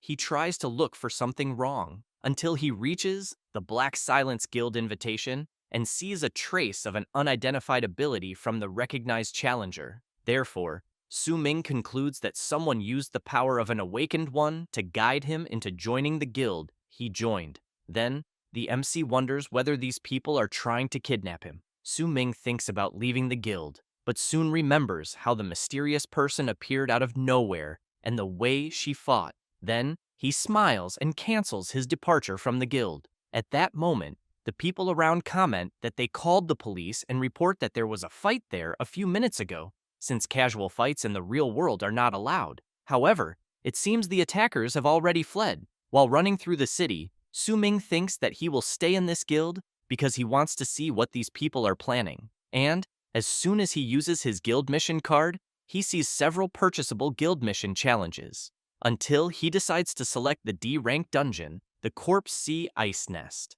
But he is warned that, since this dungeon has not been purchased and unlocked by the Black Silence Guild, the MC does not have general access permission, so it asks whether he wants to buy it. Su Ming does not think twice and buys the mission. With that, he is informed about the Corpse Sea Ice Nest, which is a terrifying ice valley. The monsters there do not die and need to be eliminated repeatedly. Inside the nest, at the bottom of the valley, the most terrifying challenge is hidden. The MC wastes no time and goes straight to the dungeon. He sees that the place is covered in ice and snow, and as soon as he reaches the ground, he feels a tremendous cold. His nose soon starts running, and then the MC is taken over by several sneezes. Su Ming starts looking for something in his inventory, since he remembers that something dropped when he was eliminating monsters for his second class change mission. Then, he finds a crystal hot water bag, which can help him maintain his body temperature in extremely cold environments. Su Ming takes the item and thinks it is a good thing he got it, since it is a true lifesaver for this occasion. At that moment, a huge skeletal hand bursts out of the ground with full force. The MC hears the noise and quickly needs to move to avoid being hit. The creature that just appeared is a level 22 ice undead. Su Ming grabs his sword and thinks that he was almost eliminated by surprise by the creature. Then he activates the Eye of Perception and sees the characteristics of the ice undead, in which the creature has an immortal body talent, and its skills are corpse rending, strike, and undead nerves. Su Ming takes a closer look at the immortal body talent and discovers that, after death, the corpse's bones will gradually reconstruct themselves and return to life. After that, the MC charges forward and, when delivering the first attack, thinks that he witnessed this creature's talent in his past life. So, he knows that the destroyed parts can recover quickly, but only as long as it is before the monster has fully recovered. Therefore, he delivers a powerful attack to the ice undead's back and shouts, saying that he has a way to completely annihilate it. Having said that, he applies his Sword Tomb Sorrow technique and lands a direct hit on the creature. Su Ming comments that, this way, the ice undead's immortal body talent will not be able to activate. However, he becomes intrigued by something he is seeing in the system, since a message from his guild has just arrived. The message was sent by an anonymous person, wanting to know if the MC is sure he wants to challenge a D-rank dungeon alone. Su Ming does not like that kind of question and replies by message, telling the anonymous person to mind their own business. The anonymous person replies that it is fine, and that, if the MC wants to throw his life away, no one will stop him. But, as someone from the same guild, the warning is to be careful with challengers from other guilds who also chose the same dungeon, who are much more terrifying than the monsters. Su Ming laughs and thinks, as if he needed an anonymous person like her to remind him. Then he wonders whether the anonymous person really thinks he is a novice, because in the rules of guild mission dungeons, the same dungeon is a public area for challenges from several guilds.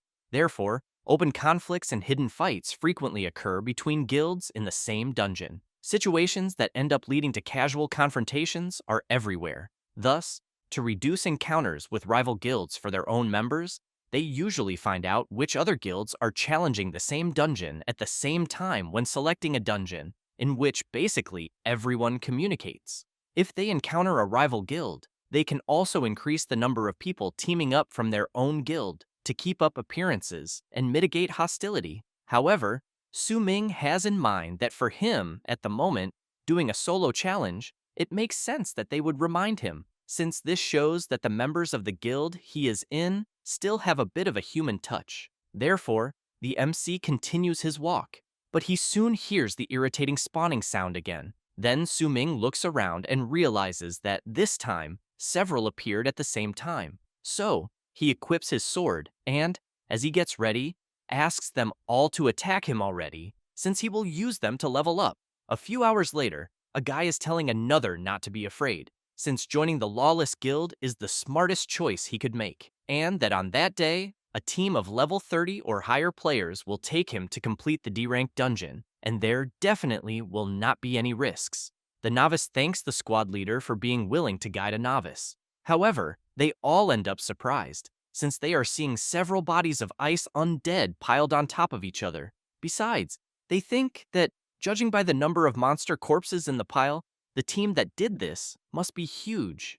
Meanwhile, Su Ming is reflecting on the guild's D-rank dungeon, because, as the name suggests, it is a dungeon environment in the ice fields, completely permeated by undead creatures. And the dungeon in question still operates in the same mode as the novice dungeon, in which it offers two directional choices, where the first, of course, is to defeat the final boss or the hidden boss of the Supreme Challenge objective. However, for most challengers, they often choose the second method, since, in order to gain a relatively higher contribution value during the dungeon challenge, after leaving the dungeon, the person can receive more experience and corresponding rewards. So, he knows that he fits precisely into the latter category, because in order to gain more level-up experience, he chose the guild mission for this dungeon. Besides, he knows that a guild dungeon is inherently an open area. Therefore, as long as a person chooses to challenge the same dungeon mission,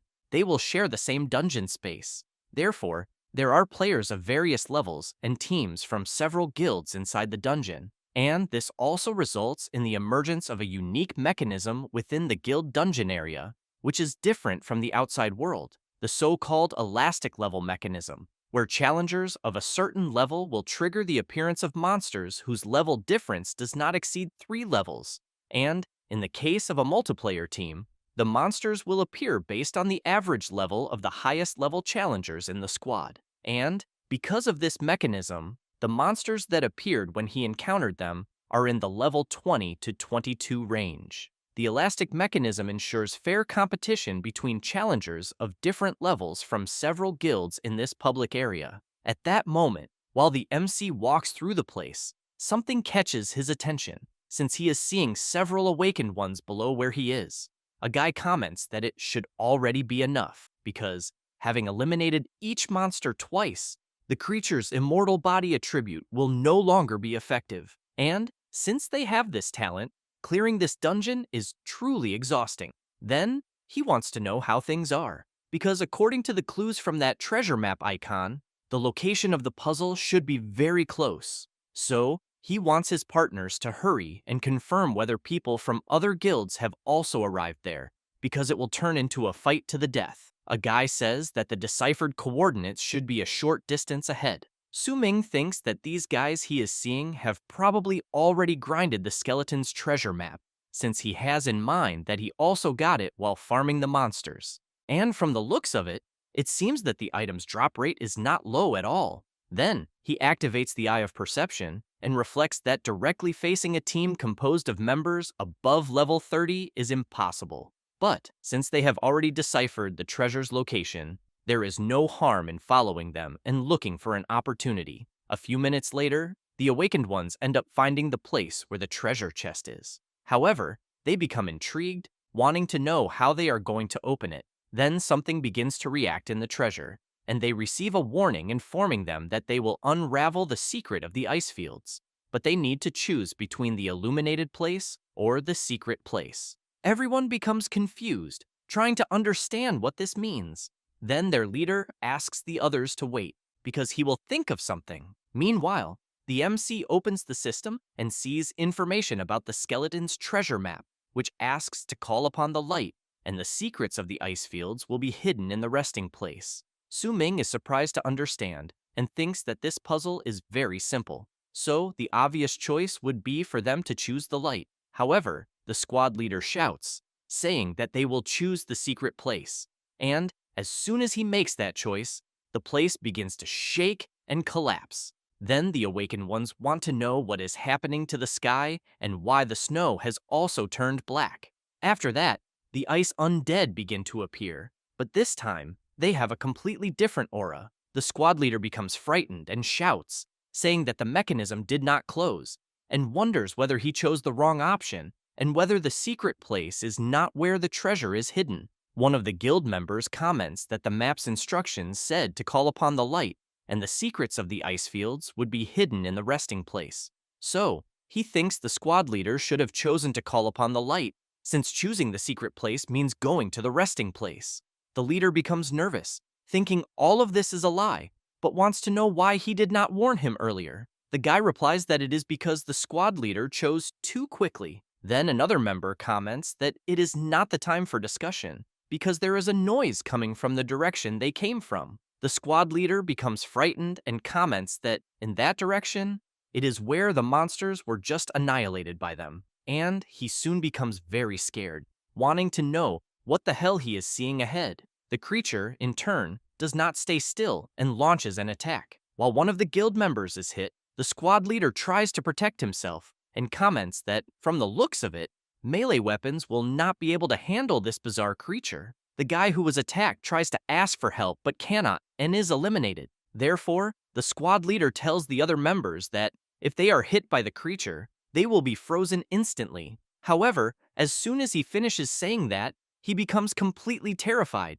because the creature is right behind them. One of the team members shouts that the thing attacking them is way too fast and that there is no way to dodge it. The squad leader, desperate, looks back and shouts for Zhuo Hong to use her magic to pull the creature's aggro. She wants to know what the captain is talking about, because in a situation like this, there is no way a mere mage can help a warrior pull aggro. But he keeps shouting, saying that if they continue like this, everyone will be eliminated.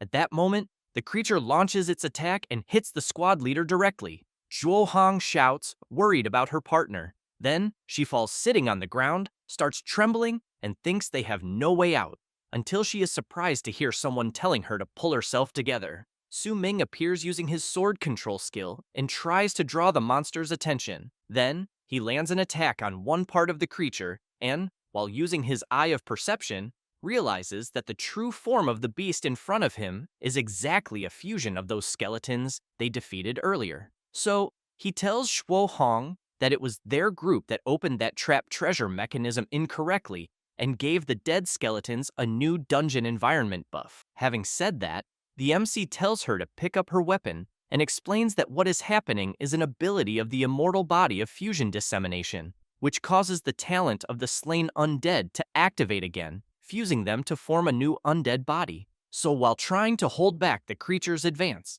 Su Ming calls Zhuo Hong once again and asks her to help him as quickly as possible with her strongest fire magic. Without thinking twice, Zhuo Hong casts her fire tornado skill and hits the creature directly, which slowly begins to melt. Su Ming comments that his analysis was not wrong, since the beast in front of them is indeed made of a bunch of ice skeletons, until a huge explosion happens near where they are, and the MC immediately wants to know if there are more creatures. However, he ends up intrigued by something and, very frightened, wonders if the noise he heard did not come from the direction he came from. Then, he remembers the number of skeletons he defeated in that direction, and seeing an even larger creature approaching, wonders if the huge beast was formed from the pile of skeletons he farmed earlier. 10 minutes ago, the Hongxing Guild and the Dongxing Guild were arriving at the dungeon, And as soon as both guilds crossed paths, one of the Hong Xing members commented that the world was really small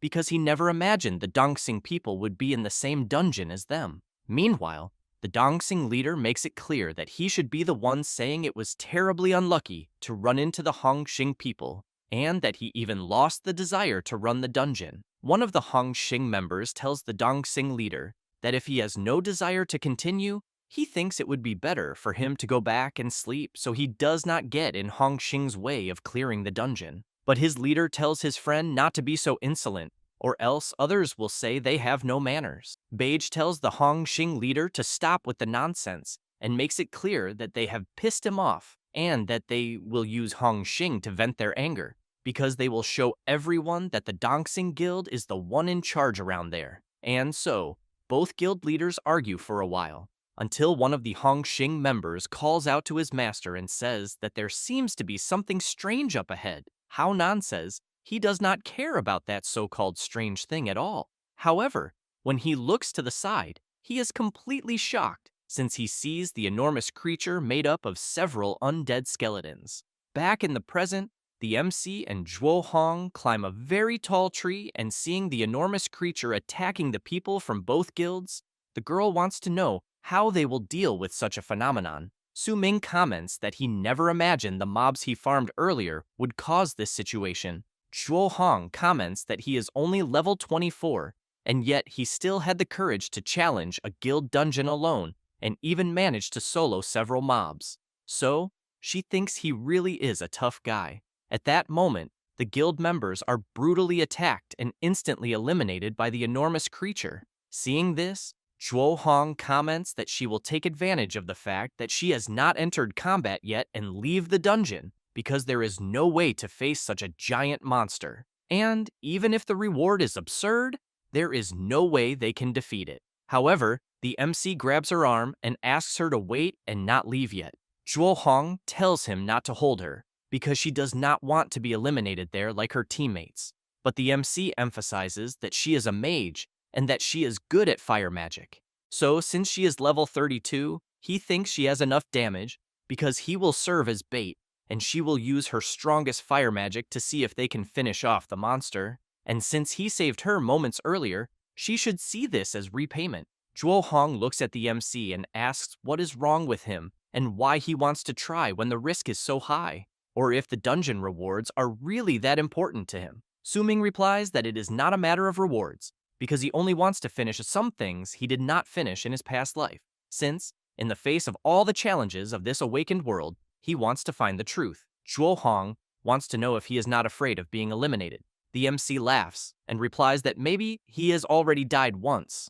Meanwhile, both the Dongxing Guild leader and the Hong Xing leader are desperately running from the monster, until the creature notices something approaching. It is the MC who, while controlling his sword to attack the creature, jumps from tree to tree, shouting to attract the monster. However, after realizing that his sword is being frozen from touching the creature, Su Ming concludes that if they are touched, they will also be frozen. So, short-range weapons are basically useless. But as soon as he reaches the position he wanted, the MC shouts to Zhuo Hong that it is time. She quickly prepares her fire tornado skill and launches it at the monster. But Su Ming realizes that after the creature is hit, its HP bar does not appear. So, he knows it is just as he imagined, that a mage's fire magic alone does not deal much damage to the monster. However, he keeps in mind that the fire magic is not just meant to hit it, but to set the entire forest on fire, because that way, it will burn the monster alive. So, the MC shouts for Zhuo Hong to continue attacking, and says that if her ultimate is on cooldown, she should keep using her other fire skills. She does exactly what the MC asked, but starts to get a little exhausted. At that moment, Su Ming advances, attacking the creature to keep pulling aggro. However, the creature launches a swift attack. If the MC had not used his stealth step skill to dodge, it would have been the end for him. But with his increased speed, Su Ming continues dodging the attacks and thinking that he needs to hold on a little longer, because the forest is already starting to burn in flames. Especially because he keeps in mind that, according to the dungeon rules, the mechanics of giant monsters are different from those of normal mobs. The HP of normal mobs is not hidden, but the HP bar of giant monsters only appears after they take a certain amount of damage. Then, with the HP visible, it becomes easier to judge where the monster's weak points are and secure victory. But as soon as the creature becomes even more furious, the MC wants to know how this is possible, especially because the HP bar has not even appeared yet. As if that were not enough, Zhuo Hong is hit by one of the creature's attacks. Su Ming thinks things are getting out of control, and to make things even worse, the monster is launching its freezing attacks with the intention of putting out the fire in the forest. Because of this, the MC wonders if the creature has somehow figured out his strategy. While running to avoid being hit again, Zhuo Hong shouts that she can no longer attack because she has run out of mana, and since she already did what she had to do, she thinks the rest is up to the MC. He, in turn, does not like the situation he is in at all and thinks that he only needed a little more time. But if he could find a way to stun the creature for a brief moment, maybe there would still be enough time. Until a noise echoes through the forest, and an attack hits the enormous creature directly. Because of the attack, the monster's HP bar appears. Su Ming, with the Eye of Perception active, notices that the creature is only at half HP. So, he concludes that the attack the monster took was very effective, but that it was not a fire element attack. And when he looks to the side, he concludes that it came from the direction he is looking at. However, he decides that he does not care about that and, while cutting the tree branches, thinks that he will make the fire grow even bigger first. So, he starts cutting down trees as fuel for the fire, and it does not take long for the place to be engulfed in flames. The enormous monster starts to melt, and at the same time, the creature's HP starts to drop as well. Su Ming smiles and thinks that now, all that is left is to deliver the final blow. With that in mind, he raises his hand high and casts his Sword Tomb skill. After defeating the monster, the skeletons that formed the enormous creature begin to fall and form a huge pile. Then, after the great battle, the flames of war end up being extinguished by the cold. And the MC, as the last victor, gains an absurd amount of experience and rises to level 27. However, as he crouches near the pile of skeletons, he thinks there is one unfortunate detail. Since the giant monster is the evolution of a group of small skeletons that had already been killed, and since they had already been killed once, this time there is no reward besides experience points. However, he knows that jumping from level 24 to level 27 all at once is already quite a harvest. Besides, he completed his goal beyond expectations. Then, he remembers the sudden long-range attack that made the giant beast's HP appear and exposed its weak point. So, he knows that if it were not for that, he would not have been able to deal with the creature either. But, if he analyzes it carefully, what made the dead skeletons turn into the giant monster must have been that treasure trap. So, this proves that this is one of the mechanics of the Rank D Guild dungeon. Because of that, the MC concludes that maybe there is still something else hidden in the middle of all this.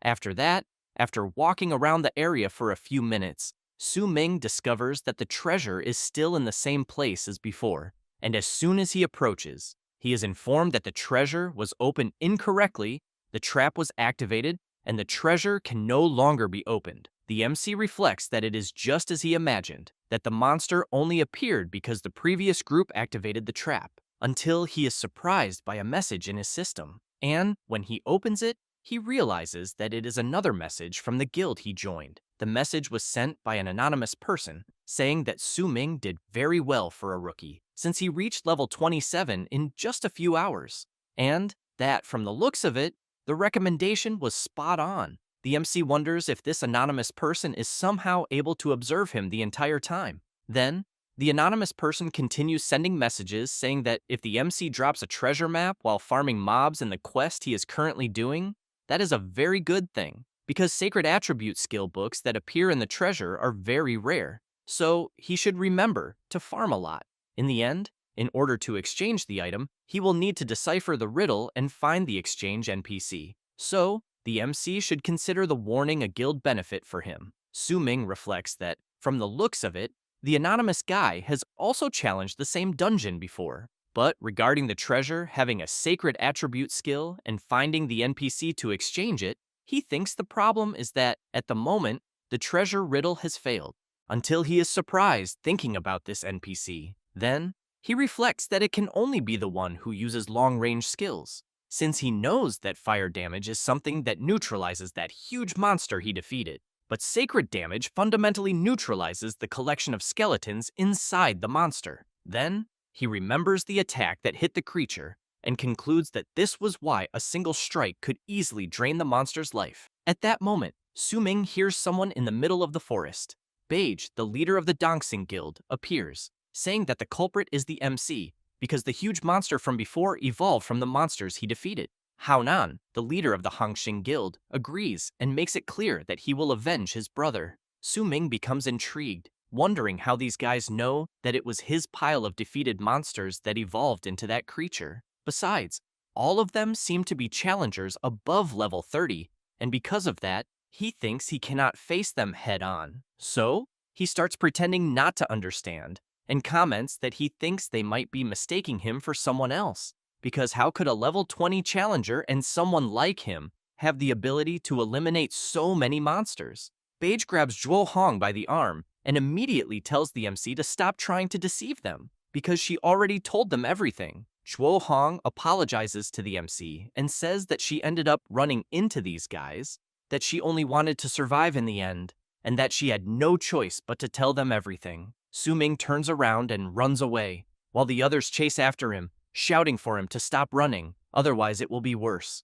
Until the MC notices something and, seeing a trail of energy, thinks it is the same sacred damage again. And, while more people face the ice creature, it is hit by that sacred damage. Su Ming, seeing this, thinks that such damage is hitting the ice monsters everywhere. But soon, he has to start running again to avoid being caught by the members of the Hongxing and Dongsing guilds. And as he takes a certain path, he thinks that what he has in mind can only be in the direction he is going. But as soon as he runs a little farther forward, he ends up arriving at a huge cliff. The MC becomes worried because there is nowhere left to run, but he ends up noticing something, since in front of him, on the opposite side of the cliff, there is a guy with a huge bow, so he wonders if it could be the NPC with sacred damage. However, the guild members manage to catch up to the MC and shout that he has nowhere left to run because he is at the edge of a cliff, but they end up surprised, since Su Ming used his sword control skill and launched it to the other side of the cliff. And, while he controls it,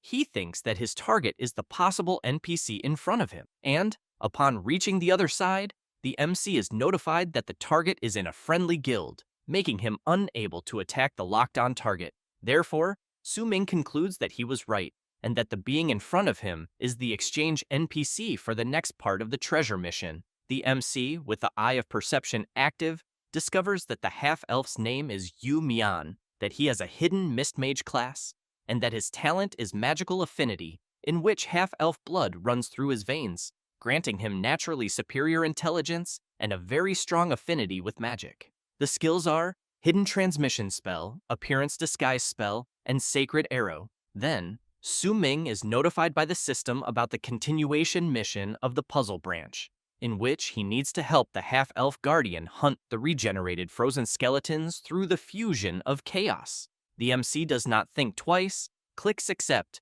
and thinks that if the choice for the treasure puzzle fails, this triggers the mission to help the NPC defeat those giant frozen skeleton monsters. But right after that, he is surprised to realize that he has already completed the mission. So Yu Mian summons a scroll to hand over to the MC, who in turn is notified that he has obtained the dungeon's limited time sacred attribute skill, Judgment of Sacred Light, which gathers sacred power to enhance his weapon, dealing double damage to undead creatures. Su Ming reflects that, although it has a very exceptional effect against the undead, he knows it is a skill focused on the strength type and that it does not match very well with the attributes of his true profession as the god of the sword. But since it is a platinum level skill and there are no level restrictions for use, he thinks that if he uses the talent of sublimation of all things to enhance it, he may be able to create something better. And as soon as he does this, he is notified that the upgrade was successful. Now he has obtained a diamond level skill.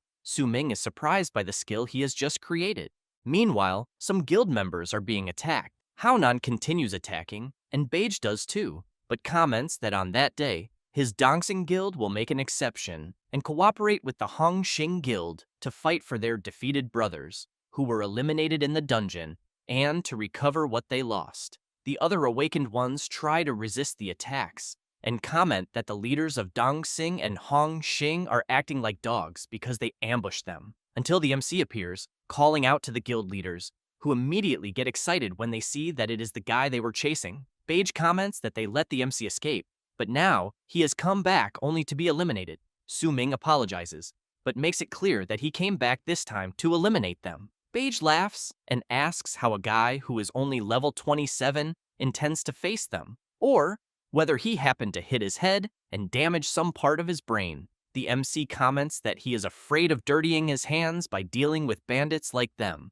so he activates his new Sacred Spirit regeneration skill and then orders his creatures to appear. After that, while the awakened ones fight the ice creatures, they see a huge explosion in the background. One of the guys comments that the creature was attacked by an attack from an unexpected place, but he wants to know how this kind of monster can appear in this guild dungeon, because he had never seen it before when he used to team up to play there. Another guy comments that there is nothing they can do about it, until they feel a tremor and wonder if it could be an earthquake. However, upon hearing a strange sound, one of the guys comments that it even sounds like an army of thousands marching, and suddenly, they are all surprised, since they are seeing several skeletons walking through the forest, and conclude that it is indeed an army of thousands. They quickly all run into some bushes to hide while the skeletons walk past. The girl asks her boss if what they are seeing could be someone controlling the skeletons, until they see the MC on top of one of the creatures,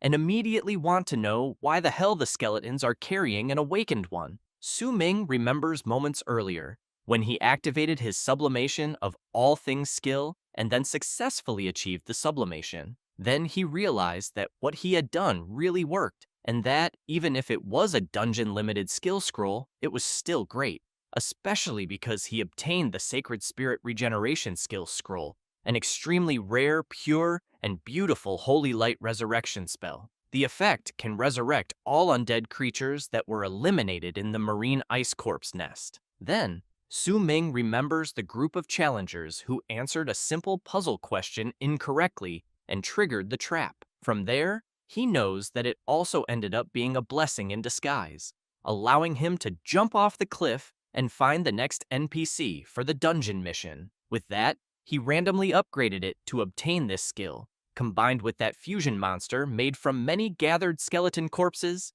he can bring forth his army of holy light skeletons. And, with this army, even if he encounters other guild teams of a higher level than his, he no longer needs to fear them. The MC also reflects that luck always favors those who are brave enough to challenge it. So, with this holy light army, his original thought of only going to the guild dungeon to gain some reward experience and then leave is changed, giving rise to a new goal. After that, at the peak of the ice field, above the throne, the dungeon boss, the level 37 undead general, is ordering his creatures to march. And he also shouts that those who oppose him will be eliminated, until he is surprised, since he was seeing a legion of holy light skeletons marching in his direction. At the front of the army is the MC, telling the general to go all out and face the number of his summons. That said, he makes it clear that he will completely solo him. A few hours later, in the real world, at New Huaji's noodle shop. After eating several dishes, Su Ming thinks that the taste of the beef brisket noodles has not changed compared to what he had in mind from his previous life. Then, as soon as he stuffs his belly from eating so much, he takes a deep breath and thinks that it really is delicious, since, as an orphan, before awakening at the age of 18, he always lived on social assistance. Because of that, he could not afford any expensive meals. But on the other hand, the noodles from the shop there are cheap and delicious, until he notices a message from Nahura and wonders if his order could be ready. Because the previous day, after successfully completing the Rank D Guild dungeon, he obtained many precious rewards. And among them, the most valuable was undoubtedly the high-quality platinum-level molten cold alloy forging material, which is an extremely high-level forging material that can condense at the center of a 1,000-year-old glacier. Equipment forged with it, like the magma stone, weapons forged with this mass of steel, can cause additional fire damage. The icy stone, weapons forged with this mass of steel, can cause additional ice damage. The hidden effect? If forged by a high-level blacksmith with extreme experience, it is possible to fuse the two characteristics and forge a hidden characteristic. Therefore, Su-ming reflects that, right after leaving the dungeon, he took it to Nahura for her to help him forge a new weapon. However, he did not expect it to already be forged after only one day. Then, he asked the shop owner to add up his bill, but the MC is surprised to hear that someone has already paid the bill for him. And when he looks back, the shop owner says that the young lady over there paid the bill for the MC. Jiao comments that she knew she would find him there because he likes eating there, and that has not changed since they were children. After that, Su-ming goes to Nahura, and upon taking the weapon, thinks that it has definitely already been forged. Now, he knows that it is his third sword, Inkfall, a high-quality platinum weapon. Its effect is, a sword strike carries an aura of ice and fire, causing high armor-piercing damage with overwhelming power. The affixes are Flood Dragon Restraining Force, where, when facing gigantic monsters, the power of the strike is amplified. The larger the enemy's size, the greater the increase in power. Therefore, Su-ming raises the sword upward and very happily comments that it is as expected of Nahura, because she really managed to forge the hidden characteristic of the affix. However, he wants to know what level his friend is at right now. She says that ever since the first challenge of the 100-layer tower ended, the speed of evolution has slowed down quite a lot, but that, at the moment, she is only at level 18 and Yun Qing is at 16. Then, Jiao says that Yansei has been working harder and that, because of that, he is one level higher than all of them at the moment, since he is already at level 20. But she wants to know what level her friend is at right now. Su-ming says that after the guild dungeon challenge from the previous day, he reached level 29. Jiao is very surprised to learn this and asks if he is really already at level 29. The MC tells her to calm down and not be so surprised by it. She becomes a little embarrassed and comments that it is because, in so few days, he leveled up too quickly, but she wants to know how he did it, until the MC takes her hand and, with a sparkle in his eye, calls Jiao and says that he will take her to level up. That said, he emphasizes that, with the new weapon, he also has a great way to evolve, besides being able to train properly and use his new sword. Jiao watches him holding her hand and soon remembers when they were children, and she was always running after him. At that time, Su-ming said that he had found something even more incredible and that they should go try it together. But Jiao, being a little clumsy, tripped over a rock and then ended up falling to the ground. But the MC was always by her side, holding her hand, and, while helping her, he smiled and said that she needed to be more careful and that it would be better for her to hold on tight. So, after remembering this, she knows that she can always count on him. A few hours later, just as the MC had said, he took Jiao to clear some dungeons, and while they were doing that, Su-ming also tested his new sword and always helped Jiao level up. After that, when they left the last dungeon, Jiao sat on the ground and commented that she was completely exhausted. Su-ming said that it was enough for that day and that the results were good, since he had even managed to get something with a very useful affix for eliminating giant monsters. At that moment, Jiao managed to level up to level 21, and the MC told his friend that she had managed to gain several levels all at once, and that he had successfully reached level 30. So, at that moment, he could accept his third-class change mission. But as soon as they realized that it was already starting to get dark, Su-ming said that it was getting late and that he would take his friend back home. But Jiao ended up being surprised when she saw that a message had arrived on her phone from Wang Yanghui and commented that he had finally sent a message. However, while she commented that her current level would definitely surprise him, the MC noticed the name she had mentioned. Then, at that same moment, he turned around, wondering who this Wang Yanghui guy could be. After that, already in the dormitory of the First Academy of Xuanjing City, the MC was watching a small butterfly fly toward the light of the lamp, but he was still intrigued by the name his friend had mentioned earlier and wanted to know who the hell that guy was. Then, he thought that, if he was not mistaken, he remembered that in his previous life, Jiao had never had a friend like that while growing up. However, judging by the expression she had made while waiting for that message back then, He wondered whether that person could possibly be someone very important. However, he started slapping his own face and thought that it did not matter, because Jiao had always been kind since she was little. So, he hoped that she would not be deceived by anyone, especially because he knew that he had to focus on his own business, his third-class change mission. And, when he opened the system and looked at the mission, he realized that it required the collection of some items, which were a giant bear heart, 100 mutant fish scales, and finally, a sacred egg of the lizard people. Su Ming reflected that the first two items should be obtained by eliminating creatures in the illusory realm. As for the third item, the sacred egg of the lizard people, he considered that perhaps he would have to obtain it from the items of the lizard men tribe in the illusory realm area, especially because he knew that, in the illusory realm region, the lizard men were not common, disorganized, aberrant beasts. They had their own tribes and to some extent were just like humans, since in his past life, he had even cooperated with them. So this item could not be taken by force through elimination, unlike the first two items. Therefore, Su Ming concluded that he would have to set the sacred egg of the lizard people aside for now, but that he would first prepare the things needed for the first two items. Then, he thought that the rapid leveling during the period when he completed the dungeons had yielded many items, and when he opened his inventory, he thought that he really had not checked them properly, until he saw the gray bone scythe and thought that it was the weapon he had obtained earlier, and that it was suitable for Jiao, but that he had already given it to her during the leveling session. So, he knew that most of them were materials and some equipment that he did not need. Then, he knew that he could only send more materials to Nahura, since they might be useful for future forging needs.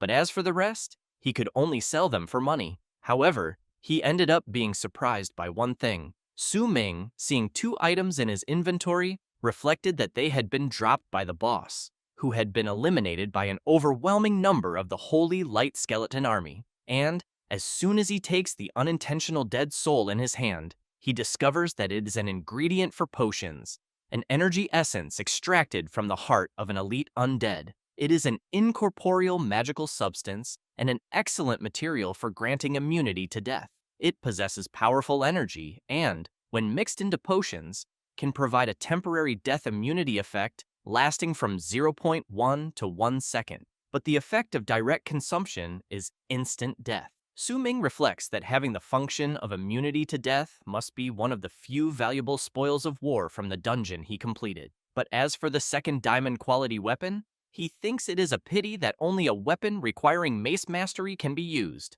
The item in question is the Withered Bone Flail, a diamond quality mace weapon. The usage requirement is to possess mastery in the use of maces, but it is a flail forged from the bones of Ewive elite undead generals, imbued with strong killing intent, capable of crushing all weak beings. The bones of the chain can contract and extend freely, reaching up to 10 meters. The affixes are Forgotten Skill in the Bones, in which the bones seal the will of the undead general and, when held by the user, temporarily grants the mace mastery skill. Meanwhile, Sunken Bones Strike inflicts a large amount of corrosive damage upon hitting. Guardian Spirit Hammer, the flail will activate a self-defense skill, automatically blocking all skills and attacks aimed at the weapon's holder. Upon learning this, Su Ming laughs and then thinks that this weapon has the passive ability of the protective spiritual flail. Therefore, he knows that even if he cannot use it, he only needs to carry it with him, since doing so can activate the weapon's defensive effect, which is equivalent to having another passive ability. And thanks to the free attribute points he gained every time he leveled up during this period, at a level 30, he became even more powerful. He then reflects that his next goal is precisely to complete the third-class advancement quest as quickly as possible. After that, already on day 2 in the realm of illusions, in the wilderness deep within the forest, a massive bear has less than half of its health remaining. Suddenly, the creature is struck head-on by an attack. As soon as the MC jumps on top of the bear, the creature collapses to the ground. Su Ming then looks to the side, and upon seeing 2 more bears, wonders who will be next.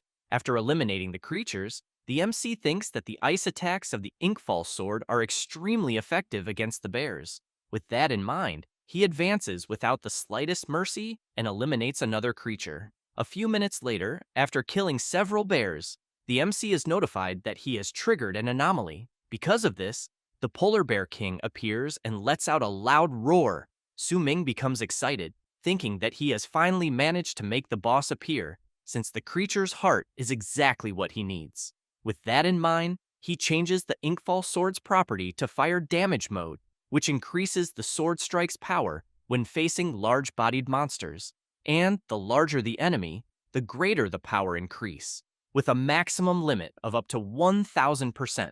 Su Ming then leaps forward and charges straight at the polar bear, shouting that the fire damage and the dragon force affix are a double counter against the bear. Later, in a sinister location, the MC is using his sword control ability, and as soon as the creatures leap out of the water, he impales them directly with his sword. The creatures in question are mutant fish. However, Su Ming thinks things are moving too slowly because using sword control to pierce fish until he gathers 100 of them will take forever, since by using the ancient snake's venom-dispelling gallbladder, he can become immune to poison damage for a short period of time. With that in mind, the MC decides to enter the lake and tries to attract the attention of the school of mutant fish, which are monsters with terrifying combat power, appear in swarms, and possess sharp teeth capable of tearing apart any challenger who overestimates their own abilities. The creatures quickly begin charging toward him, and the MC laughs, hoping they will all group together at once. Then, as soon as the mutant fish gather together, Su Ming activates his Sword Tomb ability and eliminates several creatures at once. With this, he obtains both the giant bear heart and 100 units of mutant fish meat. Su Ming reflects that the final item he still needs is the sacred egg of the lizard tribe. He knows that the lizardmen tribe is settled at coordinates nearby. However, although he still has not figured out a way to obtain the egg, he thinks there is no harm in checking out the area first. A few minutes later, several people are running through the area. However, they apparently seem to be pursued by someone else. Suddenly, they are attacked, and the person who launched the attack manages to bind one of them with chains.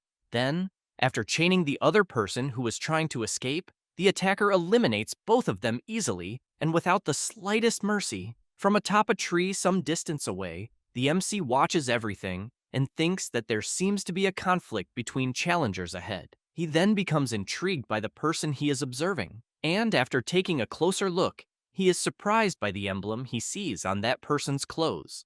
After all, if he remembers correctly, the emblem is the insignia of the Black Silence Guild. The person looks up, laughs, and comments that it seems there are other people around. With that, the person leaps up, launches the chains, and forces the MC to jump away from where he was watching. He takes out his card and shouts, telling the person to look carefully because they are from the same guild. However, even then, the person prepares to attack while Su Ming holds up the card. Then, she replies that she knows what the card means, and that, in fact, the two of them have already crossed swords before. The person then attacks the MC, and he wants to know why he is being attacked, even though they are from the same guild. The person explains that no one ever said members of the same guild cannot eliminate each other. Su Ming becomes worried, but he soon has to dodge another attack. The person comments that it is because the MC saw her eliminating someone, so now she has to silence him as well. Then she asks whether that reason is good enough for him,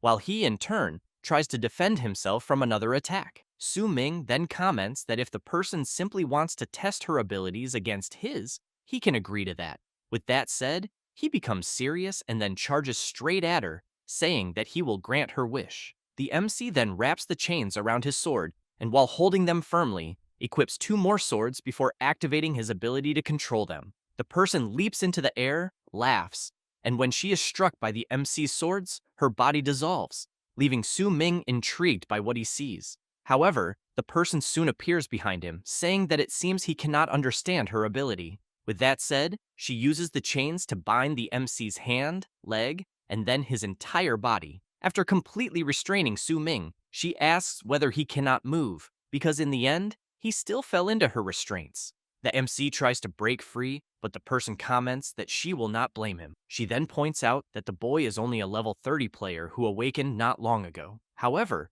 the person becomes quite surprised when she hears the MC asking what is so special about being only level 30. Then, Su-ming lands a direct hit on the person from the same guild as him. As his shadow clone ability disappears, he tells her not to underestimate a newly awakened level 30 like him. With that said, he emphasizes that he can make her suffer the consequences in the blink of an eye. She, in turn, points out that he was able to anticipate the danger and cast a clone ability before even understanding her ability. She becomes excited and thinks that the MC truly is extraordinary. With that in mind, she makes it clear that trying every possible means to get him to join the Dark Silence Guild really was a wise choice. Su-ming comments that, in the end, it really was them who used an ability to make him choose their guild. However, he makes it very clear that he has decided to leave the guild because he does not want to remain in the same guild as assassins like them.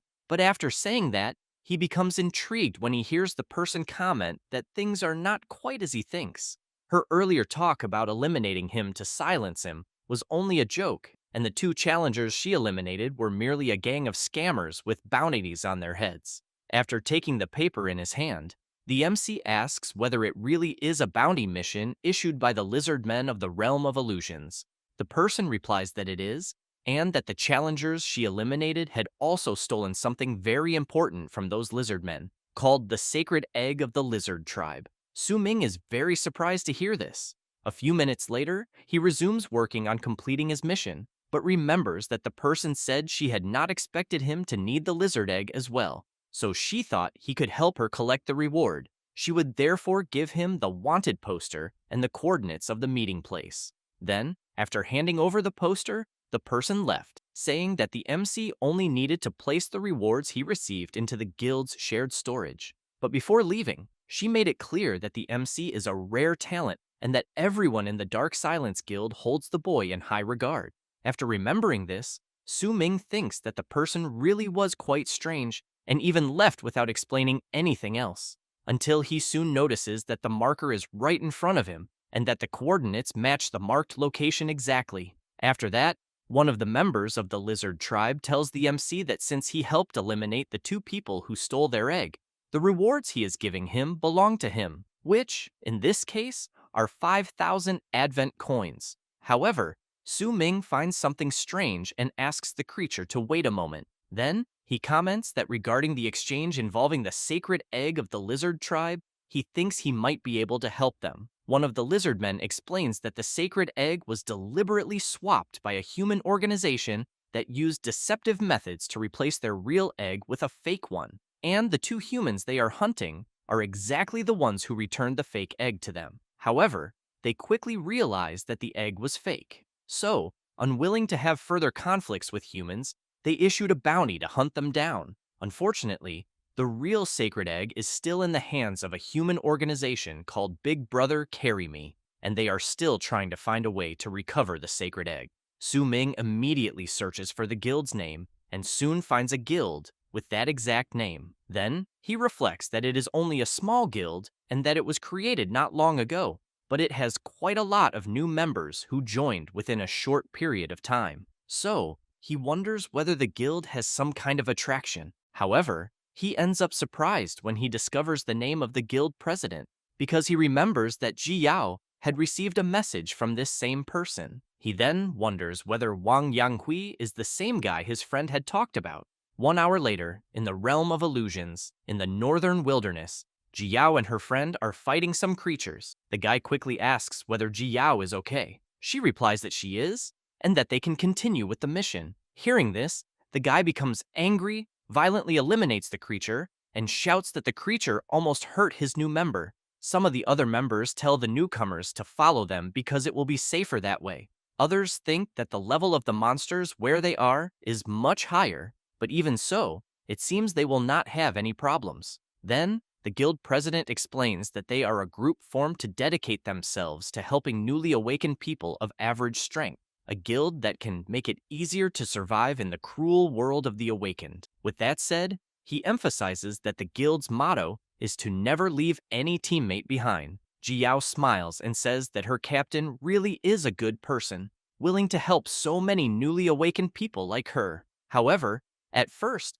when he kept sending her messages insisting that she join his guild, she mistakenly thought he was a scammer. so she asks him to forgive her. Wang Yanghui comments that it is fine and that it is good that she can understand them now. Then, he explains that this time the guild organized a trip to the northern ruins area, which is relatively dangerous, but that it is also meant to help them level up faster. Suddenly, someone accidentally drops the items they collected. Yang Hui hears Jiao say that she will help pick up the items and immediately turns around. While he watches her on the ground in an awkward position, she tells the newly awakened person that he does not need to fear anything because, under President Yang Hui's leadership, their guild should have an atmosphere where everyone is happy to help one another. He, in turn, greatly enjoys what he is seeing and hearing. After that, they arrive at another part of the wilderness, and as they continue walking through the area, one of the veterans explains that in the northern part of the wilderness of the Realm of Illusions, the terrain is mainly composed of ruined forests and is also occupied by monsters ranging from level 25 to 35. However, one of the newcomers points out that most of them, the new members, are only between level 10 and a little over level 20, and that they really cannot help much against high-level monsters. But the veteran makes it clear that this is exactly why the newcomers need to stay close to them, the senior members, the guild, because he knows very well that it will be difficult for the newcomers to deal with the situation if they become isolated. However, the newcomer comments that what he means is whether they really still have to continue leveling up there. The veteran explains that everything he mentioned is part of their guild's benefits, so he wants to know whether that is not exactly why the newcomers joined. Then, Yang Hui gets everyone's attention and explains that the area they are in is the designated farming zone where they will level up that day. So, he wants everyone to trust the strength of the guild's veteran members, because they have already explored the area thoroughly and are very familiar with it. Therefore, they will be very safe with the veterans carrying them. He then emphasizes that the goal is to help the new members who recently joined the guild level up much faster. After all, the guild provides professional guidance, allowing them to safely and comfortably avoid ending up at the bottom of the awakened world. The new members go wild and start shouting the guild leader's name. He, in turn, looks at the system and comments that there will be 3 or 4 locations. With that said, he explains that first, the members should split into 3 small groups of 3 people each. Then, he points out that, for safety, 2 veteran members will take 1 new member each to level up first. The remaining members should help prepare the supplies they collected earlier. So, he tells everyone not to rush, because they will have priority for leveling up in the next round. With that, after forming the groups and heading out to level up, the others stay behind to guard the supplies. Then, Yang Hui asks Jiao to wait a moment. She becomes intrigued by the request, but he laughs and tells her that she will accompany him since she will have a special task. So, as they walk through the area, Jiao calls out to Yang Hui and asks whether the plants they need to collect, which he mentioned earlier, are all nearby. He replies that they are, and that they only need to walk a little deeper into the wilderness for Jiao to see them. But as he watches her, he thinks that she is truly beautiful and has an amazing figure, and that making such a tremendous effort to convince her to join the guild was definitely the right decision. After all, with her innocent, saint-like personality, he believes she would never even imagine their true objective. With that in mind, Yang Hui points ahead and says that one of the plants is right over there. Jiao crouches down and comments that the plant does not seem to have a very vibrant color. However, Yang Hui only wants to watch her. Then, with a very suspicious expression, he reflects that, either way, all of them are merely sacrifices for the plan. But before Jiao is sacrificed, he cannot waste the chance he has to grope her body. However, they both hear some very loud screams and are surprised. Jiao comments that they are the screams of other people coming from farther ahead, so she wonders if something happened. She then runs off and calls the guild leader, telling him they should hurry back and check the situation. A few minutes later, the novice guild members who were gathering supplies want to know what happened to the veterans. Exhausted, they explain that they encountered abnormal monsters and that some of their companions were even eliminated. Then they hear someone shouting, telling everyone to listen carefully. Yang Hui appears and asks everyone to calm down and hold their positions. With that said, he points toward the gate of the ruins ahead and explains that he opened it. Therefore, he wants everyone to quickly enter and take shelter inside. Very worried, Jiao points out that some members of their squad still have not returned, so she wants to know if they should not go and try to save them. But Yang Hui tells her not to worry, because he believes they will catch up with them safely. Jiao is reluctant about it, but replies that she understands. After everyone enters the ruins, some members say they barely managed to get inside before the gate of the ruins closed.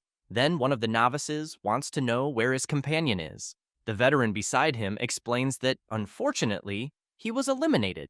This makes the novice extremely agitated, saying that it is always the new members who get eliminated and never come back. But while the veteran tries to explain to the novice that when they encountered the danger, their levels were low, so they could not successfully escape and the veterans did not have enough strength to help them, Yang Hui laughs and thinks that everything went exactly as instructed, since they safely entered the ruins. Jiao quietly watches him from the side. He, in turn, is holding the sacred egg item. Meanwhile, MC is running at full speed, using his sword control skill to fly forward while being pulled along. But he soon begins remembering when he asked one of the lizard men about the key to opening the treasure of the ruins.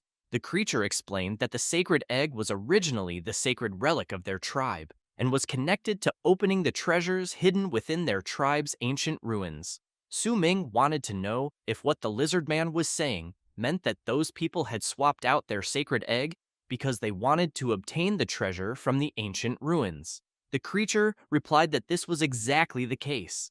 This made MC worried, thinking that Ji Yao might be in danger. But before leaving, the lizard man also explained that the method for opening the entrance to their ancient ruins, located in the north, was to use the fresh blood of living humans as sacrifices for the 3 mechanisms that opened the gate. After remembering this, as soon as MC arrives at the location, he sees an eliminated body on the altar and thinks that he is already too late and that sacrifices have already been made in 2 places. But to make matters worse, the 3rd sacrificial site is in an even more gruesome state. Su Ming becomes furious and wonders what those bastards might do to his friend. He eventually reaches the main gate of the ruins and notices that it is already closed. So, he hurls his sword with all his strength in an attempt to reopen it, but nothing happens. Therefore, Su Ming equips his other sword, channels his power into it, and then thinks that he will blast the gate to pieces with his Massacre God's single slash skill. Inside, the tomb of the ancient lizard man royal family is the tribe's most secret forbidden area. The ancients spent an entire century carving through the mountain, constructing the tomb, and burying countless treasures, weapons, and sacrificial artifacts, while also establishing numerous restrictions and mechanisms to guard the royal family's slumber. Then, some members of Yang Hui's guild encounter the tomb's guardian monster, which begins to awaken from its sleep after the humans make noise. One novice becomes worried and shouts that the creature is a level 36 monster, and that, since they are novices, they could never defeat it. So, he wants to know why the hell the veterans are hiding in the rear. But one of the veterans says that everything is fine, and that, since the player is a defensive warrior, he just needs to withstand the creature's first attack, because they will find an opportunity to strike afterward. However, as soon as he finishes saying that, someone rushes straight past the veteran and charges at the tomb guardian. The novice members realize that it is the guild leader and start shouting his name, saying that, in the end, he really is reliable. But Yang Hui wants to know if they are all idiots, because they cannot be eliminated there. So, he orders everyone to attack the creature all at once. While the novices are reluctant to follow the request, the veterans tell them to calm down and attack as the guild leader instructed, because everything will work out in the end. At that moment, the tomb guardian fully awakens and charges at everyone. Then Jiao shouts for everyone to get out of the way and activates her summoning skill and Mist of Confusion. After the tomb guardian is completely enveloped by the mist, Jiao explains that her skill can make the monster lose its target for a short period, so she thinks it would be better for them to leave the area of the ruins where they currently are for the time being. Yang Hui realizes that, apparently, Jiao is not a complete novice, so he observes her and sees that she is indeed very determined and that, apparently, she actually has some strength. After that, While they walk through the ruins, several traps are triggered, and some novice members are nearly eliminated by them. Eventually, after all that, Yang Hui says that they have finally reached the first gate inside the ruins.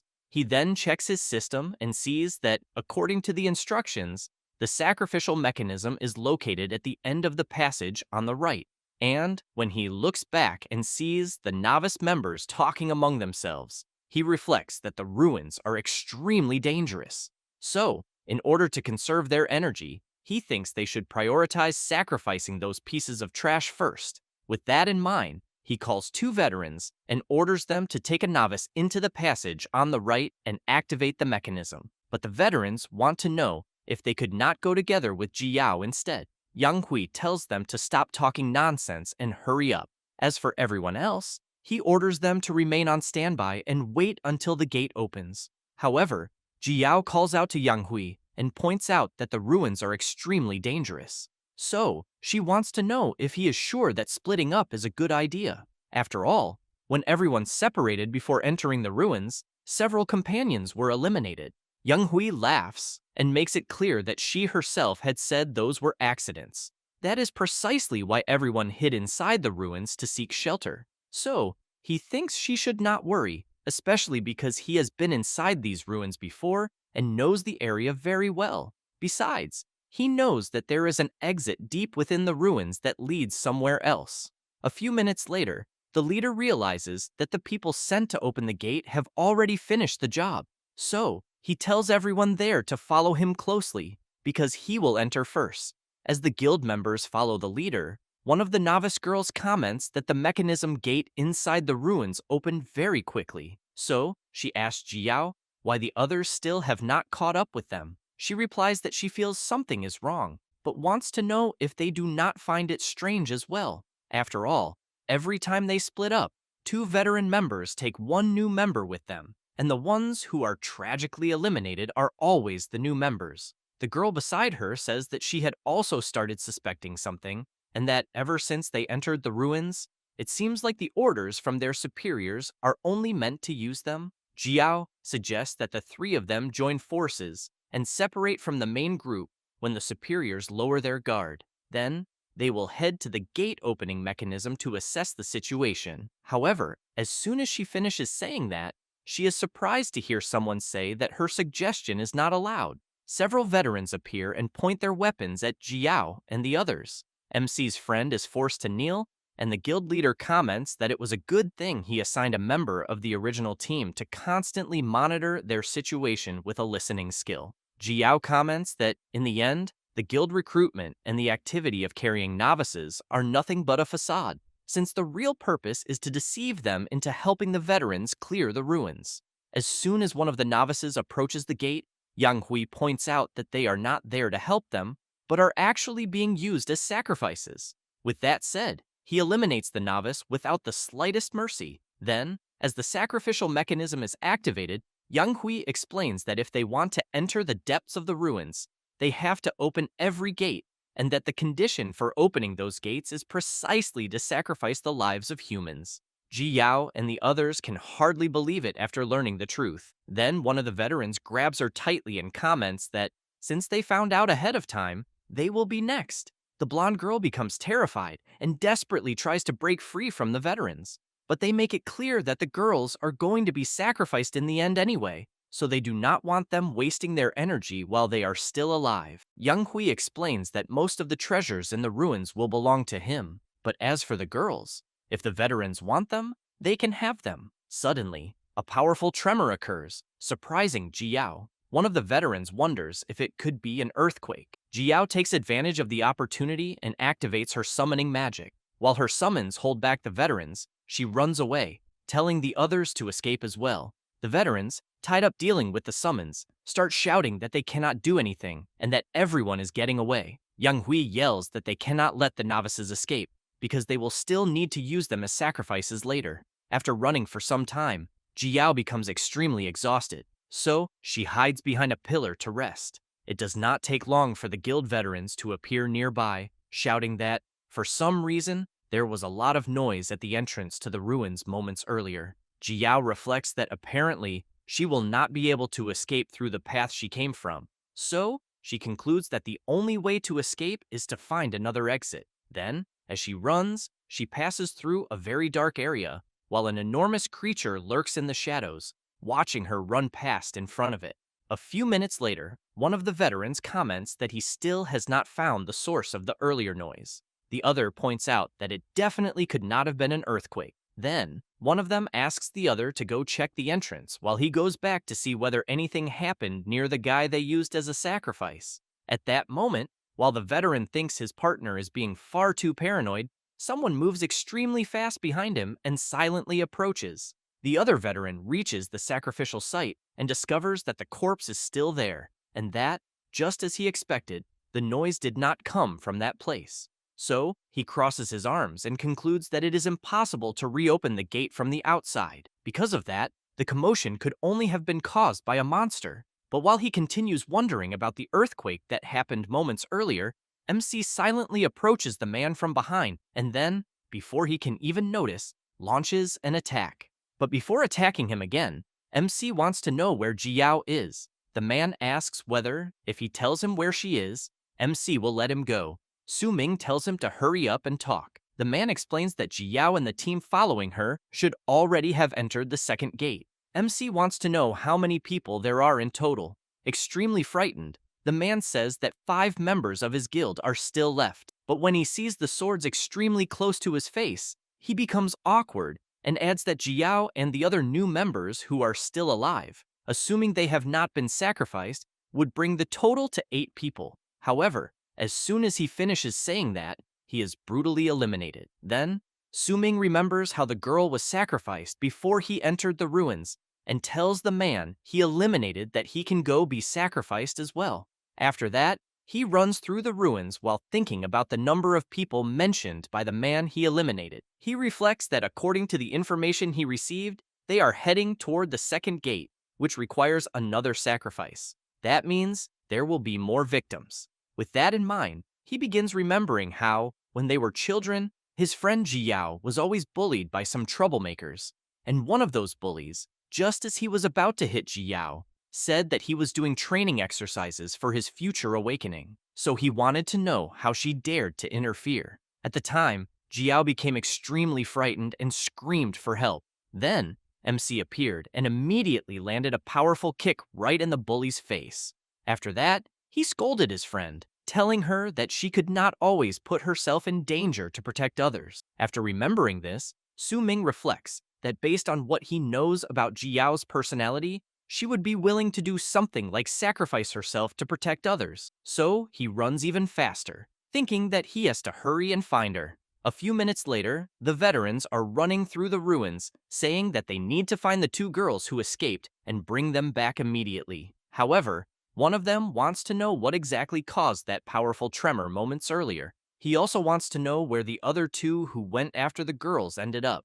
The bald man comments that those 2 must have gone off somewhere to slack off again, but since everyone there knows the guild leader's temper, he fears that if they do not quickly find the 2 girls to use as sacrifices, they will most likely suffer in their place. So, one of them suggests splitting up and points out that, if anything happens, they should send a distress message through the guild channel. From high above, in the ruins, MC heard and saw everything that happened. So, he concludes that Jiao apparently managed to escape. However, the enormous impact they mention must have happened when he used the massacre god's single slash to smash through the gate of the ruins. But he never imagined that doing so would help his friend escape. Then, with the eye of perception active, he discovers that all of the guys are around level 35, and that confronting them head-on might not be a smart choice. But since they are heading toward the entrance, if they find the corpses, his presence will be exposed. So, he thinks he will have to prioritize taking them out.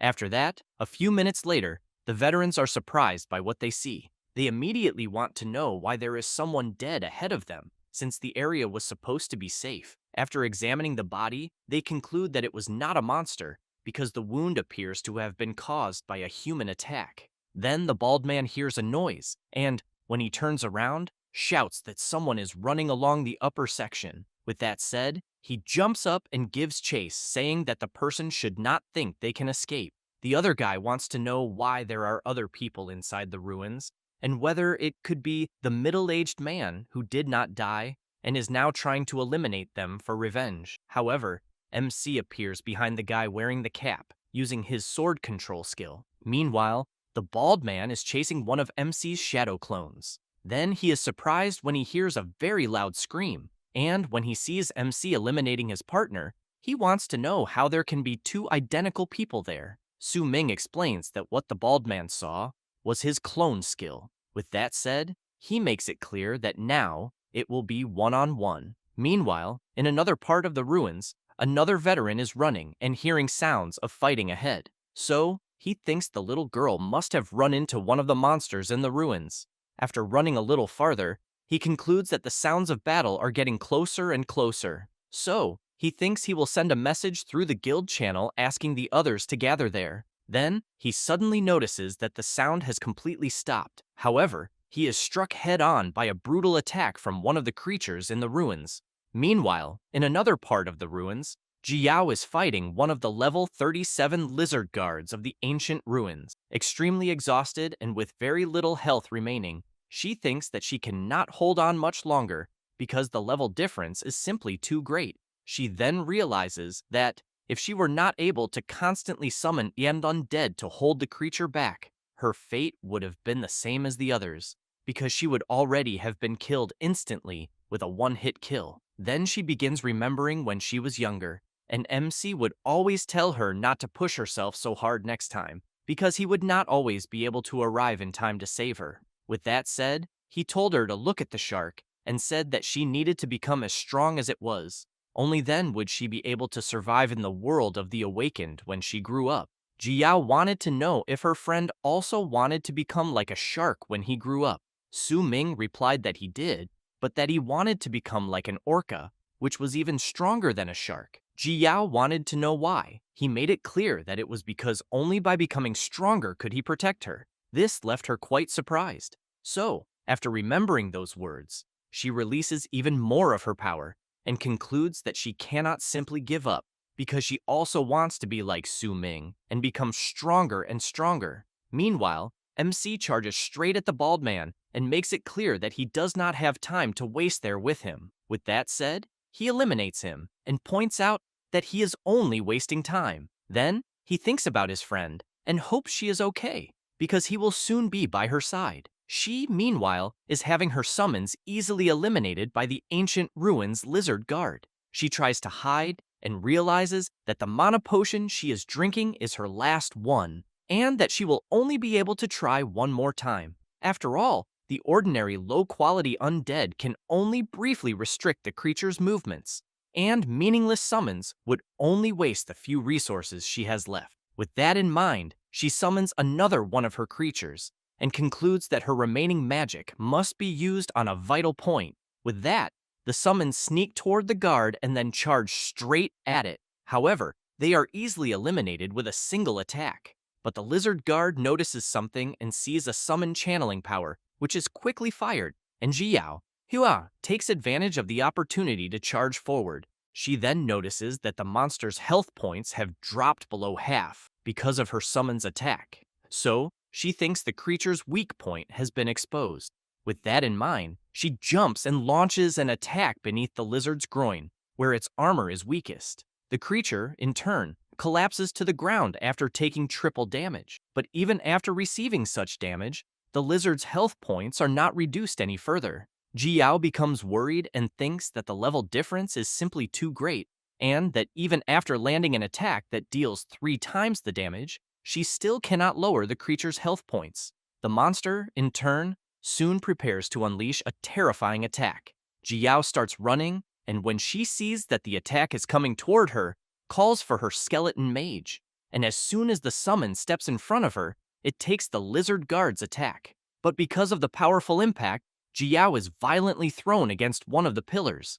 The monster begins approaching her, and while lying on the ground, she feels that her body no longer has any strength left. So, she thinks this is as far as she can go. The lizard guard gets very close to her to launch another attack. But before it can strike, MC suddenly appears out of nowhere and lands a tremendous blow on the creature's head, and because of the attack it had been charging, a massive explosion erupts inside the creature's mouth. Su-ming notices that his friend is not responding and concludes that apparently she has passed out. But he thinks she still did extremely well, since she lasted so long against a monster with such a huge level difference compared to her own. On top of that, she even successfully struck the creature's weak point. So, Su-ming switches his Inkfall sword to the fire attribute and thinks that his friend can rest now, because he will take care of eliminating the ancient ruins lizard guard. And since the creature is large, the power of MC's movement is increased, because the larger the enemy, the greater the power boost. Su-ming reflects on the sword's passive skill, Flood Dragon Stopping Force, along with the weak point attack his friend managed to land. So, without hesitation, he combines all of that with his other skill, Sword Tomb, and deals 10 times more damage to the enormous creature, which cannot even defend itself and is brutally attacked. After that, a few minutes later, in another part of the ruins, Yang Hui comments that they have reached the third gate. The female veteran wants to know why the others still have not returned with the two girls. The leader points out that perhaps they ran into some trouble. The veteran comments that, in that case, she will go back and see what is happening with them. Yang Hui takes out the sacred egg and comments that they really have been delayed for far too long. But since the third gate is right in front of them, he tells her to go ahead. However, as soon as she turns around, he prepares to attack her and then eliminates her without mercy. Meanwhile, MC is running while carrying his friend. Then he notices something, uses his sword control skill, and tells the person to stop hiding. The girl from before becomes frightened, comes out from where she was hiding, and shouts for him not to attack, because the girl he is carrying on his back is her friend. After helping Ji Yao recover, the girl tells MC everything that happened and points out that, fortunately, Ji Yao's quick thinking saved them.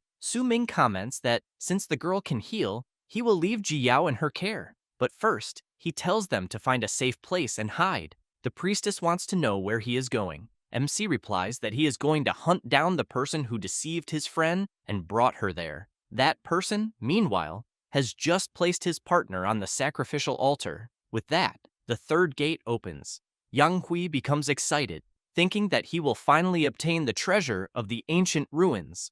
He then walks inside and runs toward another altar, thinking that the others are a bunch of useless idiots. Because if they had not allowed the two girls he planned to use as sacrifices to escape, he would not have needed to eliminate his own guild members. But at this point, all he needs to do is wait for one of those companions to return so he can sacrifice them and open the final gate. However, he notices an attack approaching, and as he jumps backward to dodge it, MC appears and says that those companions of Yang Hui will not be coming back because he eliminated them. The guild leader immediately wants to know who MC is. He replies that he is the messenger sent on behalf of Ji Yao to eliminate him. With that said, Su-ming uses his sword control to cut through several pillars, which immediately begin collapsing. Then, he tries to strike Yang Hui, but Yang Hui blocks the attacks with his weapon. As he continues trying to defend himself, he becomes worried because he sees MC relentlessly pressing forward. He retreats, observes MC, and discovers that he is only level 31. So, he wonders why he seems so powerful. After all, his class should be Sword Controller, but he can see that his class is God of Slaughter, and ordinary people would not openly display their own level for others to see. With that in mind, he thinks MC is merely trying to provoke him. MC, in turn, continues advancing. While dodging the attacks, Yang Hui thinks that he needs to remain calm, and that, even though he does not know how MC managed to enter the ruins, since he knows that MC's profession is Sword Controller, he believes he will be easy to deal with. So, Yang Hui attempts to counterattack and thinks that he will try to suppress him using brute force alone. After all, from what he knows, since Sword Controller is an endgame class, although it can use long-range attack methods, this comes at the cost of mediocre attribute distribution, sacrificing the excellent specialization in the primary attribute of the original swordsman class. He then thinks that neither MC's strength nor agility can possibly compete with his own. With that in mind, he unleashes his maximum strength and attacks with everything he has, saying that MC is still only level 31. But when he sees MC easily block his attack, he is completely shocked. After all, he knows that he attacked with his full strength. At that moment, MC manages to break through the guild leader's defense by applying even more force with his sword. Yang Hui, in turn, becomes extremely frightened, wanting to know how someone from the sword controller class can match his strength. Just before being hit by a critical attack, Yang Hui activates his skill. Then, as MC charges forward, Yang Hui separates his soul from his own body, and as soon as Su Ming drives his sword straight into the guild leader's chest, Yang Hui's soul laughs and comments that MC lost in the end.